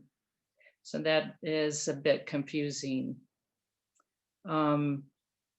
This PUD plan is part of American Acres, the original plot, and it should not be compared to the Vista Antigua, which is completely different, and that is referred to by Mr. Jones.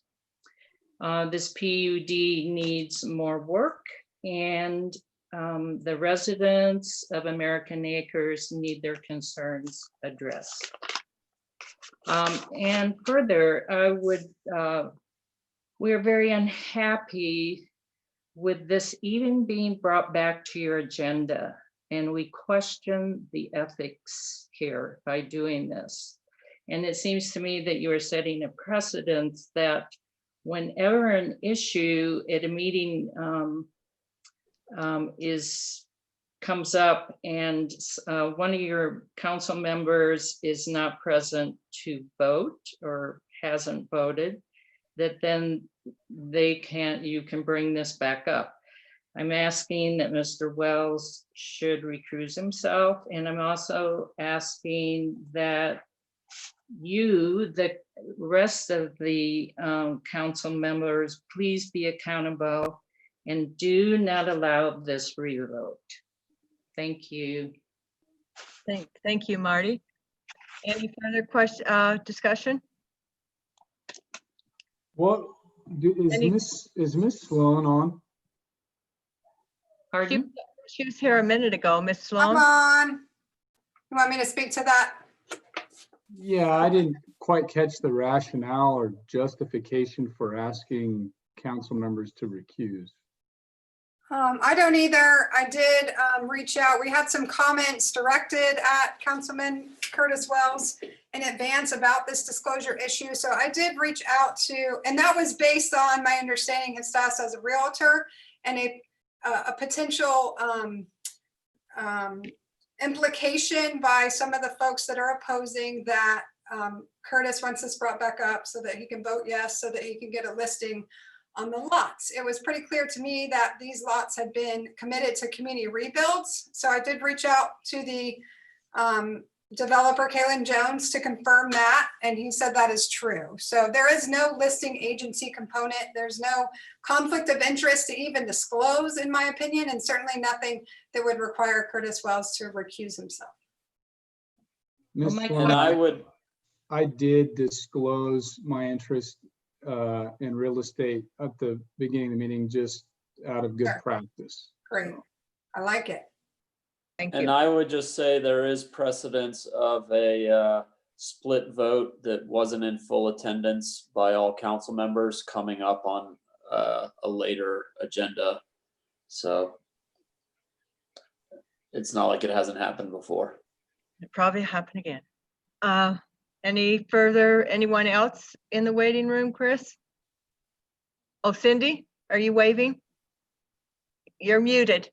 Here, let me try to get her unmuted. Let me unmute. How's that? Good. Okay. Great. 3 minutes. Okay. Okay, great. Thank you. My name is Cindy Pickett.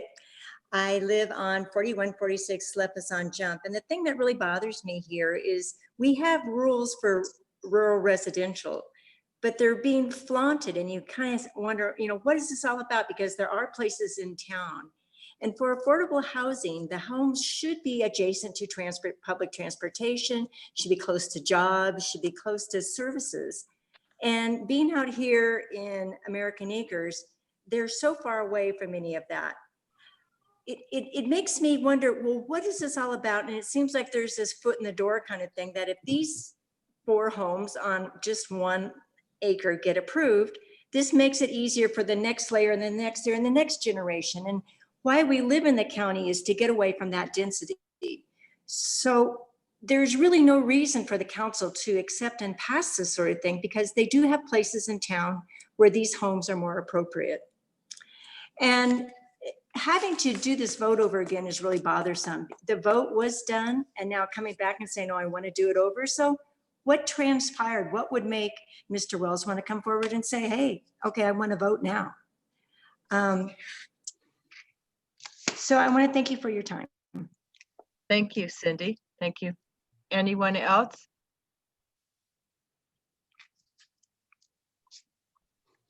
Okay, thank you. We will close the citizens to be heard portion, our second portion of citizens to be heard. And we are moving to item G, approving property tax deferrals. Chris Kaufman, are you on? Yes, can you hear me, Mary? Yes. Great, thank you so much.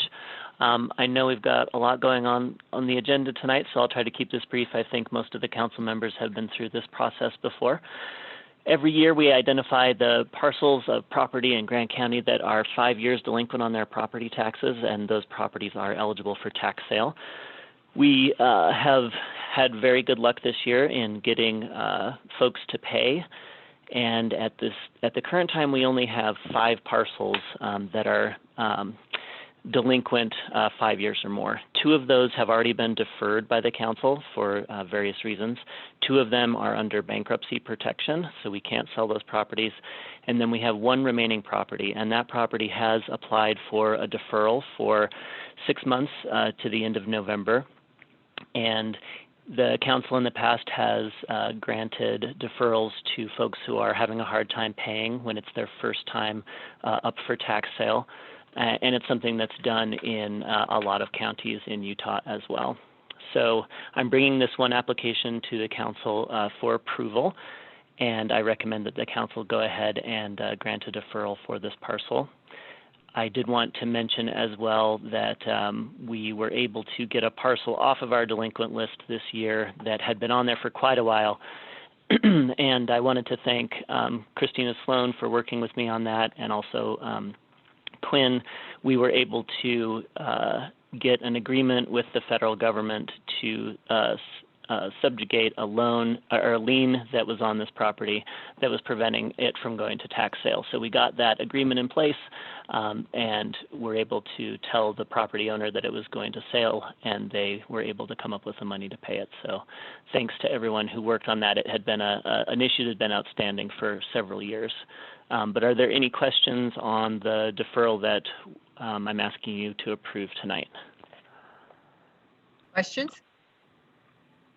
I'll entertain a motion.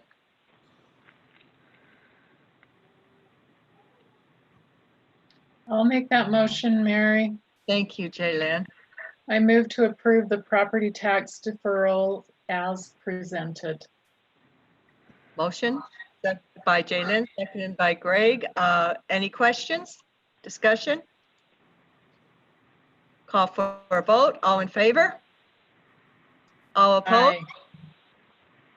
Passes unanimously, 7-0. Thank you. Thank you. We are now to item H, adoption of the 2020 certified tax rate for Grand County. Quinn Hall. All right, so this is my first certified tax rate. Chris Barrett will probably have to jump in and clarify if I say anything unbelievable or ridiculous. We've certified the tax rate with the state. This is what we've come up with. Chris Barrett can also weigh in on the levy that we've sought in past years for the Grand County Courthouse. We think there's enough of a balance to pay that off. So you'll see in the packet that tax levy is at 0 at this point. So this is the tax rate for the upcoming year. Chris, do you have anything you want to add? So this does include the approved property tax increase that was approved last December, which, as I recall, was considerably less than advertised via Truth in Taxation for the library and also general operations. And as Quinn indicated, our courthouse GO bond is only got 3 years left of annual payments left. And we've got 700,000 roughly in that fund balance, and that's enough to cover the remaining 3 annual debt payments. And so I think that it's the right thing to do to cancel the levy. And so that'll be 200,000 less roughly that we won't be bringing in property taxes, because we've got that money in the fund balance of the GO bond. So a little break that way. It's not much, 200,000 a year, divvied out among all property taxpayers, but it's not a levy that I believe that we have to continue to collect on. Thank you, Chris. Any questions? Chair, if I could make a motion. Yes, I would appreciate that, Gabriel.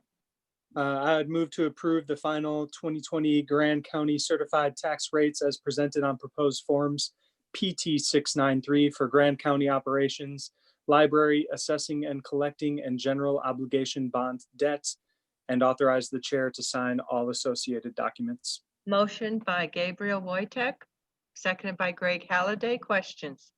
Discussion? Chris, I know I was a little nervous about being able to keep things in the black with this rate, and that we did advertise a higher rate. Are you sleeping any easier at night with this and kind of going through the audit and seeing where we're at?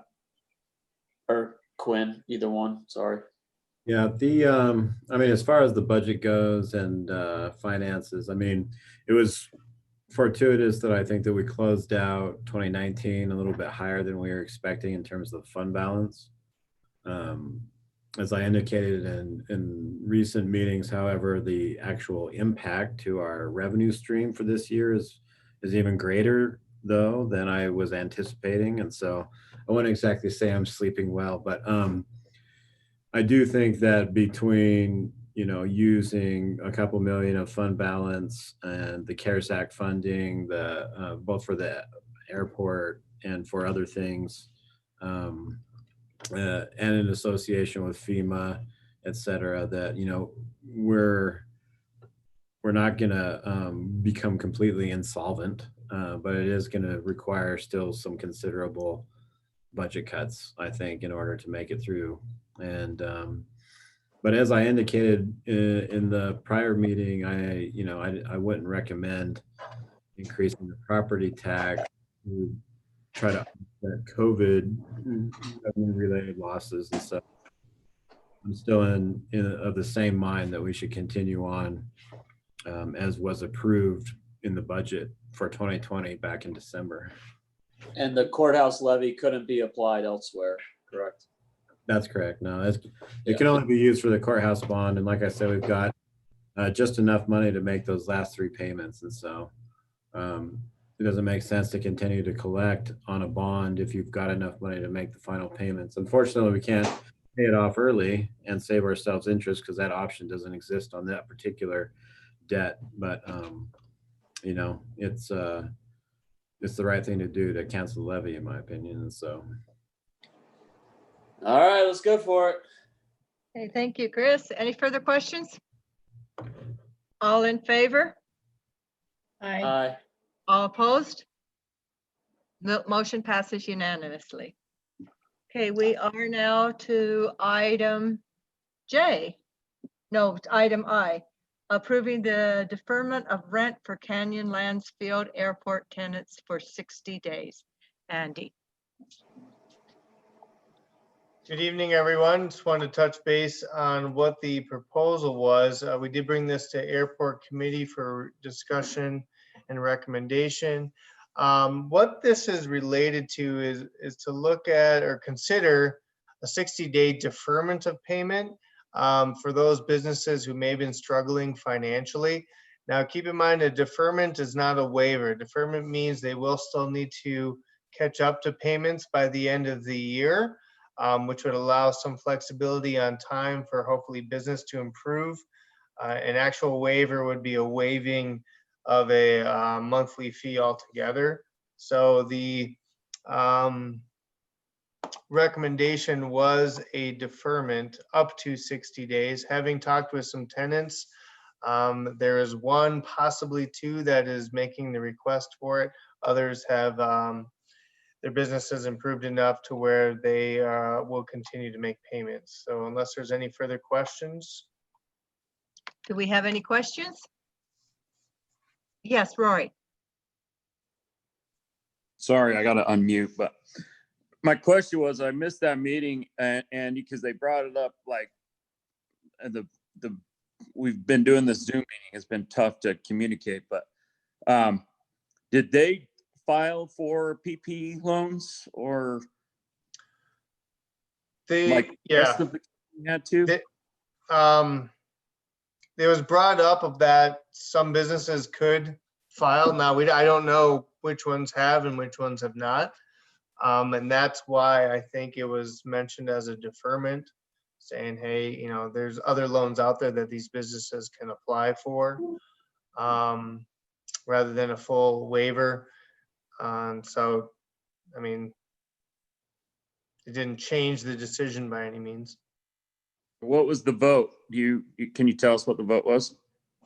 Off the top of my head, I believe there was 1 no and 1 abstention, and motion passed with everyone else. Okay. Any further questions?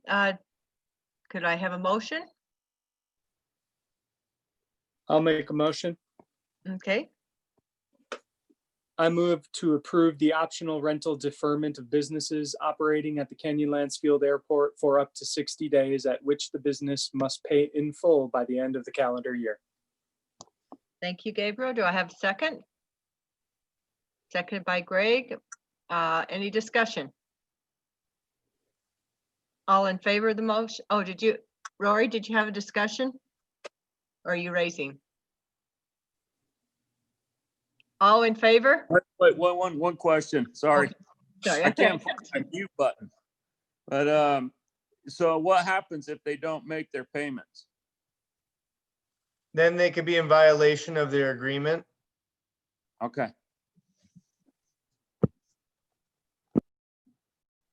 Any further questions? Okay, I'll call for a vote. All in favor? Aye. Aye. All opposed? Passes unanimously. Okay, thank you. Okay, thank you. We are now on item J, approving request for designation of cooperative agency status for the Bureau of Land Management for the Utah December 2020 oil and gas sale and future oil and gas sales affecting lands in Grand County. Council Member Evan Clapper. Yeah, this letter probably looks familiar. It's real similar to the one requesting status for the September sale. We got that one in late, and so they denied us that based on timeline, basically. But this one's just regarding a December sale that will be coming up. It's like suddenly they're very motivated to get some leases in place. Anyway, it just kind of highlights some of our interests in it, and there was a little verbiage removed from an earlier draft to try not to kind of pit recreation against extraction so much. And kind of it's this letter doesn't necessarily take a stance pro one or the other. It's more just asking for a seat at the table so that we can discuss this. I think, you know, one of the reasons that it came up for me so much was with the Slick Rocks potential sale, that even the governor weighed in on that probably wasn't the best move. So with that, I would like to go ahead and make a motion to approve the letter dated June 16th, 2020, requesting designation of cooperating agency status by the BLM for the Utah December 2020 oil and gas sale and all future oil and gas sales affecting lands in Grand County. Motion by Evan Clapper, seconded by Gabriel Wojtek. Discussion. I would like to just weigh in that we did submit the letter for the September sale 2 months prior to the sale, but the BLM says they need 6 months or more to put together the memorandum of understanding to become a cooperative partner. So they did say if we get this letter in by month's end, we should be granted that status. Thank you, Christina. Any further questions or comments? Seeing none, I will call for a vote. All in favor? Aye. Aye. All opposed? Passes unanimously. We are now to approving the ratification of the vice chair's signature on a letter to the Southeastern Utah Health Department Health Director, Brandon Bradford, requesting that Grand County remain the yellow low risk. Christina Sloan.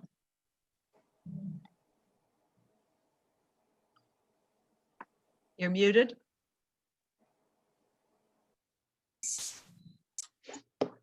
I'm muted. I don't have my packet up. Could y'all maybe pass me by and call me next? Yes, we will move to approving the ratification. Do we need to have a motion on that? Just to I think Chris said we didn't have to. If we all agree, does anyone oppose moving to the next agenda item? Okay, since there's no one opposing, we will move to item L, adopting proposed ordinance approving the Strawberg planned unit development. Mila? Hi, can you all hear me? Yes. Okay, great. I'll keep this short. I think everybody is very familiar with the plan that's before you. We did receive some more comment and I responded to the council with that. I believe Curtis is going to read that into the record for you. I'm happy to entertain any questions, but I just wanted to reiterate that the density in this development is by right density. They are not adding any, and all of the appropriate hearing and noticing was done. Curtis? You're muted. There you go. Sorry. I'd like to make a motion that we adopt the ordinance approving the Strawberg PUD and associated master plan for the parcel at 4057 South Chapman Lane / All American Acres Lot 7. Motion by Curtis Wells. Do I have a second? Seconded by Evan Clapper. Discussion. Curtis. Yeah, so, you know, as Mila suggested, she sent out a very good kind of fact check in here that I think is would be good for everyone to understand, because there's a lot of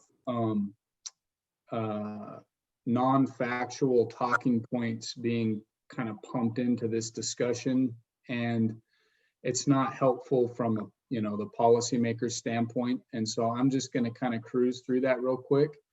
The applicant, who is a private property owner, is applying for the planned unit development, not a variance. That's really important. The PUD is a tool in our code that we created, allowing for the county council to approve different setbacks, lot sizes, and configurations that are normally allowed in the zone. We've done this many times, Arroyo Crossing being the most recent one. The applicant will be increasing the amount of contiguous agricultural land in the development. We're hearing a lot of frustration that the agricultural, value and character is being compromised by this, when it's actually developing in this manner is consolidating 4 acres of land, with some agricultural character and clustering the 4 parcels on a tighter front. And so it's subdivision with 1 acre lots would result in 1 acre parcels okay, I need to restate that. Normal subdivision with 1 acre lots would result in divided 1 acre parcels with much less agricultural land. So bigger lots, less density.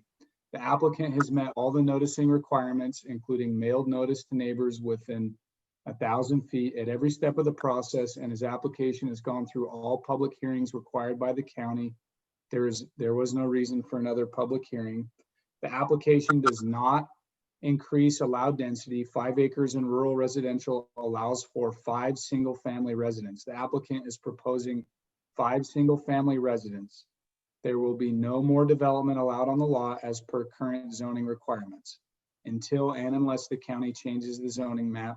The 4 acre parcel will remain as it is with no more subdivision possible.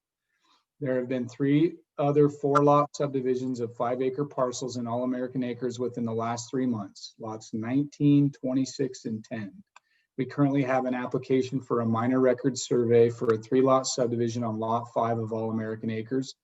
These are by right subdivisions and do not require public input. The applicant is requesting a subdivision using their by right density allowance and is asking for a different lot configuration to accommodate affordable housing as per their memorandum of understanding with community rebuilds. So as far as comments is what's transpired, the concern here is that the Grand County Council, as the land use authority and the policymaking body, have stated over and over again, we have a policy priority and goal of affordable housing. And we heard comments earlier tonight about, well, I am in support of this developer and I am in support of this in theory, but I don't like this because X, Y, Z. And this is where the rubber meets the road. Is this, there's not a bunch of low hanging fruit in terms of creating more housing inventory. And so, the reason why it's important for us to get this one right, which is why I asked for us the ability to get it back on the agenda, is we have to get this right. We can't beg for affordable housing and look the other way when someone complains that doesn't even own the property. It doesn't matter. It's a private property owner. He has the right to develop it. We created the PUD for this specific purpose.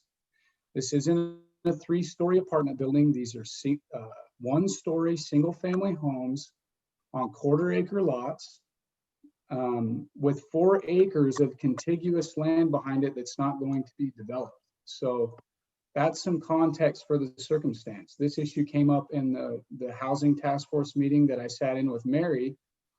And if you look in the packet, look at his drainage study, look at his engineering. That costs a lot of money. We are asking developers to invest a lot of money up front. And if we're only providing a very incoherent, erratic, inconsistent platform to approve these projects, they will not come. They will not come forward because they will have lost their money and we will have given them lip service and said, we want your projects. And then when someone gets mad that doesn't own that property, we look the other direction. So this is a private property rights issue. It's not about somebody using a zoning complaint to argue that their property is being devalued. This gentleman has a right to do this, and we've created a pathway to do it. And if we are serious about affordable housing, then you have got to take this serious and not bend to angry neighbors. This is where the rubber meets the road. So I would ask for support on this item. Thank you, Curtis. Any further discussion? If I could just address real quick some of the fears of the folks in the neighborhood in that subdivision. I'm hearing what you're saying. I'm hearing what folks are saying. I understand the concerns. Pass through Holyoke Lane, closer to town. There's a community rebuilds house on a 1/4 acre with a beautiful, lovely, big garden right out front from the road.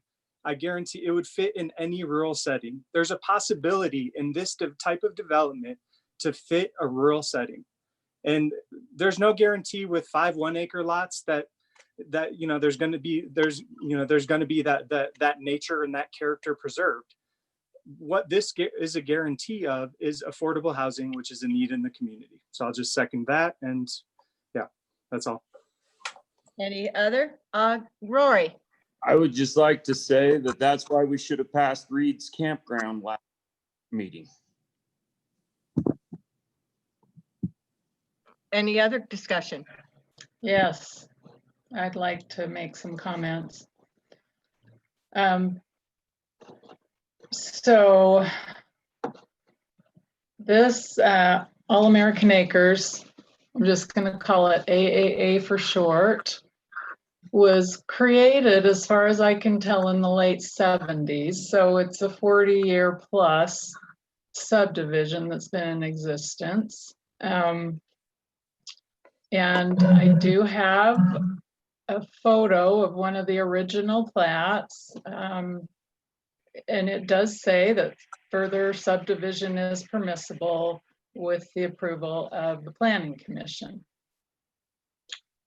So I'll just put that out there. But I will point out, this is not the last place in our valley where straw bale and affordable housing can take place. In fact, it's probably not even a great place for this. If it were the last parcel in the valley, I'd feel differently. But I want to remind the council that we're within approximately 20 units of being at the 300 unit sunset clause for continual approval of high density housing overlays.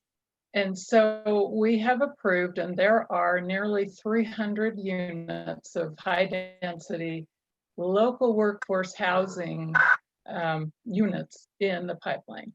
In addition to that, we've approved nearly 300 affordable housing units at the Community Land Trust's Arroyo Crossing development, some of which it's my understanding that those lots will be some, I guess anybody can apply to build, but my understanding is Community Rebuilds will be probably getting some of those lots as well as the Housing Authority. And I don't know who else, but in my mind, that's way more affordable because the lots would be a land lease. And when you take out the cost of the land, it's much more affordable. Plus, that subdivision is close to work. Let's see, so there's 600 units right there. And if you add to that the incredibly productive housing authority that we've got, last time I checked, and this has been a year ago, admittedly, they had developed around 50 units in the last couple of years, and they had roughly 100 more units in the pipeline to build over the next couple of years. So we're already talking about 600-700 plus affordable housing and or local workforce housing. So I don't believe 1/4 acre lots are needed in an area that's been in existence for 40 years, and the neighbors have expressed that extreme dissatisfaction. We've been told we have to listen to public clamor in decisions. So I'm listening to the neighbors. So a couple of things. I don't believe it's compatible with the character of the community. I will skip over that and I'll just address some of the issues for consideration that we saw in the packet. Letter B, and I don't know what page this starts on because I'm at the very first page of that part of the packet.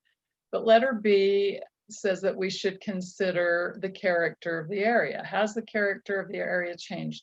I would argue not in 40+ years. The underlying zone density is 1 unit per acre, not 4 per 1 acre. And there's a big difference. I understand the math that if you're considering a 5-acre lot, yeah, you put 4 houses on 1 acre, the overall density has not changed, but it's a lot different than 1 per acre. Another thing to consider is letter C. Is there a need for this proposed use? And I would say that with between 600 and 700 affordable units in the pipeline that are built closer to work opportunities, employment opportunities, that there's probably, it's arguable that there's not a need for that.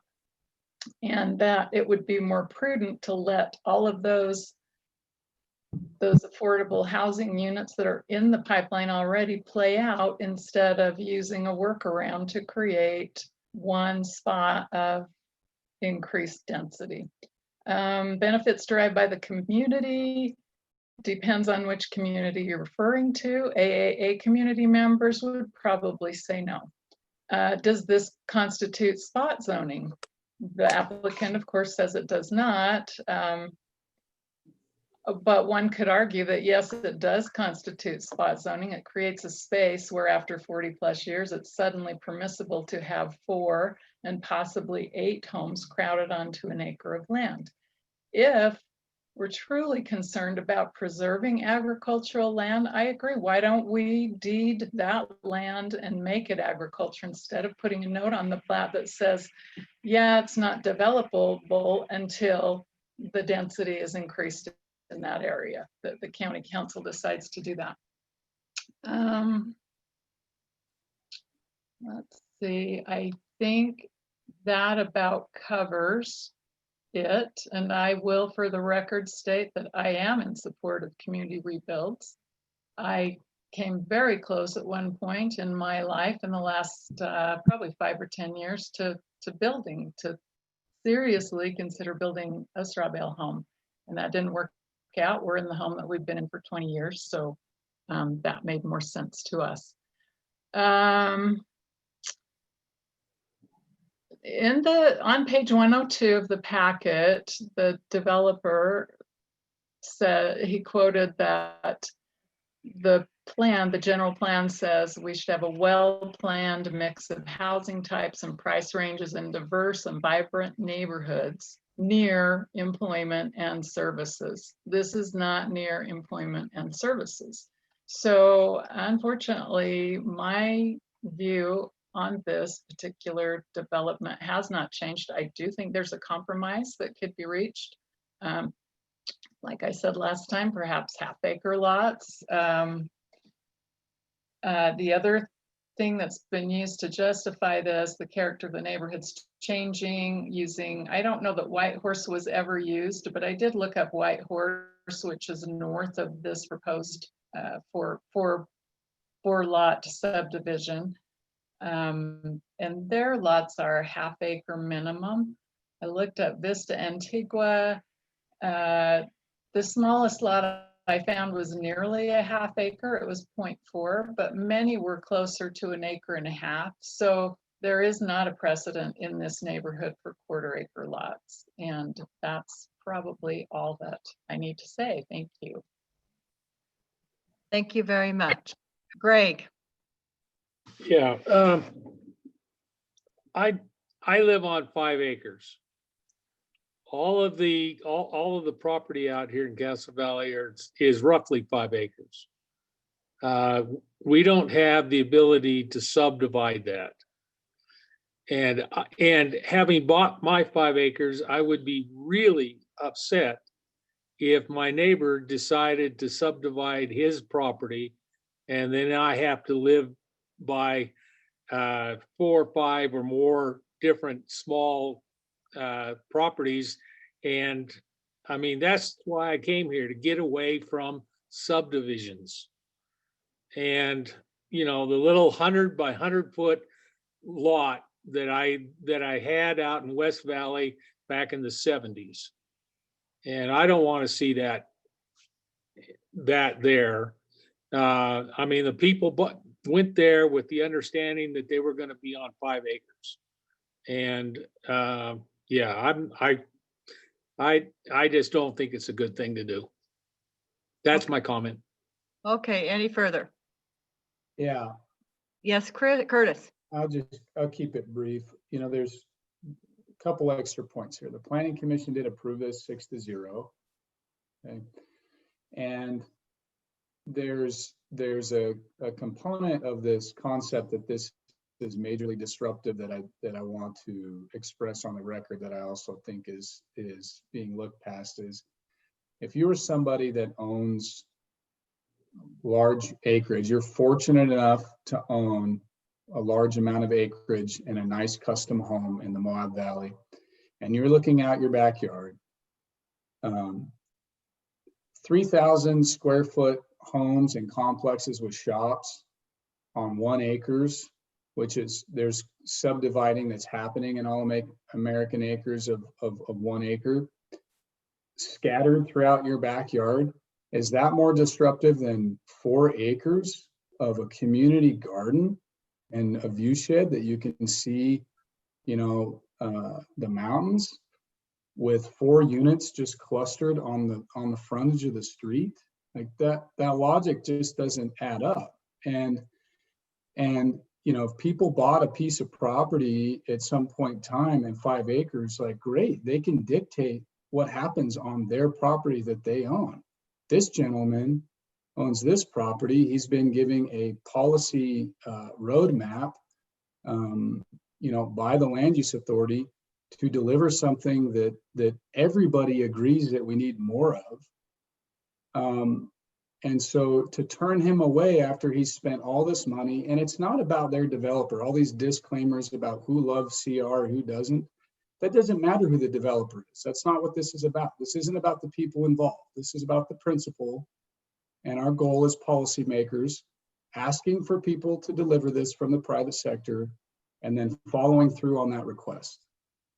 So I do think that this would be an unfortunate precedent to continue, you know, an erratic behavior as policymakers in approving and disapproving housing projects.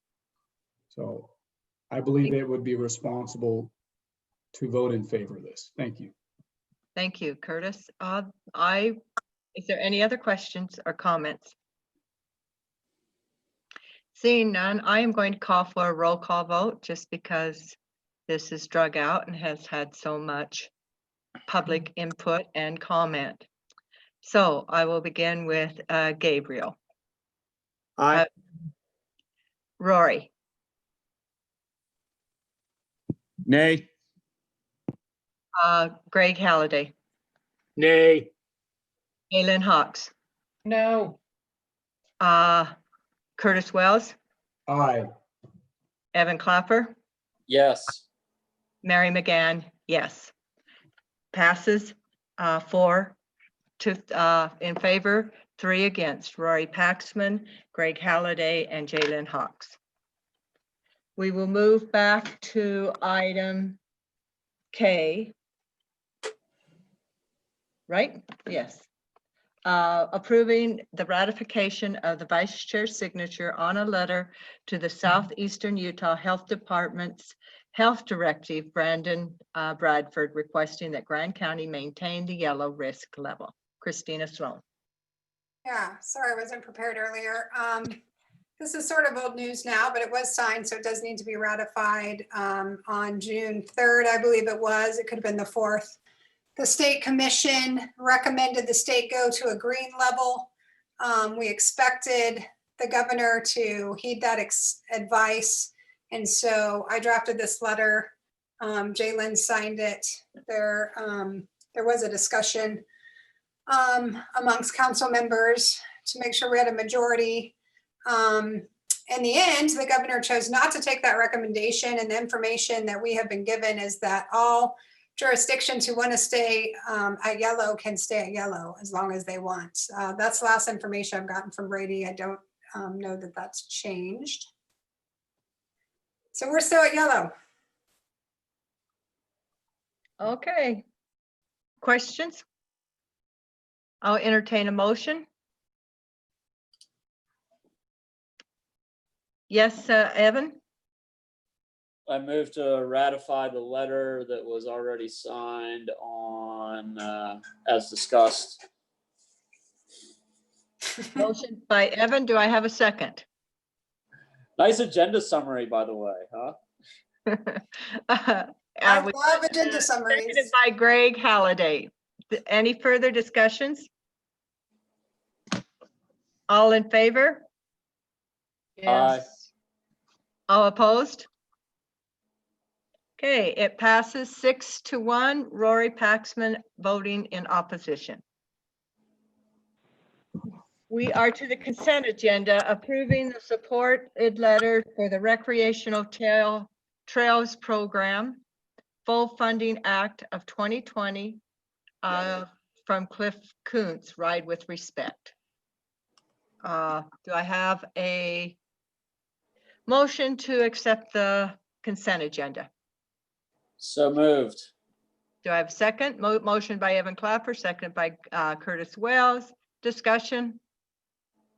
All in favor? Aye. All opposed? Passes unanimously. Okay, we are to discussion items. I wanted to bring this up, and when I said next week, it was because we did the agenda review last next week, but it truly is this week that the legislature is back in session. There's lots of discussion on how to deal with the shortfall and all the money that it's cost the state and such with COVID-19. They're talking about taking money away from affordable housing, from education, from transportation. It's all over the board. They're in committee meetings that yesterday, today, and tomorrow, and then on Thursday, they go into session. Whatever happens probably on one level is going to affect us, and we all know we're in this together. I mean, there's not going to be any easy answer.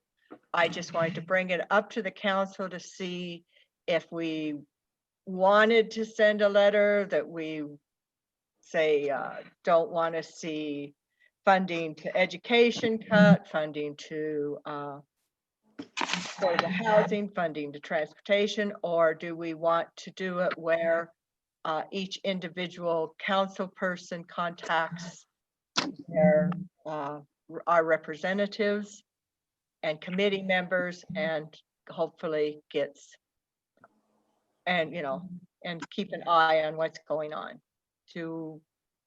I guess I'll ask, do we want to do something formally, or do we want to just do it informal? It's just, I'd rather do it formal. Greg would like to do something formal. Yeah. I concur. I think that we kind of have a stronger voice speaking together. I think that when we present a clear, concise statement, it is easier to kind of pass around on the Hill than when we're just having these hallway kind of conversations, pulling them out of session. The flip side of that is I haven't followed closely discussions. I'm not unfamiliar with what lobbyists are pushing for and what the big what's got momentum and what doesn't. And if we do, so I think that would kind of be important to, if we were going to have a formal statement, that it was relevant and on point. So. And we are under the gun. I probably should have been discussed at the first meeting in June. I do not have the time to create a letter at this point. I could probably solicit some help in creating one if we had some ideas of what we wanted to say. I do know I went on the website today, le.gov, And I couldn't find, it's like, I don't think the bills have been drafted. Christina, have any of the bills been drafted? I could not find any. I don't know if she's left. But I'm here. I've seen some draft bills. I don't know how far along they are, but I have been able to get some advanced copies of certain things. I know I'm real concerned about education, but then I was, I real concerned about them cutting into the education system in a state that already has the lowest per capita expenditures. I'm,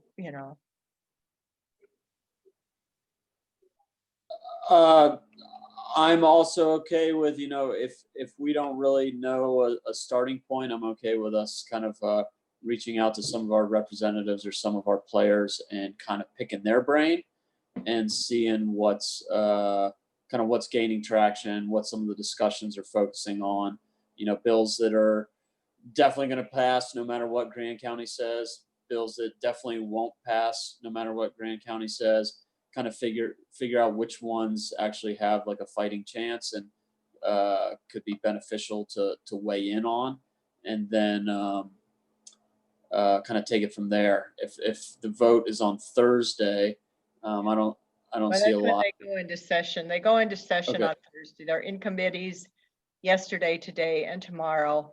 I'm disappointed in myself that I didn't jump on this earlier and get something done, but these special sessions, they surprise you. Yeah.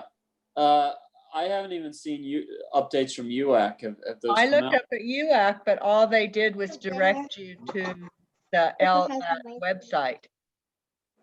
The LE. Gotcha. They didn't really talk about any specific bills. I was thinking, I thought about calling Lincoln and having him get on the phone with us tonight, but I just looked at the agenda and everything, and I didn't know when to even schedule to have him come. I recommend at this point that if somebody, because of the time, I wish we were able to do something formal. I don't see how we can have that happen in a short amount of time, but I really encourage everyone to kind of pay attention. Even though I'm going to be traveling, I'm going to pay attention to what's going on. And oftentimes a phone call, a text, an email does help when it comes from the elected officials. So I am going to contact and tell them that I really want them to not defund education. Great. So at the phone meeting last week with UAC, that was one of the things that Lincoln was supposed to update us on. The meeting went long. He had a different meeting, so he said that he would send us all out a summary of what he expects to happen. I never saw a summary, so I looked for it today. I even went on UAC site. Yeah, right. So I agree with the late date. We don't even know exactly what they're considering, although they did say it would be COVID. I think it would be unrealistic to try to come up with the group letter. Yeah. But so we can move on to the next discussion item. I do really encourage all of us as elected officials to stay, watch what's going on. Your voice can sometimes help. Thanks for the prodding. Good discussion. Hey, Mary. Yes, Chris. I'll send you all a link to the special legislative session part of the LE website. Okay, I went on it and I went to bills. I went to different things I might not have. So yes, thank you. I'll just send it to you all the council. Yeah, because I somehow didn't get to anything that taught me anything. Okay, we are on discussions on the effect of workforce reduction. Chris Baird.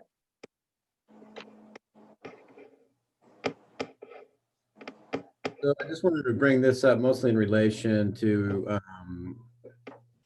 land use development process, community development.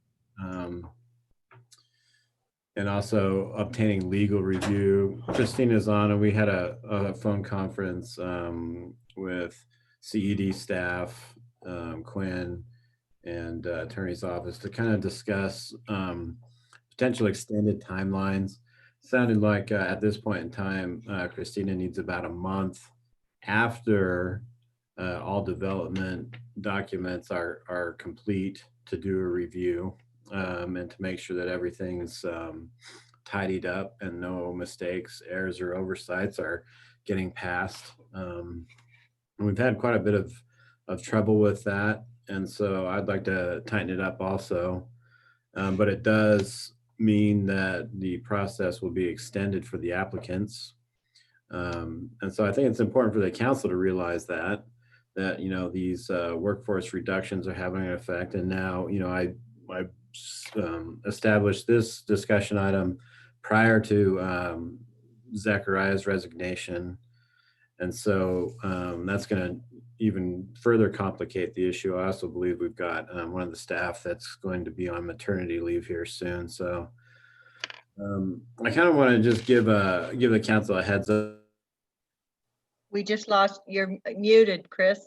I just wanted to give a heads up just in case any council members here from applicants or the public working with Mila to try to come up with a, you know, a clear visual timeline that we can give to applicants to indicate what they can expect out of the process and the sort of average amount of time in between each step, and set the expectations, you know, from the get-go. Because I think that things are going to take longer with fewer staff and all these furloughs. They're kind of compiling the furloughs, you know, between, or the workforce reductions between community and economic development, the, you know, the attorney's office, counsel's office, clerk's office. They're all adding up to more work for everybody that's here still working. And so the only way to really accomplish that is to slow the process down so that we can get it all done. Christina, do you want to jump in on that?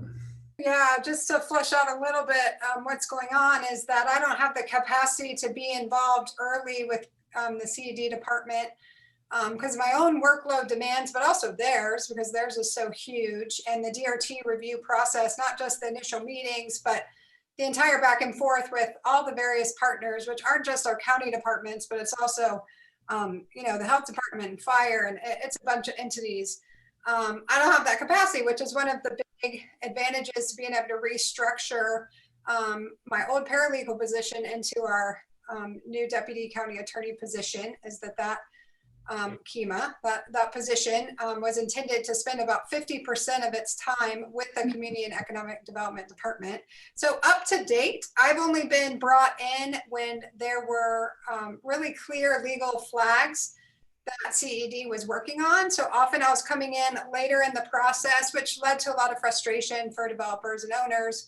And it also meant a lot of what appeared to be more straightforward were proceeding without any legal review. And now and then I would catch things at a meeting, or we were passing things subject to county attorney review, but a lot of mistakes were being made on, you know, somewhat straightforward applications.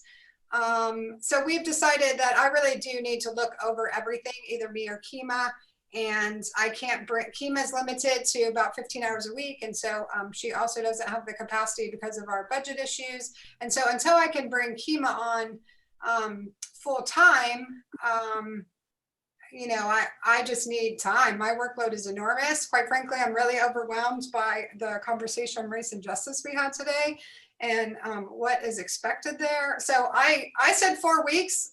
I don't even know that I can get there. So, but that's what I will expect to try to make happen. But I need more time. People need to be, you know, those expectations need to be set. We talked about a 4-month overall process from start to finish to determine that the application is ready for the council. That's a very, very reasonable time frame. I think it's even still quick compared to other jurisdictions I've worked with, and I've worked with dozens, and that includes the city of Moab. So I still think that's a really quick time frame, but it's longer than we've operated in the past. Thank you. Where did that 4 months come from? I mean, is that, should we bump it out to 5 months? I think that my understanding of where Mila was going to take it was to tell folks that 4 months was your best case scenario. And we never commit absolutely to any sort of date, but it's obviously helpful for folks to have a time frame in mind. Yeah, but I mean, sometimes that best case scenario could be misleading. You know, if you tell somebody 4 months, they're going to hear 4 months, you know? So I'll leave it up to you guys. Well, when we get, you know, our sort of consolidated 101 version of our visual timeline with average, you know, amounts of time in between or whatever we determine, you know, I'll send that on to the council and we can all take a look at it. And I think it makes more sense to look at it from that perspective. You never really know exactly at what point a development project may get held up. But right. You know, more are getting held up due to errors than should be happening. And Christina and I were working behind the scenes, multitasking during this very meeting, trying to fix some of those. And so we need to get past that. And a lot of it has to do with these things not hitting the reviews that they need from attorney or recorder's office or wherever at an appropriate time in the process where they can be amended and fixed and get put on an agenda in the way that they need to be. I really want to see those documents drafted and finalized at the point in time when we're going to public hearing, and we haven't had that for a while. And so that's something that I want to work on also. But if Christina's asking for a month ahead of time, then it's really even, you know, earlier than the public hearing date that we need to get the finalized documents. And so Mallory and I are also working on a lot of efficiency upgrades and trying to figure out ways to make the process more efficient. I think that there's some project tracking that improvements that need to happen, whether it means software upgrades or, you know, even just work on a better way of sharing files between the CED department, council's office, and attorney's office. There's some technical challenges sharing files between attorney's office or between all these offices, really. So we need to kind of work that out, and I think it would be a lot better. But anyway, we're going to try to make it more efficient. It's not just about pushing timelines out, but also, you know, trying to become more effective with the time that we have. But with workforce reductions like this and an increased workload, you know, the applications have actually increased since COVID started. And so CED is actually getting busier. And now we're losing Zechariah, so I don't know what impact that's going to have also and slowing us down for a bit. Yeah, and so we'll have to regroup and kind of figure that out. I've got some other ideas that I'd like to talk to the council about, specifically about pulling economic development out of that office for now, or out of that position for now. It seems like too much to bite off, but we can talk about that later, and I'll send some email ideas out to the council. Maybe we can put it on an agenda for the next meeting. But I really want to focus in on just getting the land use application and development process dialed in as best we can, and talk about, you know, some potential ways to retool our economic development concept. And so I've got some ideas. I want to send them out and see what everybody thinks. But you know, having a CED focus in on just nailing all of the details associated with the process of development applications and approval, you know, that to me is kind of a priority, at least in that office. And you know, I have some concepts about where we might, or what we might be able to do with economic development also. Thank you. Chris, are there any service delays that you're seeing in any other departments that we should be aware of that you can think of? Well, I'm sure there are. I mean, there's some obvious ones, like the Grand Center, for instance, is closed. Library is operating on a limited basis. We still have a majority of maintenance furloughed, which will probably be okay as long as, you know, the facilities remain closed to the public. Courthouse is still closed to the public. We're having some issues over at the Grand Center right now with senior meals because just of resignations, and it's a difficult time to try to recruit because the unemployment benefits are so gratuitous, I guess you might say at this point. So it's kind of strange time to try to recruit. But I think all in all, everybody's kind of impacted and slowed down a bit.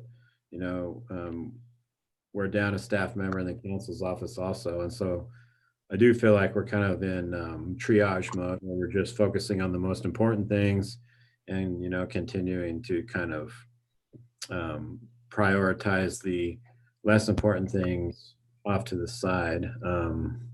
Because there's just not the labor or the workforce available to get everything done in the timeframes that we're used to doing it. But I think that's just sort of the reality. And I'll try to communicate, and I've tried to communicate, you know, with the council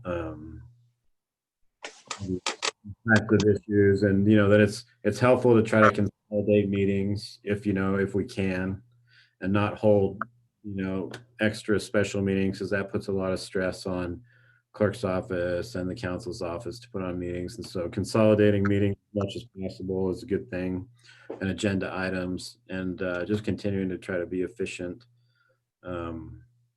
those kinds of things. And so I think we'll get there, but I do have to think quite a bit about community and economic development and how to move forward at this point. And so expect to hear some ideas from me pretty soon. Thank you. Anything further, or should we move on to calendar?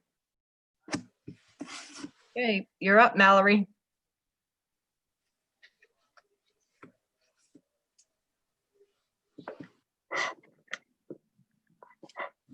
Hold on, I don't think her audio is coming through, is it?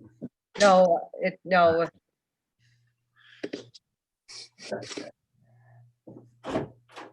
Your audio is not working.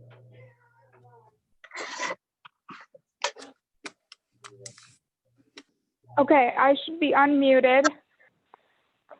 I joined two different ways, so I apologize. But the first thing I have is just sharing that there is a notice out right now because there is a vacancy with the Planning Commission. That will be open until Thursday, June 25th at 5 p.m. So if anybody is interested, there's an application online, and it could also be emailed to me at mnassau@grandcountyutah.net. And the other thing that we have is in the packet, you'll see, or I can share my screen, we do have an updated 2020 event calendar from Elaine. And it shows what's been confirmed. Some of the events, it sounds like, are rescheduling. And she did share that she's already receiving some event requests for 2021. Can you all see the calendar in the packet, or do you want me to share my screen? The event calendar? Yes. I can see it.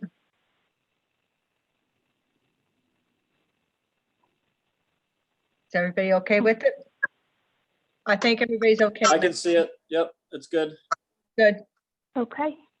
The only other thing that I would share is the 4th of July fireworks display will be on the 4th of July, weather and conditions permitting. And we are starting to spread the word, so please do the same.